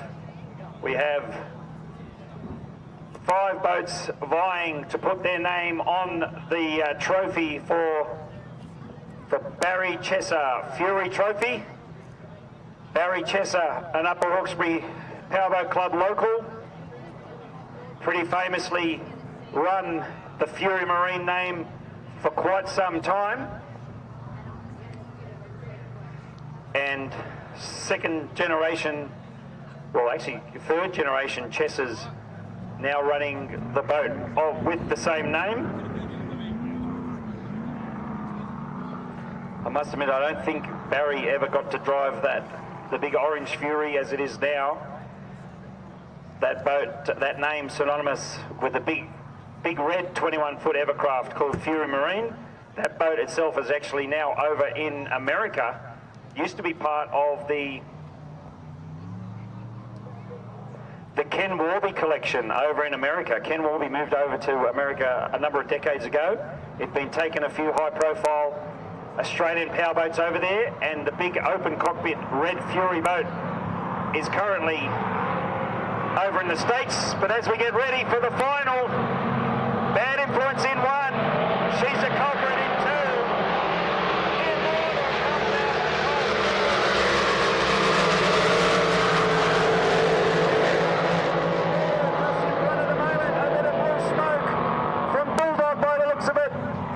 Reckless comes out in 1.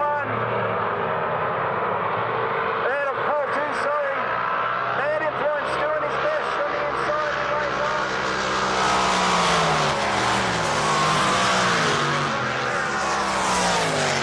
He's the culprit, he's 4th.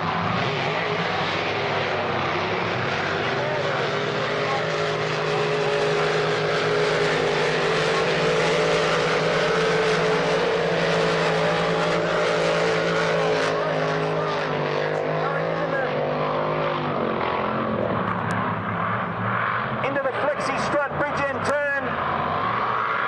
She's the culprit, still battling the wash in the back of the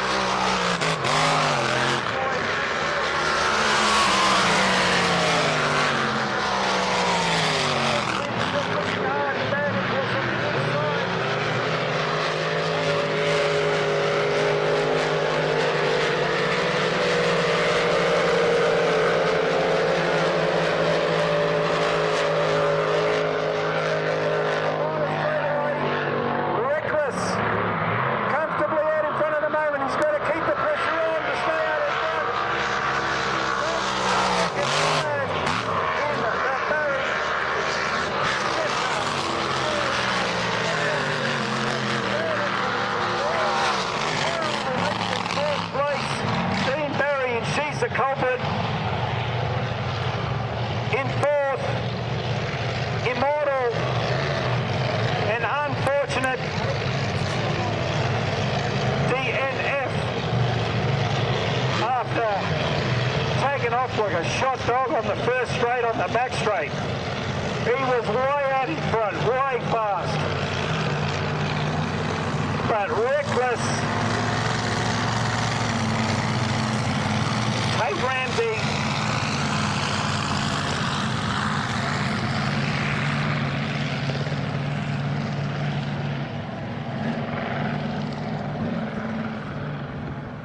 that was very fast indeed. The boat Reckless, a fantastic run there. As he comes past, make sure you put your hands together, folks.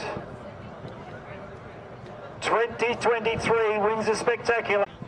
We've still got the King of the River to come as the final race of the day. We do still have the B final for the Barry Chesser Fury Trophy.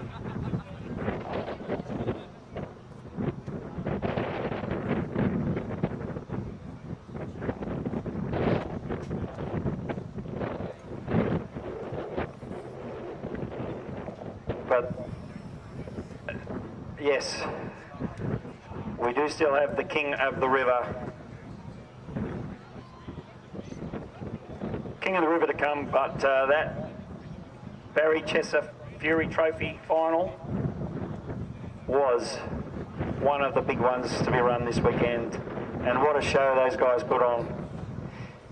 How quick was that Immortal boat down the back straight, and then an unfortunate puff of smoke. A signal for the end of that tilt at the trophy. But Tate Ramsey at the wheel of Reckless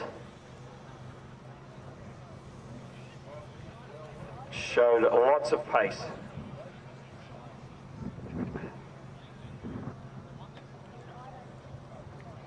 And if anything, an indication of anything that happened yesterday afternoon, B mains and C mains, just because they don't have the letter A next to them, there's no shortage of action.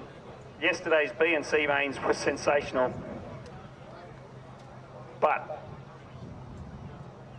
so the B main for the Barry Chesser Fury Trophy. Coming in a few minutes as we just get Immortal towed off the racecourse and back to the ramp. We'll see if we get word from the Immortal team. We suspect that was not a good outcome, but whether they're back in contention for the King of the River, we'll wait to find out. But Reckless, potentially the unofficial clubhouse leader at the moment. Either it's Reckless or Cracker Racing maybe, Craig, for the King of the River at the end of the day. Yeah, don't know, mate. I was just going to make a point. It's not only you get down really close, obviously not past the bunny. These boats are absolutely flying 135 mile per hour, and the boats, the hulls are thumping the water. You know, the expertise in the builds of some of these hulls, mate, are unbelievable. But for a lot of us, mate, I haven't done 100 mile an hour on the tar, never mind 135 on the water. So these guys are, they're something special. You know, bad luck for Mark Gauci there, mate. I thought he got the jump on the field there. He certainly did, yeah. He was the first one out of the barrel, as they say, going down that back straight. But it was just, yeah, an unfortunate puff of white smoke as the bunch led into that first turn. And that boat not coming back out of the first turn. So obviously a pretty major issue there. We did see Mark shrugging his shoulders to one of the crew members or supporters on the bank. So we'll wait and see. I don't want to put the mockers on this, Nath, but I tell you what, our blowers, and to a large degree our 6 litres, they've been very reliable this weekend. Because the bigger they are, sometimes the harder they can fall, if you know what I mean. Yeah, that's for sure. But yeah, sure enough, we've had a little bit of an attrition rate. We started with 14 or 15 at the start of the weekend, but we've still got some pretty good numbers.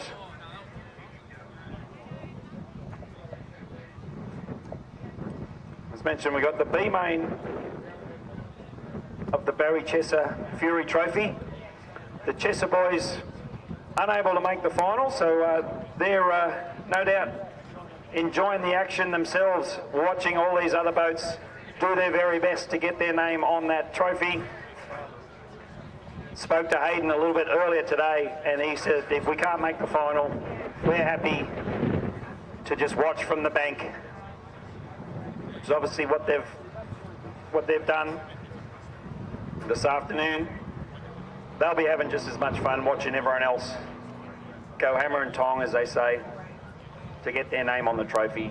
Obviously the Chesser boys would have loved to have been in the mix, but wasn't to be this year. They have had a major leap forward in the performance of that boat, and Hayden's just gaining experience himself in driving it with every time they go out on the water. So it has been a great weekend for them no matter what. As we just mentioned, unable to make the final of the race with their dad's name on it. But like I said, they're just as happy to be involved and be able to watch the other guys race for it from the bank. So next boat's on the water for the B main, or the B final. We're expecting Odin and Have a Go.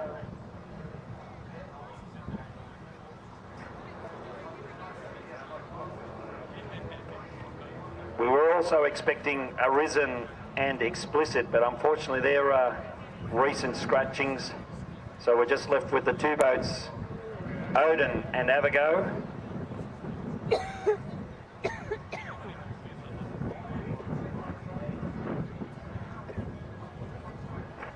So just a correction on that. Arisen is actually out on the water, so I was told that they were a scratching, but they have actually made it out on the water. But also another update is Odin is having trouble firing up off the trailer. So the crew feverishly working trying to get that sorted. So we're expecting Odin and Arisen, and so Odin has headed up to the start area. So maybe it was Avago that was the scratching, unfortunately. So the boat Arisen is out on the water. Odin is now out on the water. 2 starters. Odin and... Okay, we've got Abigail scratching and Explicit scratching. Okay. Big final, 2 boats. Let's hope they go side by side for 3.5 laps.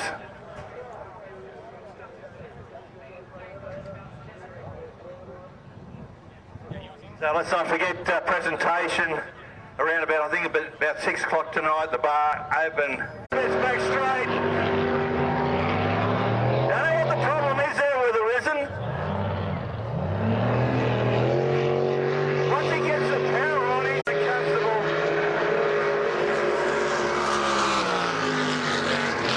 So the 2 Ryans, Ryan Hall just taking the yellow, coming out of Plexi strut onto the MSC signs, front straight, last time, and to receive the CMS Plumbing checkered flag, it will be Ryan Constable.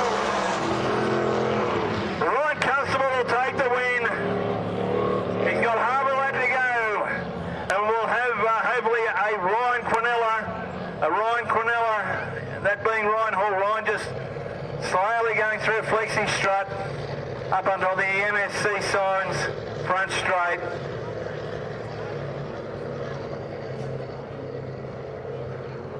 This boat Arisen seems to have some issues, whether it's fueling up or doing something weird in the corners. We've seen he's doing a lot of outright pace down the straights, especially the first straight, but unfortunately whenever he's got to back off and hook it in to the left to get it around the buoys, he just seems to have trouble getting that power back onto the water afterwards. It's been a pretty consistent issue all weekend. No doubt the team are working pretty hard to get that sorted, but still seems to be plaguing that boat. The Constable Brothers team, Odin out on the water, having some issues earlier in the weekend. Apparently they did pretty much explode a battery in that boat earlier on the weekend. A brand new battery ruined. But in that run there, didn't appear to be any issues. Running very fast and very consistent over the full 3 laps. So there didn't appear to be any major issues after that run, which, if they've got a race time that makes them fast enough, and they'll potentially be eligible for the King of the River come the end of the day. We haven't got an entry list for that just yet. We will confirm that a little bit later. But King of the River is open to the fastest boats out of a handful of classes, no matter what they are, inboard or outboard, supercharged or naturally aspirated. We're probably only got about 6 races to go there, Nath. I'm just having a look at the program, and we've had a few breakages in the last couple of hours. We don't have a C final, unfortunately, but we can see we've got 2 very big races to go. We've got the Dargle Cup, the final there, and obviously King of the River. And we've still got some of these other classes. They'll still be doing their very best to put on a great show this weekend. And as you mentioned, about 5 or 6 or 7 races for the rest of the weekend.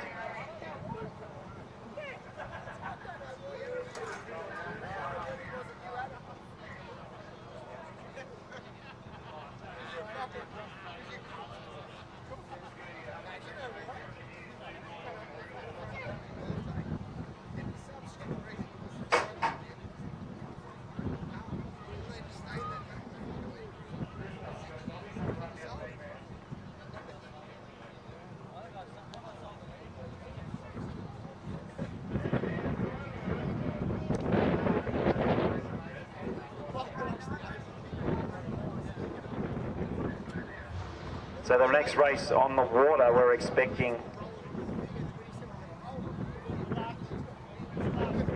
is the combined Formula GP and the Unlimited Outboards. So there is, this is two different classes combined into the one race.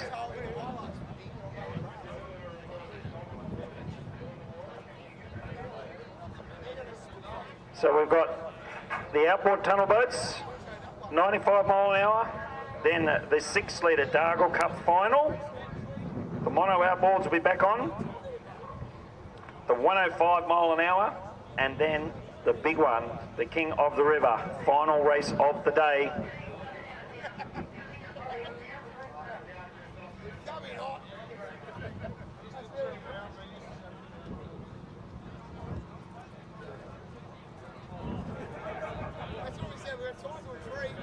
So only about 5 or 6 races left to go for the 2023 Windsor Spectacular. So far, another sensational event. Again, another shout out to the Upper Hawkesbury Powerboat Club. They have done their very best to keep racing happening here on the banks of the Hawkesbury River. You can see the reminder of what has happened here over the last few years. The fact that we've had to set up the control tower in the back of a semi-trailer because no one is allowed in the clubhouse. That clubhouse got damaged 2 floods ago. And then the most recent one, obviously, no doubt, certainly didn't improve things. And then also the centre of the hill or the bank out the front of the clubhouse. Well, you can only see half of it because it's half washed away. So obviously that's a bit of a hindrance, but it is a testament to the commitment of this whole Upper Hawkesbury Club in ensuring that big major race meetings like this continue and continue to thrive, which it's certainly done this weekend. So a lot of people have done a lot of work to make it happen, and it is certainly a benefit for powerboat racing in this country to be able to offer the Windsor Spectacular for 2023.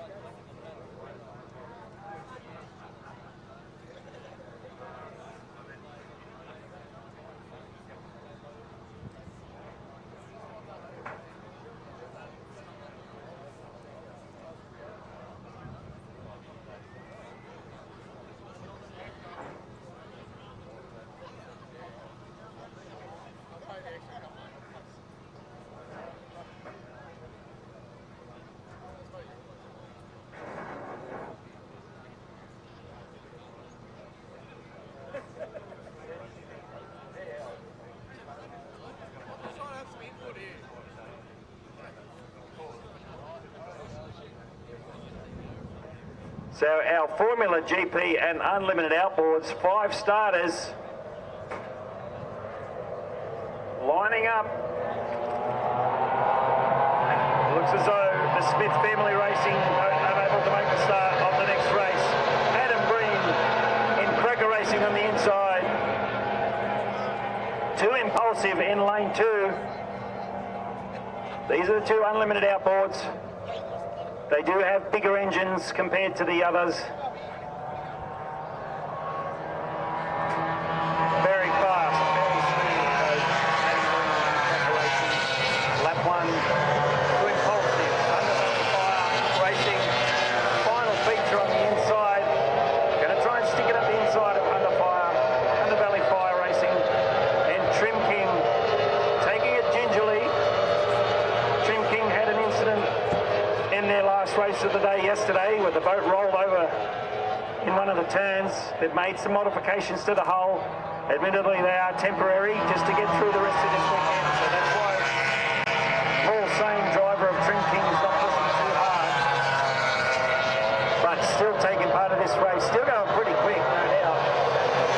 Final feature just up the inside of Undervalley Fire Racing.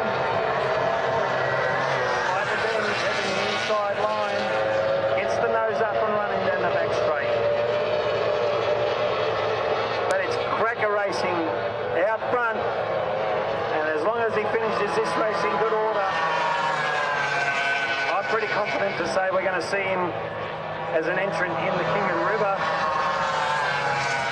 And he's in with a shot, that's for sure. Final feature, a couple of boat lengths in front of Hunter Valley Fire Racing.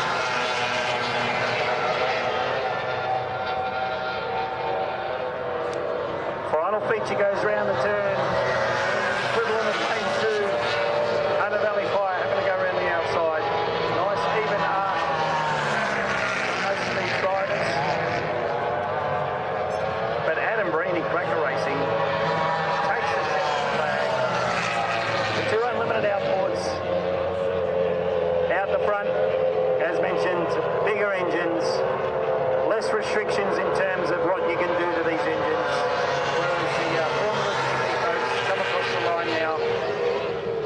Feature, Greg Banks, Hunter Valley Fire Racing, and Trinity crosses the line to round out our 5 starters and 5 finishers in the combined Formula GP and unlimited outboards.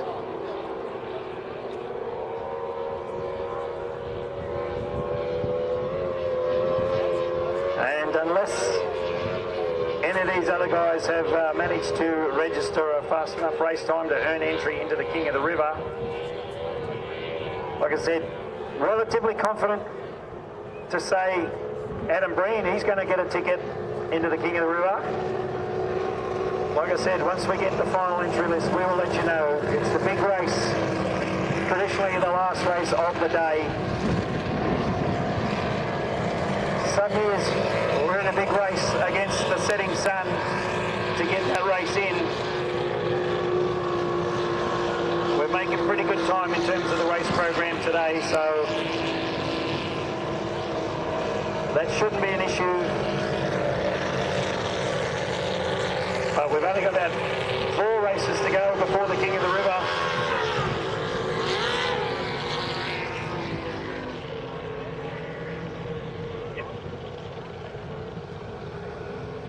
So that was the Formula GP and unlimited outboards combined. We've got the 95-mile-an-hour class up next. Straight up after that will be the other big race, the big final race for the 6 litres, the Dargle Cup. Just the one final race. Then it will be mono outboards, 105s, and then final race of the day is King of the River. Once again, we will let you know once we know who the starters are for the King of the River.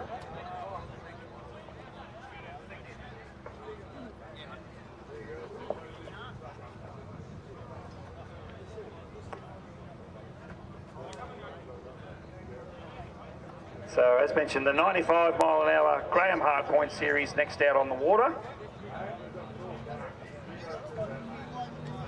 We're expecting the boats Endgame, Hombre and Time Out. These guys have been going at it all weekend. 3 races Saturday, 3 races Sunday. And I'm pretty sure 3 boats finished each time, so it might have been one of them had to get towed back early on in the weekend, but a great showing from these 95-mile-an-hour boats.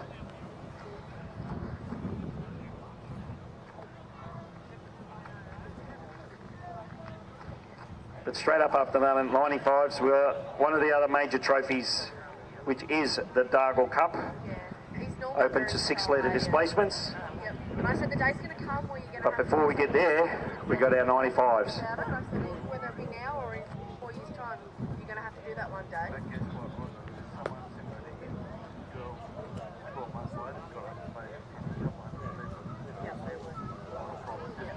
A bit of confidence, yeah. Yeah, good.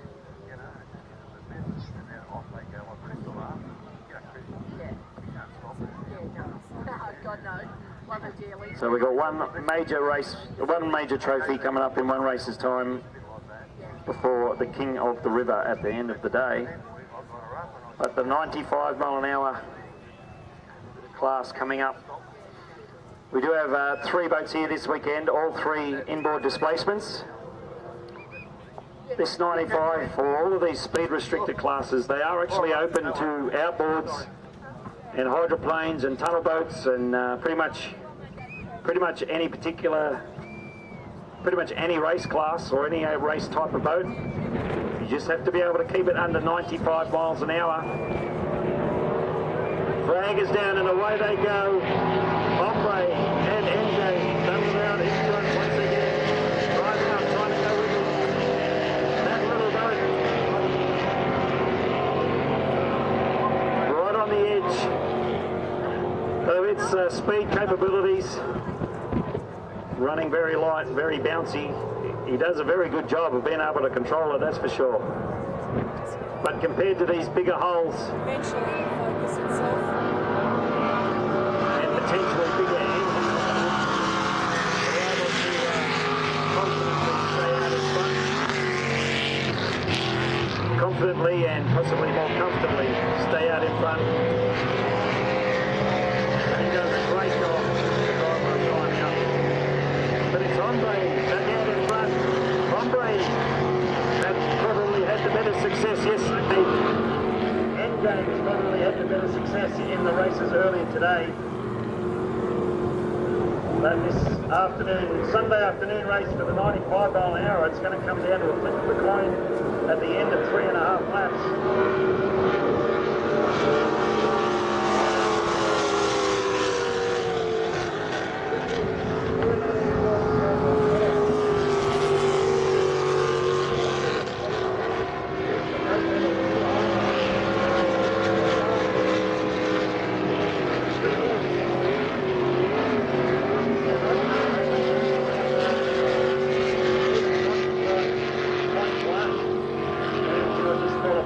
From the race. If you happen to go over 95 or break out as they call it, a couple of times over the weekend, will be forced to sit on the trailer for the rest of the weekend. So even though there's some room to move in terms of weight,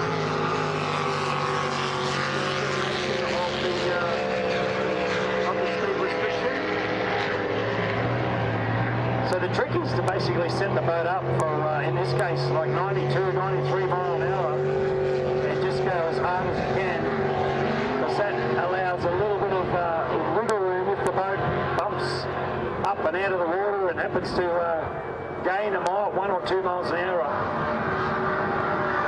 But Hombre and Gain reach the checkered flag. Hombre takes the scalp in this one, just in front of Endgame, and time out. Sure enough, he's been second or third all weekend. He's obviously had a ball doing it. That's why he's come out 6 times over the whole weekend.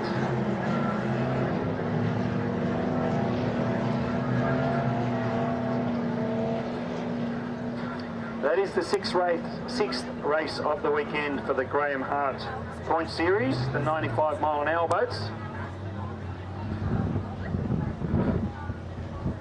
Next on the water is another big one, folks. The Dargle Cup final for 6-litre displacements. The boats we're expecting: Shenanigans, Lock and Load, Impulse, Tough Enough, Rastus and Melody. 6 starters, 6 quality starters. And it looks as though those pole positions are based on the fastest race times from earlier in the weekend. So Shenanigans is probably just in front of Lock and Load on that, in that sense. Impulse in third. Tough Enough from pole 4. Rastus will be out of pole 5. And Melody out of pole 6. So we did mention earlier, Melody, 5-litre boat, stepping up into the 6-litre class.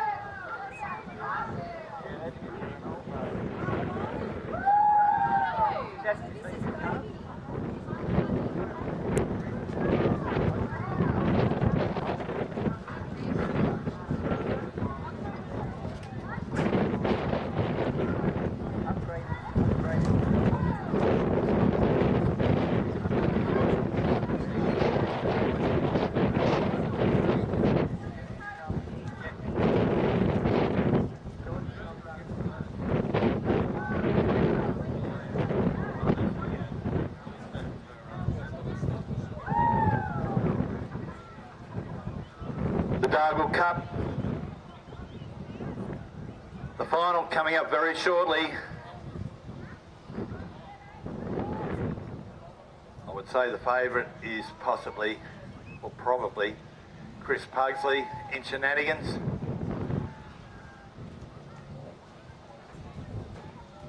Out of pole 2, the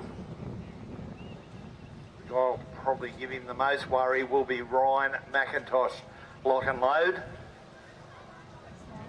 Let's not forget about younger James Clark, and Tough Enough. Guy that went really well yesterday, Mark Ebenreuter in Rooters, the red 6 litre. It was very strong. Of course, Brendan and Mason in Impulse, another starter. I think the other one was maybe Brian Kilpatrick in Melody. But a really good Dargle Cup final coming up. We hope everyone in the corporate area, corporate suites, have had a great day, as long as they're along with our general spectator areas.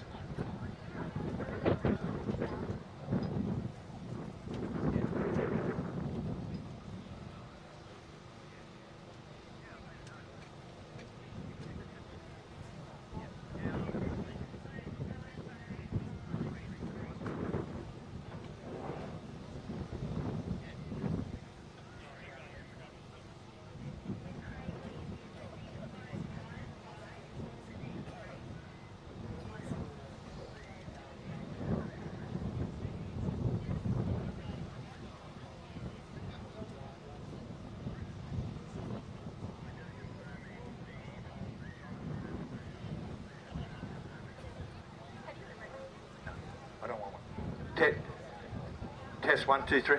Ladies and gentlemen, particularly in the corporate area, we've got Derek Hyler here. He's a guest of Craig Staunton Abago, and your first boat race in 35 years, Derek. You've had a great time. You've been involved in rallying and all these other things, but your first powerboat race, how's it been? Fantastic. Really impressed with the number of people that turned up. But a big word of thank you to the people in the corporate area. They have absolutely looked after us all weekend. And again, a big thanks to Craig and the Abago team. It's just unfortunately they had a few little issues, but it's been fantastic. Being a local, seeing what goes on. But it's, to me, the biggest impression was the number of people here and how the attitude and friendliness of everybody's been. It's been great. And you know, you've been informed of other motorsports. It's crazy. Some of these boats are doing 140 mile an hour on water. Yes, absolutely. I don't even do that in a car. Look, with powerboat racing, Derek, generally, we've got a number of clubs here in Sydney, New South Wales, and we'll all have what they call is a spectacular weekend. This is what it is now, and it generally funds us for the next 12 months. But that's when we get all the big boats and people from overseas. We hope you've had a great time here, mate. But what we need from you is to bring more of your friends here to enjoy what we've got on the water. Absolutely. I did 40 Bathurst. We had a lot of people, but I don't think you get them away from the TV today. When you're talking about 40 Bathurst, I was looking at an old reel the other day of Alan Moffat in the GDHO, and he used to have his lunch in the console of the Ford and whatever. I suppose they're things that you probably remember as well. Know him well. Know him well. Right, great to see you've had a good time, mate. And big thank you to the corporate workers here. And what we wanted you to do, tell all your friends, all your family how good powerboat racing is. Absolutely. Again, thanks to Craig and the Abago team. All right, Derek Hyler. Derek Hyler there, thanks very much. A guest of Abago. Derek resplendent in his Abago t-shirt. So what we've got, ladies and gentlemen, if you've ever been to the Speedway, you'll often see what they call before the feature race, a 4-wide salute. We're going to have a 6-wide salute for the Dargle Cup final. So they're going to come up the river, and then they're going to swing round. And when they do swing round, we want you to put your hands together and show your appreciation for their efforts so far this weekend. We're hoping for an absolute cracker. The silver bullet there, Chris Pugsley, the wonder from Wingham. Of course, Ryan McIntosh. Brendan Mason from the Raymond Terrace Aquatic Club. He's in pole 3. We can see the blue Tough Enough. Young James Clark from the Adelaide Speedboat Club. Rooters from the Adelaide Speedboat Club also. Mark Evan-Rooter. And on the outside, the little 5 litre of Brian Kilpatrick. So they're going to swing round now, ladies and gentlemen. They're going to come down 6 abreast. So if you can stand if possible, and let's show your appreciation towards these guys. They've done an outstanding job.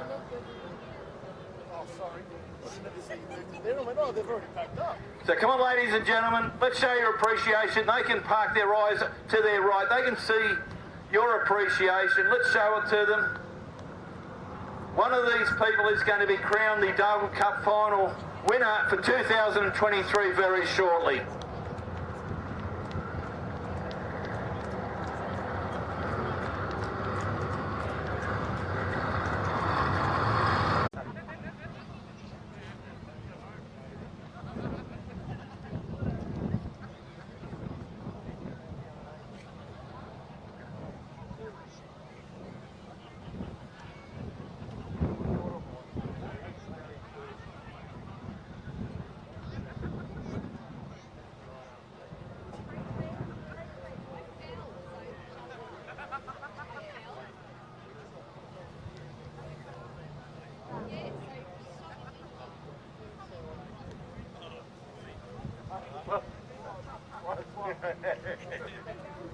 Great.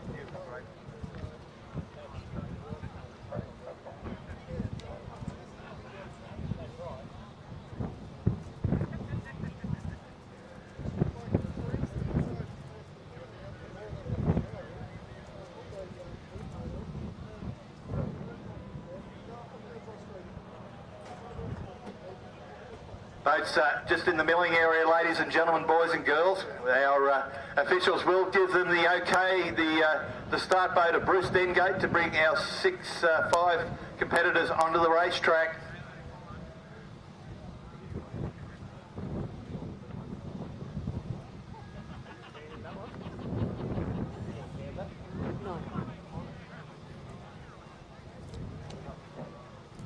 Coming up for the start, ladies and gentlemen, you'll see the Connolly boat, the yellow Connolly of Bruce Dengate, the driver. The observer will have a white flag aloft. As soon as that drops, our race starts. Dargle Cup final for 2023. Hang on to your briefs, ladies and gentlemen. We've got an absolute ripper-dipper of a race coming up. The favourite will be Shenanigans. Flag is down. Here we go. We're going to race. Like a lake gets out first, but Shenanigans. Shenanigans has come all over the inside. Like a lake. James Clark in Tough Enough. He's moved into 3rd. So coming up to Flexi Strut. Who's it going to be? The silver bullet. Oh, look at Lave's got all in front. Pushing Puxley to the inside. Oh. So Ryan McIntosh leads there for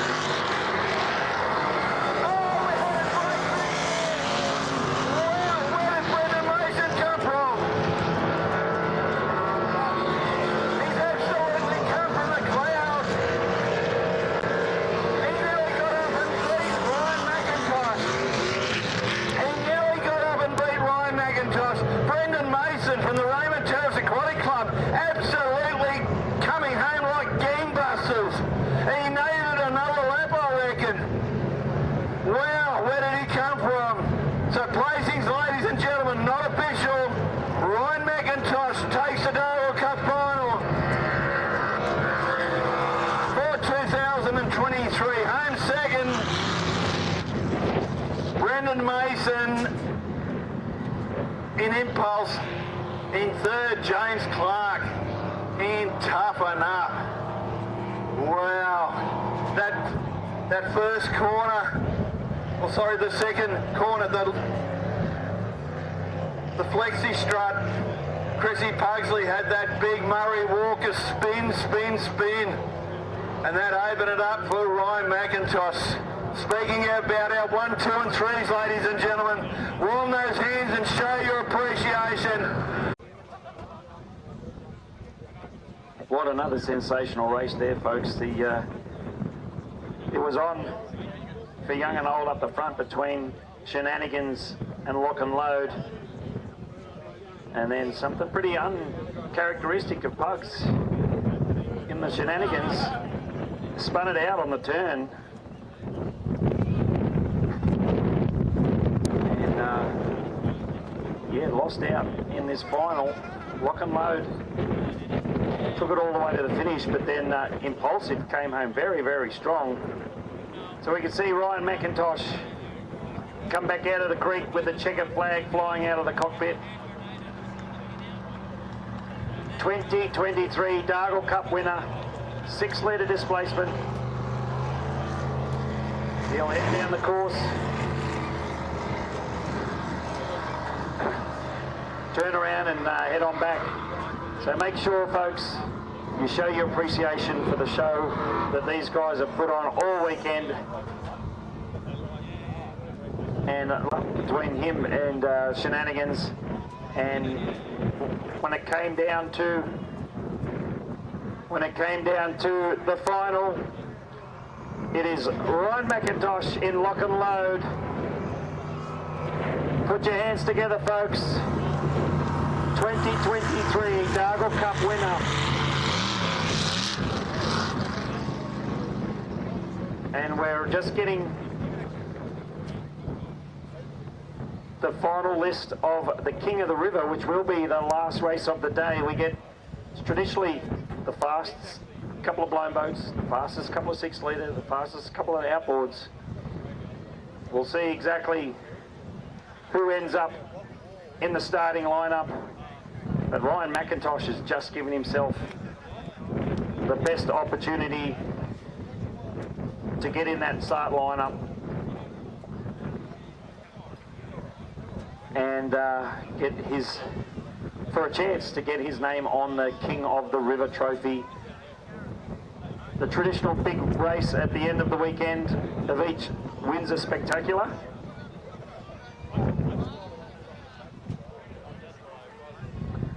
So with a 6-litre Dargle Cup run and won, our outboard monos will be back out. Then it'll be the 105 mile an hour and King of the River. So at this stage, we've only got 3 races left to run for this weekend. Even though this breeze has helped with the weather, please make sure you still stay hydrated.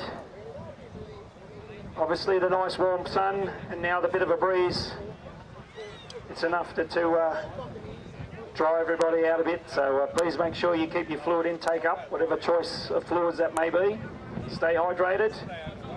Slip, slop, slap. There's still a bit of sting in the sun, even though the breeze has taken the edge off it.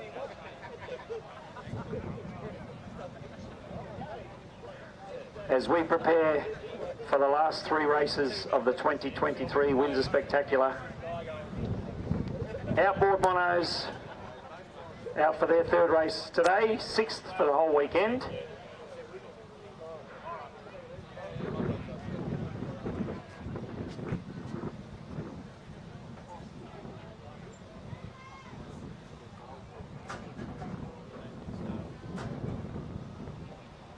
So as mentioned, we've got our 105 boats about to hit the race course.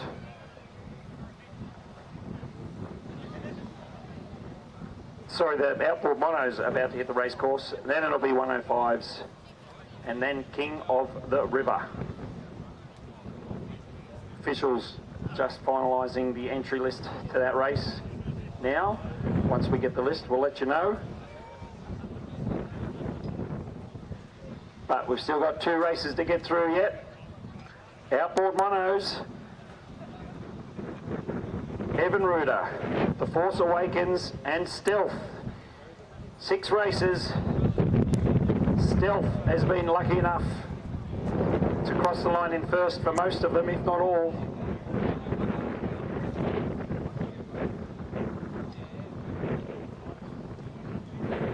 Stealth in pole 1, The Force Awakens in pole 2, and Evan Ruder on the outside in 3.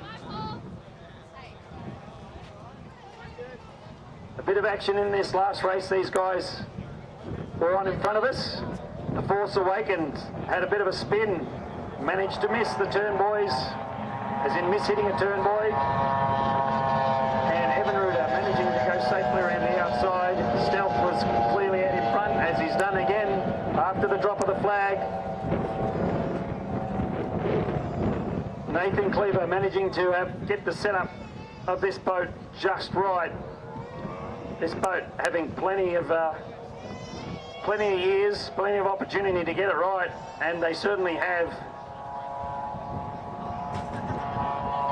So comfortably out in front after 1 lap.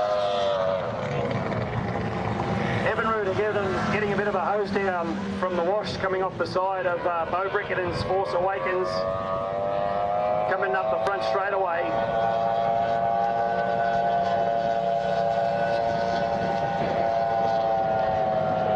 Boats made locally here in the Hawkesbury, on the banks of the Hawkesbury River down at Lower Portland. And no doubt young Bo, even though he's a young bloke, he would have spent potentially years at the wheel of this boat or other boats on the river. Even though he is a young bloke, plenty of experience in this type of boat, no doubt. Evan Ruder had a bit of a moment that last turn. Again, it's had a couple of these situations where it bites into the turn and hooks in quite tight. And he had to pull on the right-hand side of the steering wheel to get the boat to get around the turns. And in the last race, a bit earlier today, the middle of today's program, in the process of missing the spun Force Awakens, I'm not too sure if it was a situation where the engine was still trimmed all the way out, but as he went through the turn, the boat got up nice and high and he's had another bit of a spin. Looks as though the engine is trimmed all the way out. So whether that boat seems to be having an issue with the engine trimming back in as he's coming into the turn, I'll obviously leave that up to Nathan Todd-Hunter to work out that situation. But it's happened twice now. Yellow last lap flag.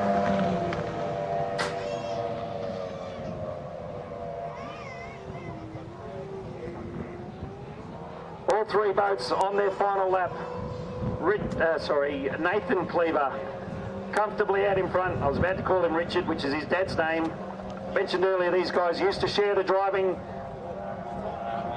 duties, but it's Nathan Cleaver takes the checkered flag.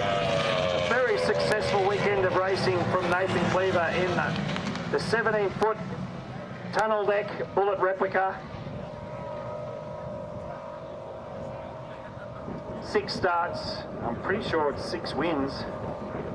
I'm sure someone will correct me if I'm wrong. No doubt someone connected to the winner of the other team that did beat him, but a very, very successful weekend, that's for sure.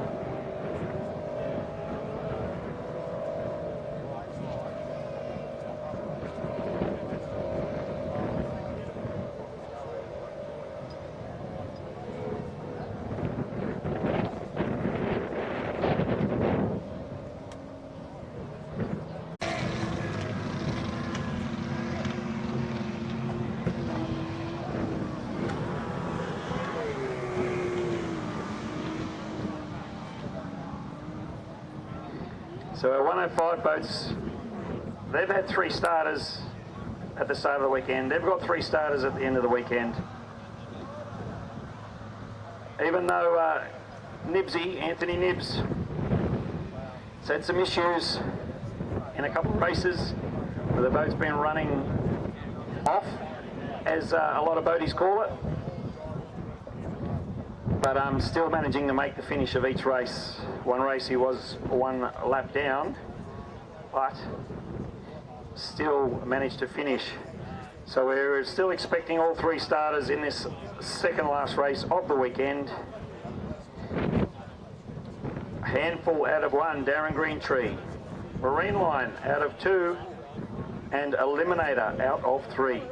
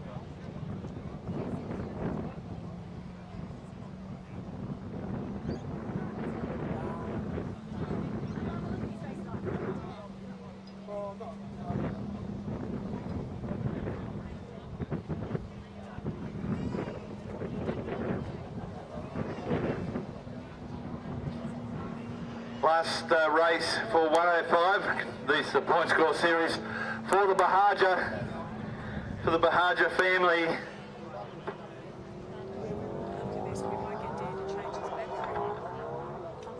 This race proudly sponsored by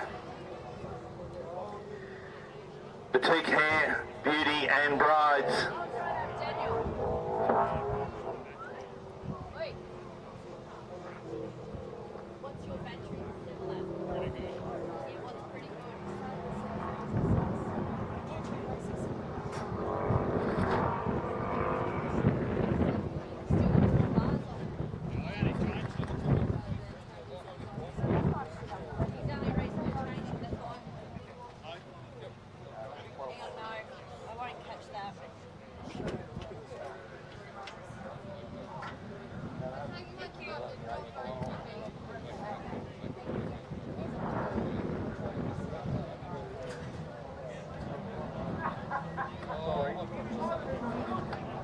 So this is the last 105 race for the Bahaja Family Point Score Series.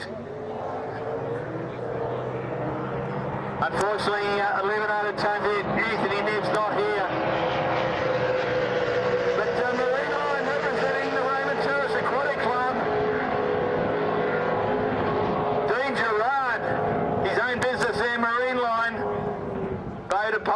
business. Oh, handfuls come up on the inside, coming out of Flexi Strut onto the MSC signs. Front straight.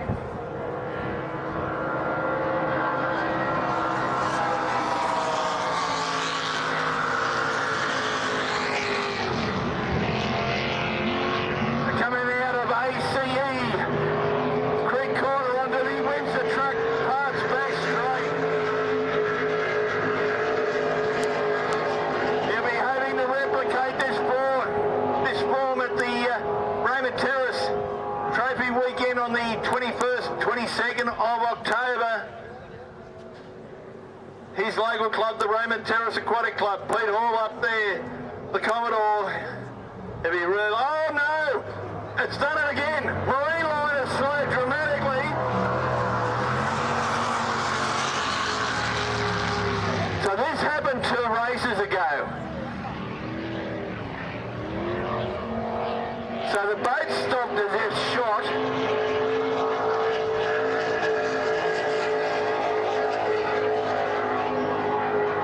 So what happened 2 races ago, the same thing happened, but he was able to refire. So let's see if that happens again. So meanwhile, Darren Greenfree, he's out on his lonesome. He's got 1 lap to go, 1 lap to go for Darren Greenfree. And he'll be saying, well, I might just putt round here at 10 or 20 kilometres an hour to ensure that I get home myself. But knowing Darren like I do, that won't be the case. He'll go flat chat.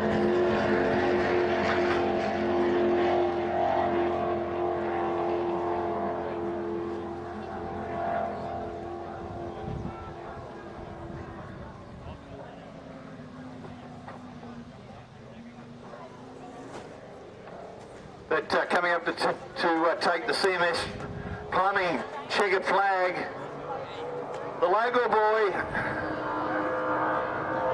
3 generations of Greentree have raced at this venue, but Darren Greentree taking out the last race for all the 105s, being run for the Bahaja family point score series. Nathan Mills, you've just been handed the King of the River, and that is a very, very spicy field we've got.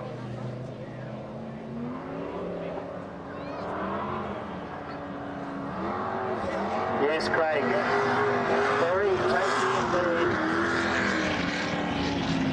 indeed. Darren Greentree's had a very successful run in this 105 class all weekend. I think it's only maybe one of the races he's had to subside to second place over Marine Line, but very successful run. He stayed strong all the way to the end.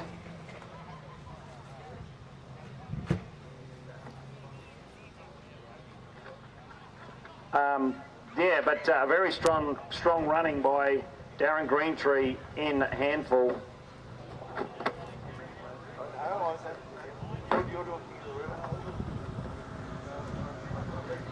So we've just had what's just been slipped in front of us is the entry list for the King of the River.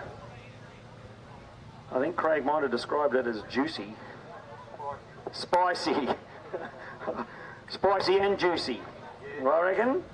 So here we have it, folks. Out of 1, we have Reckless. 2, Cracker Racing. 3, Too Impulsive. 4, Lock and Load.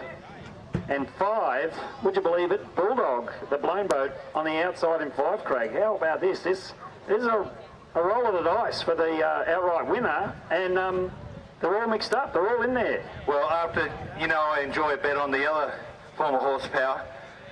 I've read the form guide, and the form guide all points to what happened in the last race yesterday with Cracker Racing. After seeing that, despite what we've already seen with Reckless and Bulldog and the Lock and Load and 2 and I can't see. I'll put the mockers on here, but my money's going on young Adam Breen from Cracker Racing, or Cracker Plumbing, his chief sponsor. I cannot see him being beaten based on what happened yesterday. Well, that's going to be interesting because Cracker, he's out of pole 2 and Reckless out of 1, so it's going to be interesting.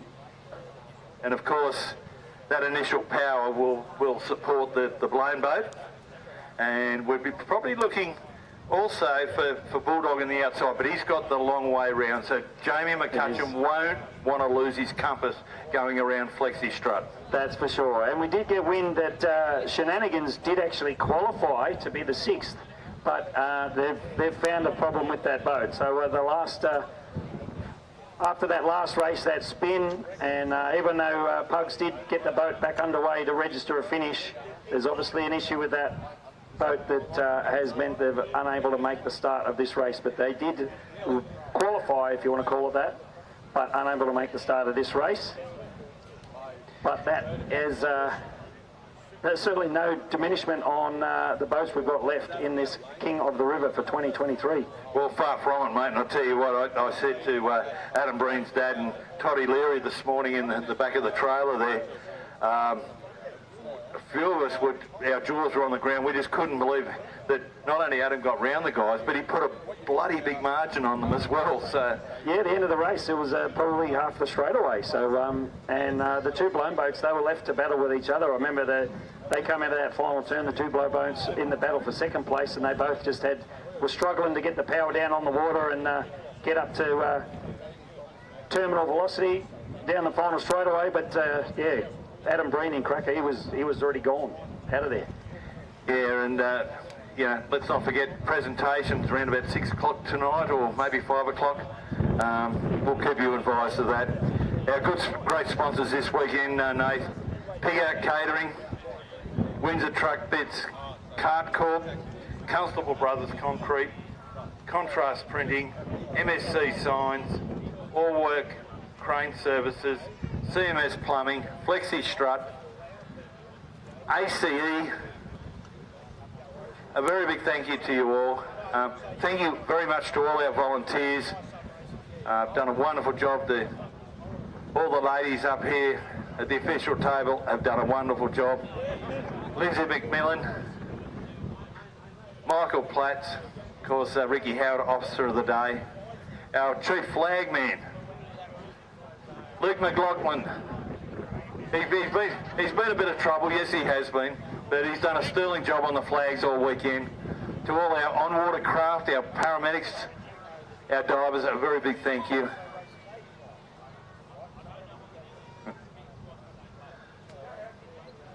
But it's been a wonderful 2 days of racing, and Nathan Mills, it's a bit hard to fathom. We're back here today, but it's a bit hard to fathom. It's been 4 years since we last raced. It's spectacular.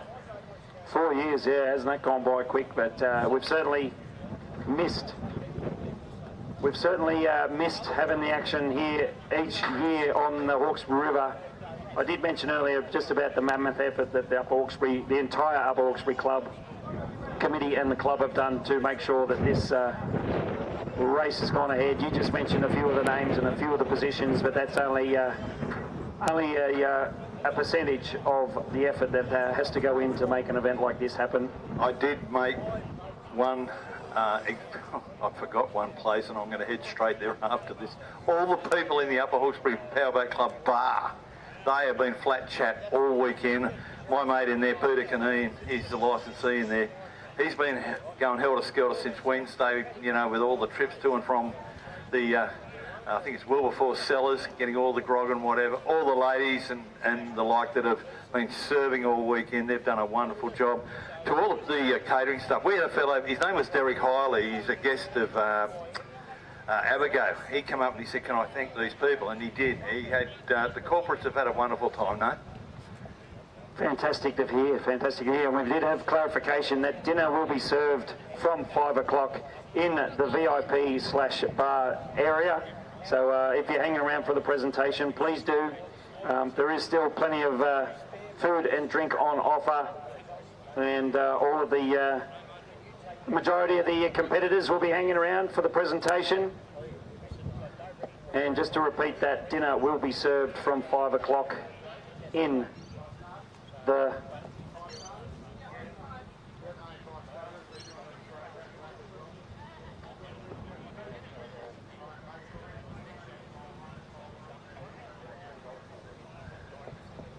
So with the deal for dinner, $20 per person, served at 5 o'clock in the VIP/bar tent or area. And raffle tickets will still be available. We did touch on that. The Zambi experience, raffle tickets being sold for a package for basically to the value of around $2,000. So no mean feat, certainly no prize you'll want to miss out on. A fantastic raffle prize there. So just to remind you, the 5 starters we've got for King of the River: Reckless out of 1, Cracker out of 2, Too Impulsive out of 3, Lock and Load out of 4, and Bulldog out of 5. So in that order, we've got Blown Boat, Outboard Tunnel, 6 litre displacement, and Blown Boat on the outside. So a very spicy, as Craig called it, list of entrants. Very tasty.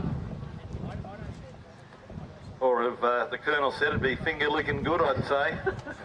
But I tell you what, this is what I really enjoy, Nath, with the King of the River. It's a bit of a licorice all sorts. We get a bit from here, a bit from there, and as we saw with the Crossy Invitational yesterday, we got something a little bit left field, so that could have happened in King of the River. Most definitely, most definitely. That's one of the unique things with powerboat racing. Obviously, car racing, you know, sure enough, they've got classes, the various classes, but it's something fairly unique to circuit boat racing in Australia in the sense that we do have these open races.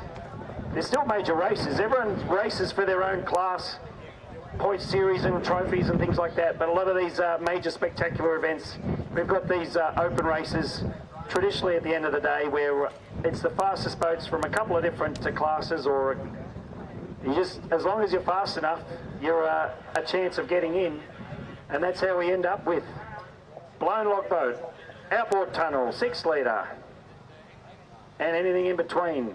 Obviously the racecourse here at Windsor is a little tight for inboard hydroplanes, but a lot of these various classes all in the mix for these open races at the end of the day. I've been waiting for that, to have Mills and Howard at the official table. I knew the hydros had come in somewhere, but the first of the boats come in. What I wanted to say too, it was great to meet Daniel Needham today. Brought the sprint car along from one of our great sponsors. To have a look at the country tracks in the next 4 weeks, and that should have a lot of the country racing for the sprint cars.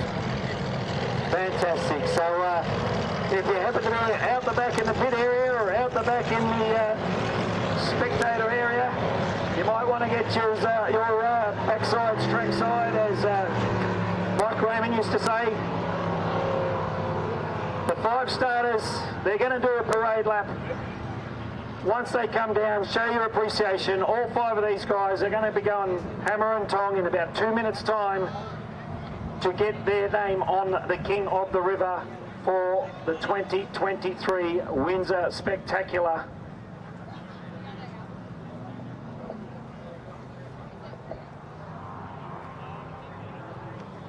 So, as a reminder, we've got Reckless, Cracker Racing, Too Impulsive, Lock and Load, and Bulldog. 5 starters. Any one of these guys have a chance of taking the win. All of these guys have shown lots of pace. Put your hands together, folks. King of the River 2023. Reckless, Cracker Racing, Too Impulsive, Lock and Load, and Bulldog. Final race. All of the spectators being here, enjoying the on-water racing action, enjoying the off-water activities. Just final preparations, waiting for the water conditions to be as best as possible for this final race of the day. We thank the Working On It crew as well for providing the live stream here this weekend. All the other sponsors that Craig has mentioned throughout the weekend. The Upper Hawkesbury Powerboat Club Committee, team of officers, team of volunteers, team of helpers.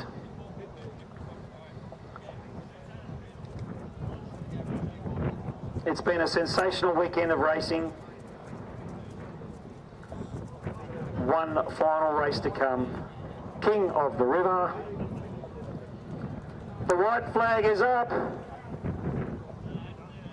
They're starting to make their way down. Reckless in 1, Cracker in 2, 2 Impulsive, 3, Lock and Load 4, Bulldog on the outside with the biggest job. Flag is down and away they go. Reckless has a little bit of a hop and a jump. Getting the power down. Bulldog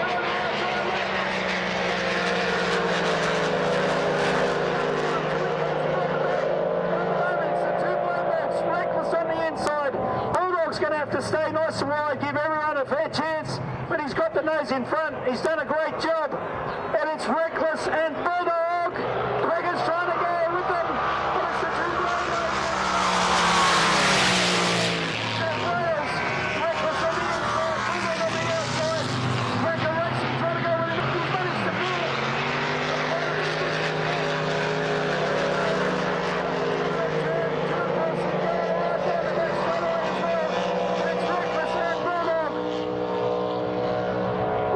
Hugs the turns, gets the power down, a buddy up. Here comes Adam Breen. He's going to try and thread through the middle of them, but no.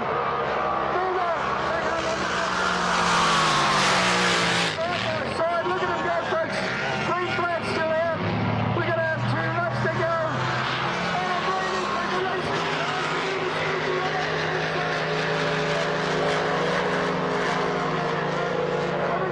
In 4th place. And Lock and Load, technically a non-finisher, but what a finish! What a race! Holy mackerel, Craig! Holy mackerel! Oh, dearie gracious me, ladies and gentlemen. Just remember where you are. On the 17th of September 2023, you have seen one of the best, if not the best races in a long time. Virtually side by side for 3.5 laps. Reckless, Jimmy McCutcheon got the early start, and Reckless, Tate and Jimmy, they got that early lead, and it was glued with Araldite Part A and B together. Adam Breen couldn't do anything about it. But then it just went on and on and on. Nathan Mills' life doesn't get any better than that. Oh, mate. I've got to the point where by Sunday afternoon, I have no idea whether my voice held out or not. I couldn't hear myself. But I tried my best. All of these guys tried their best. What a sensational run. Put your hands together, folks. Stand in the passenger seat. You did it the hard way from the outside. 2nd place outright.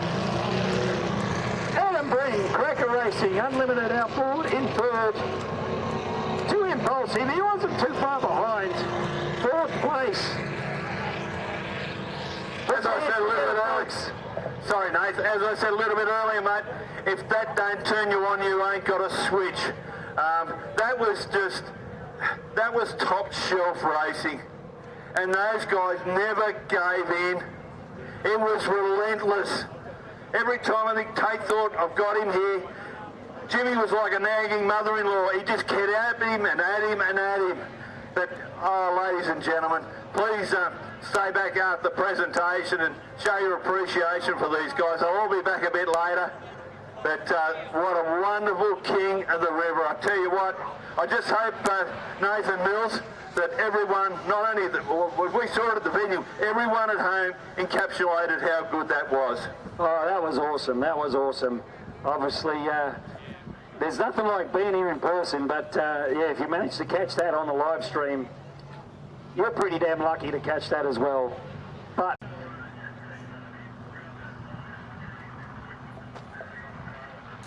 it's great.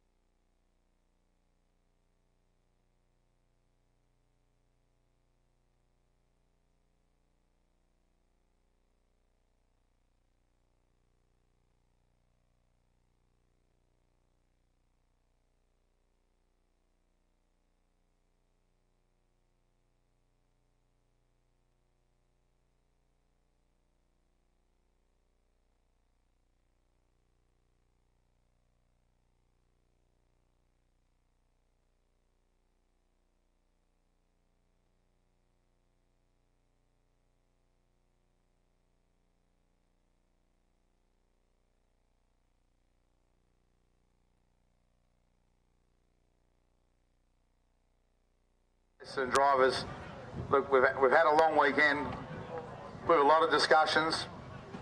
Not everyone happy, but we've had a good day, a safe day with no incidents, and I think that last race just proved what can be done and how it can be done. It was the perfect race by all 5 of those drivers out there. They really drove exceptionally safe, gave each other room. It was a really first-class display by them. And you know, this club puts 100% into its boat racing for all classes, and we'll be back here in January.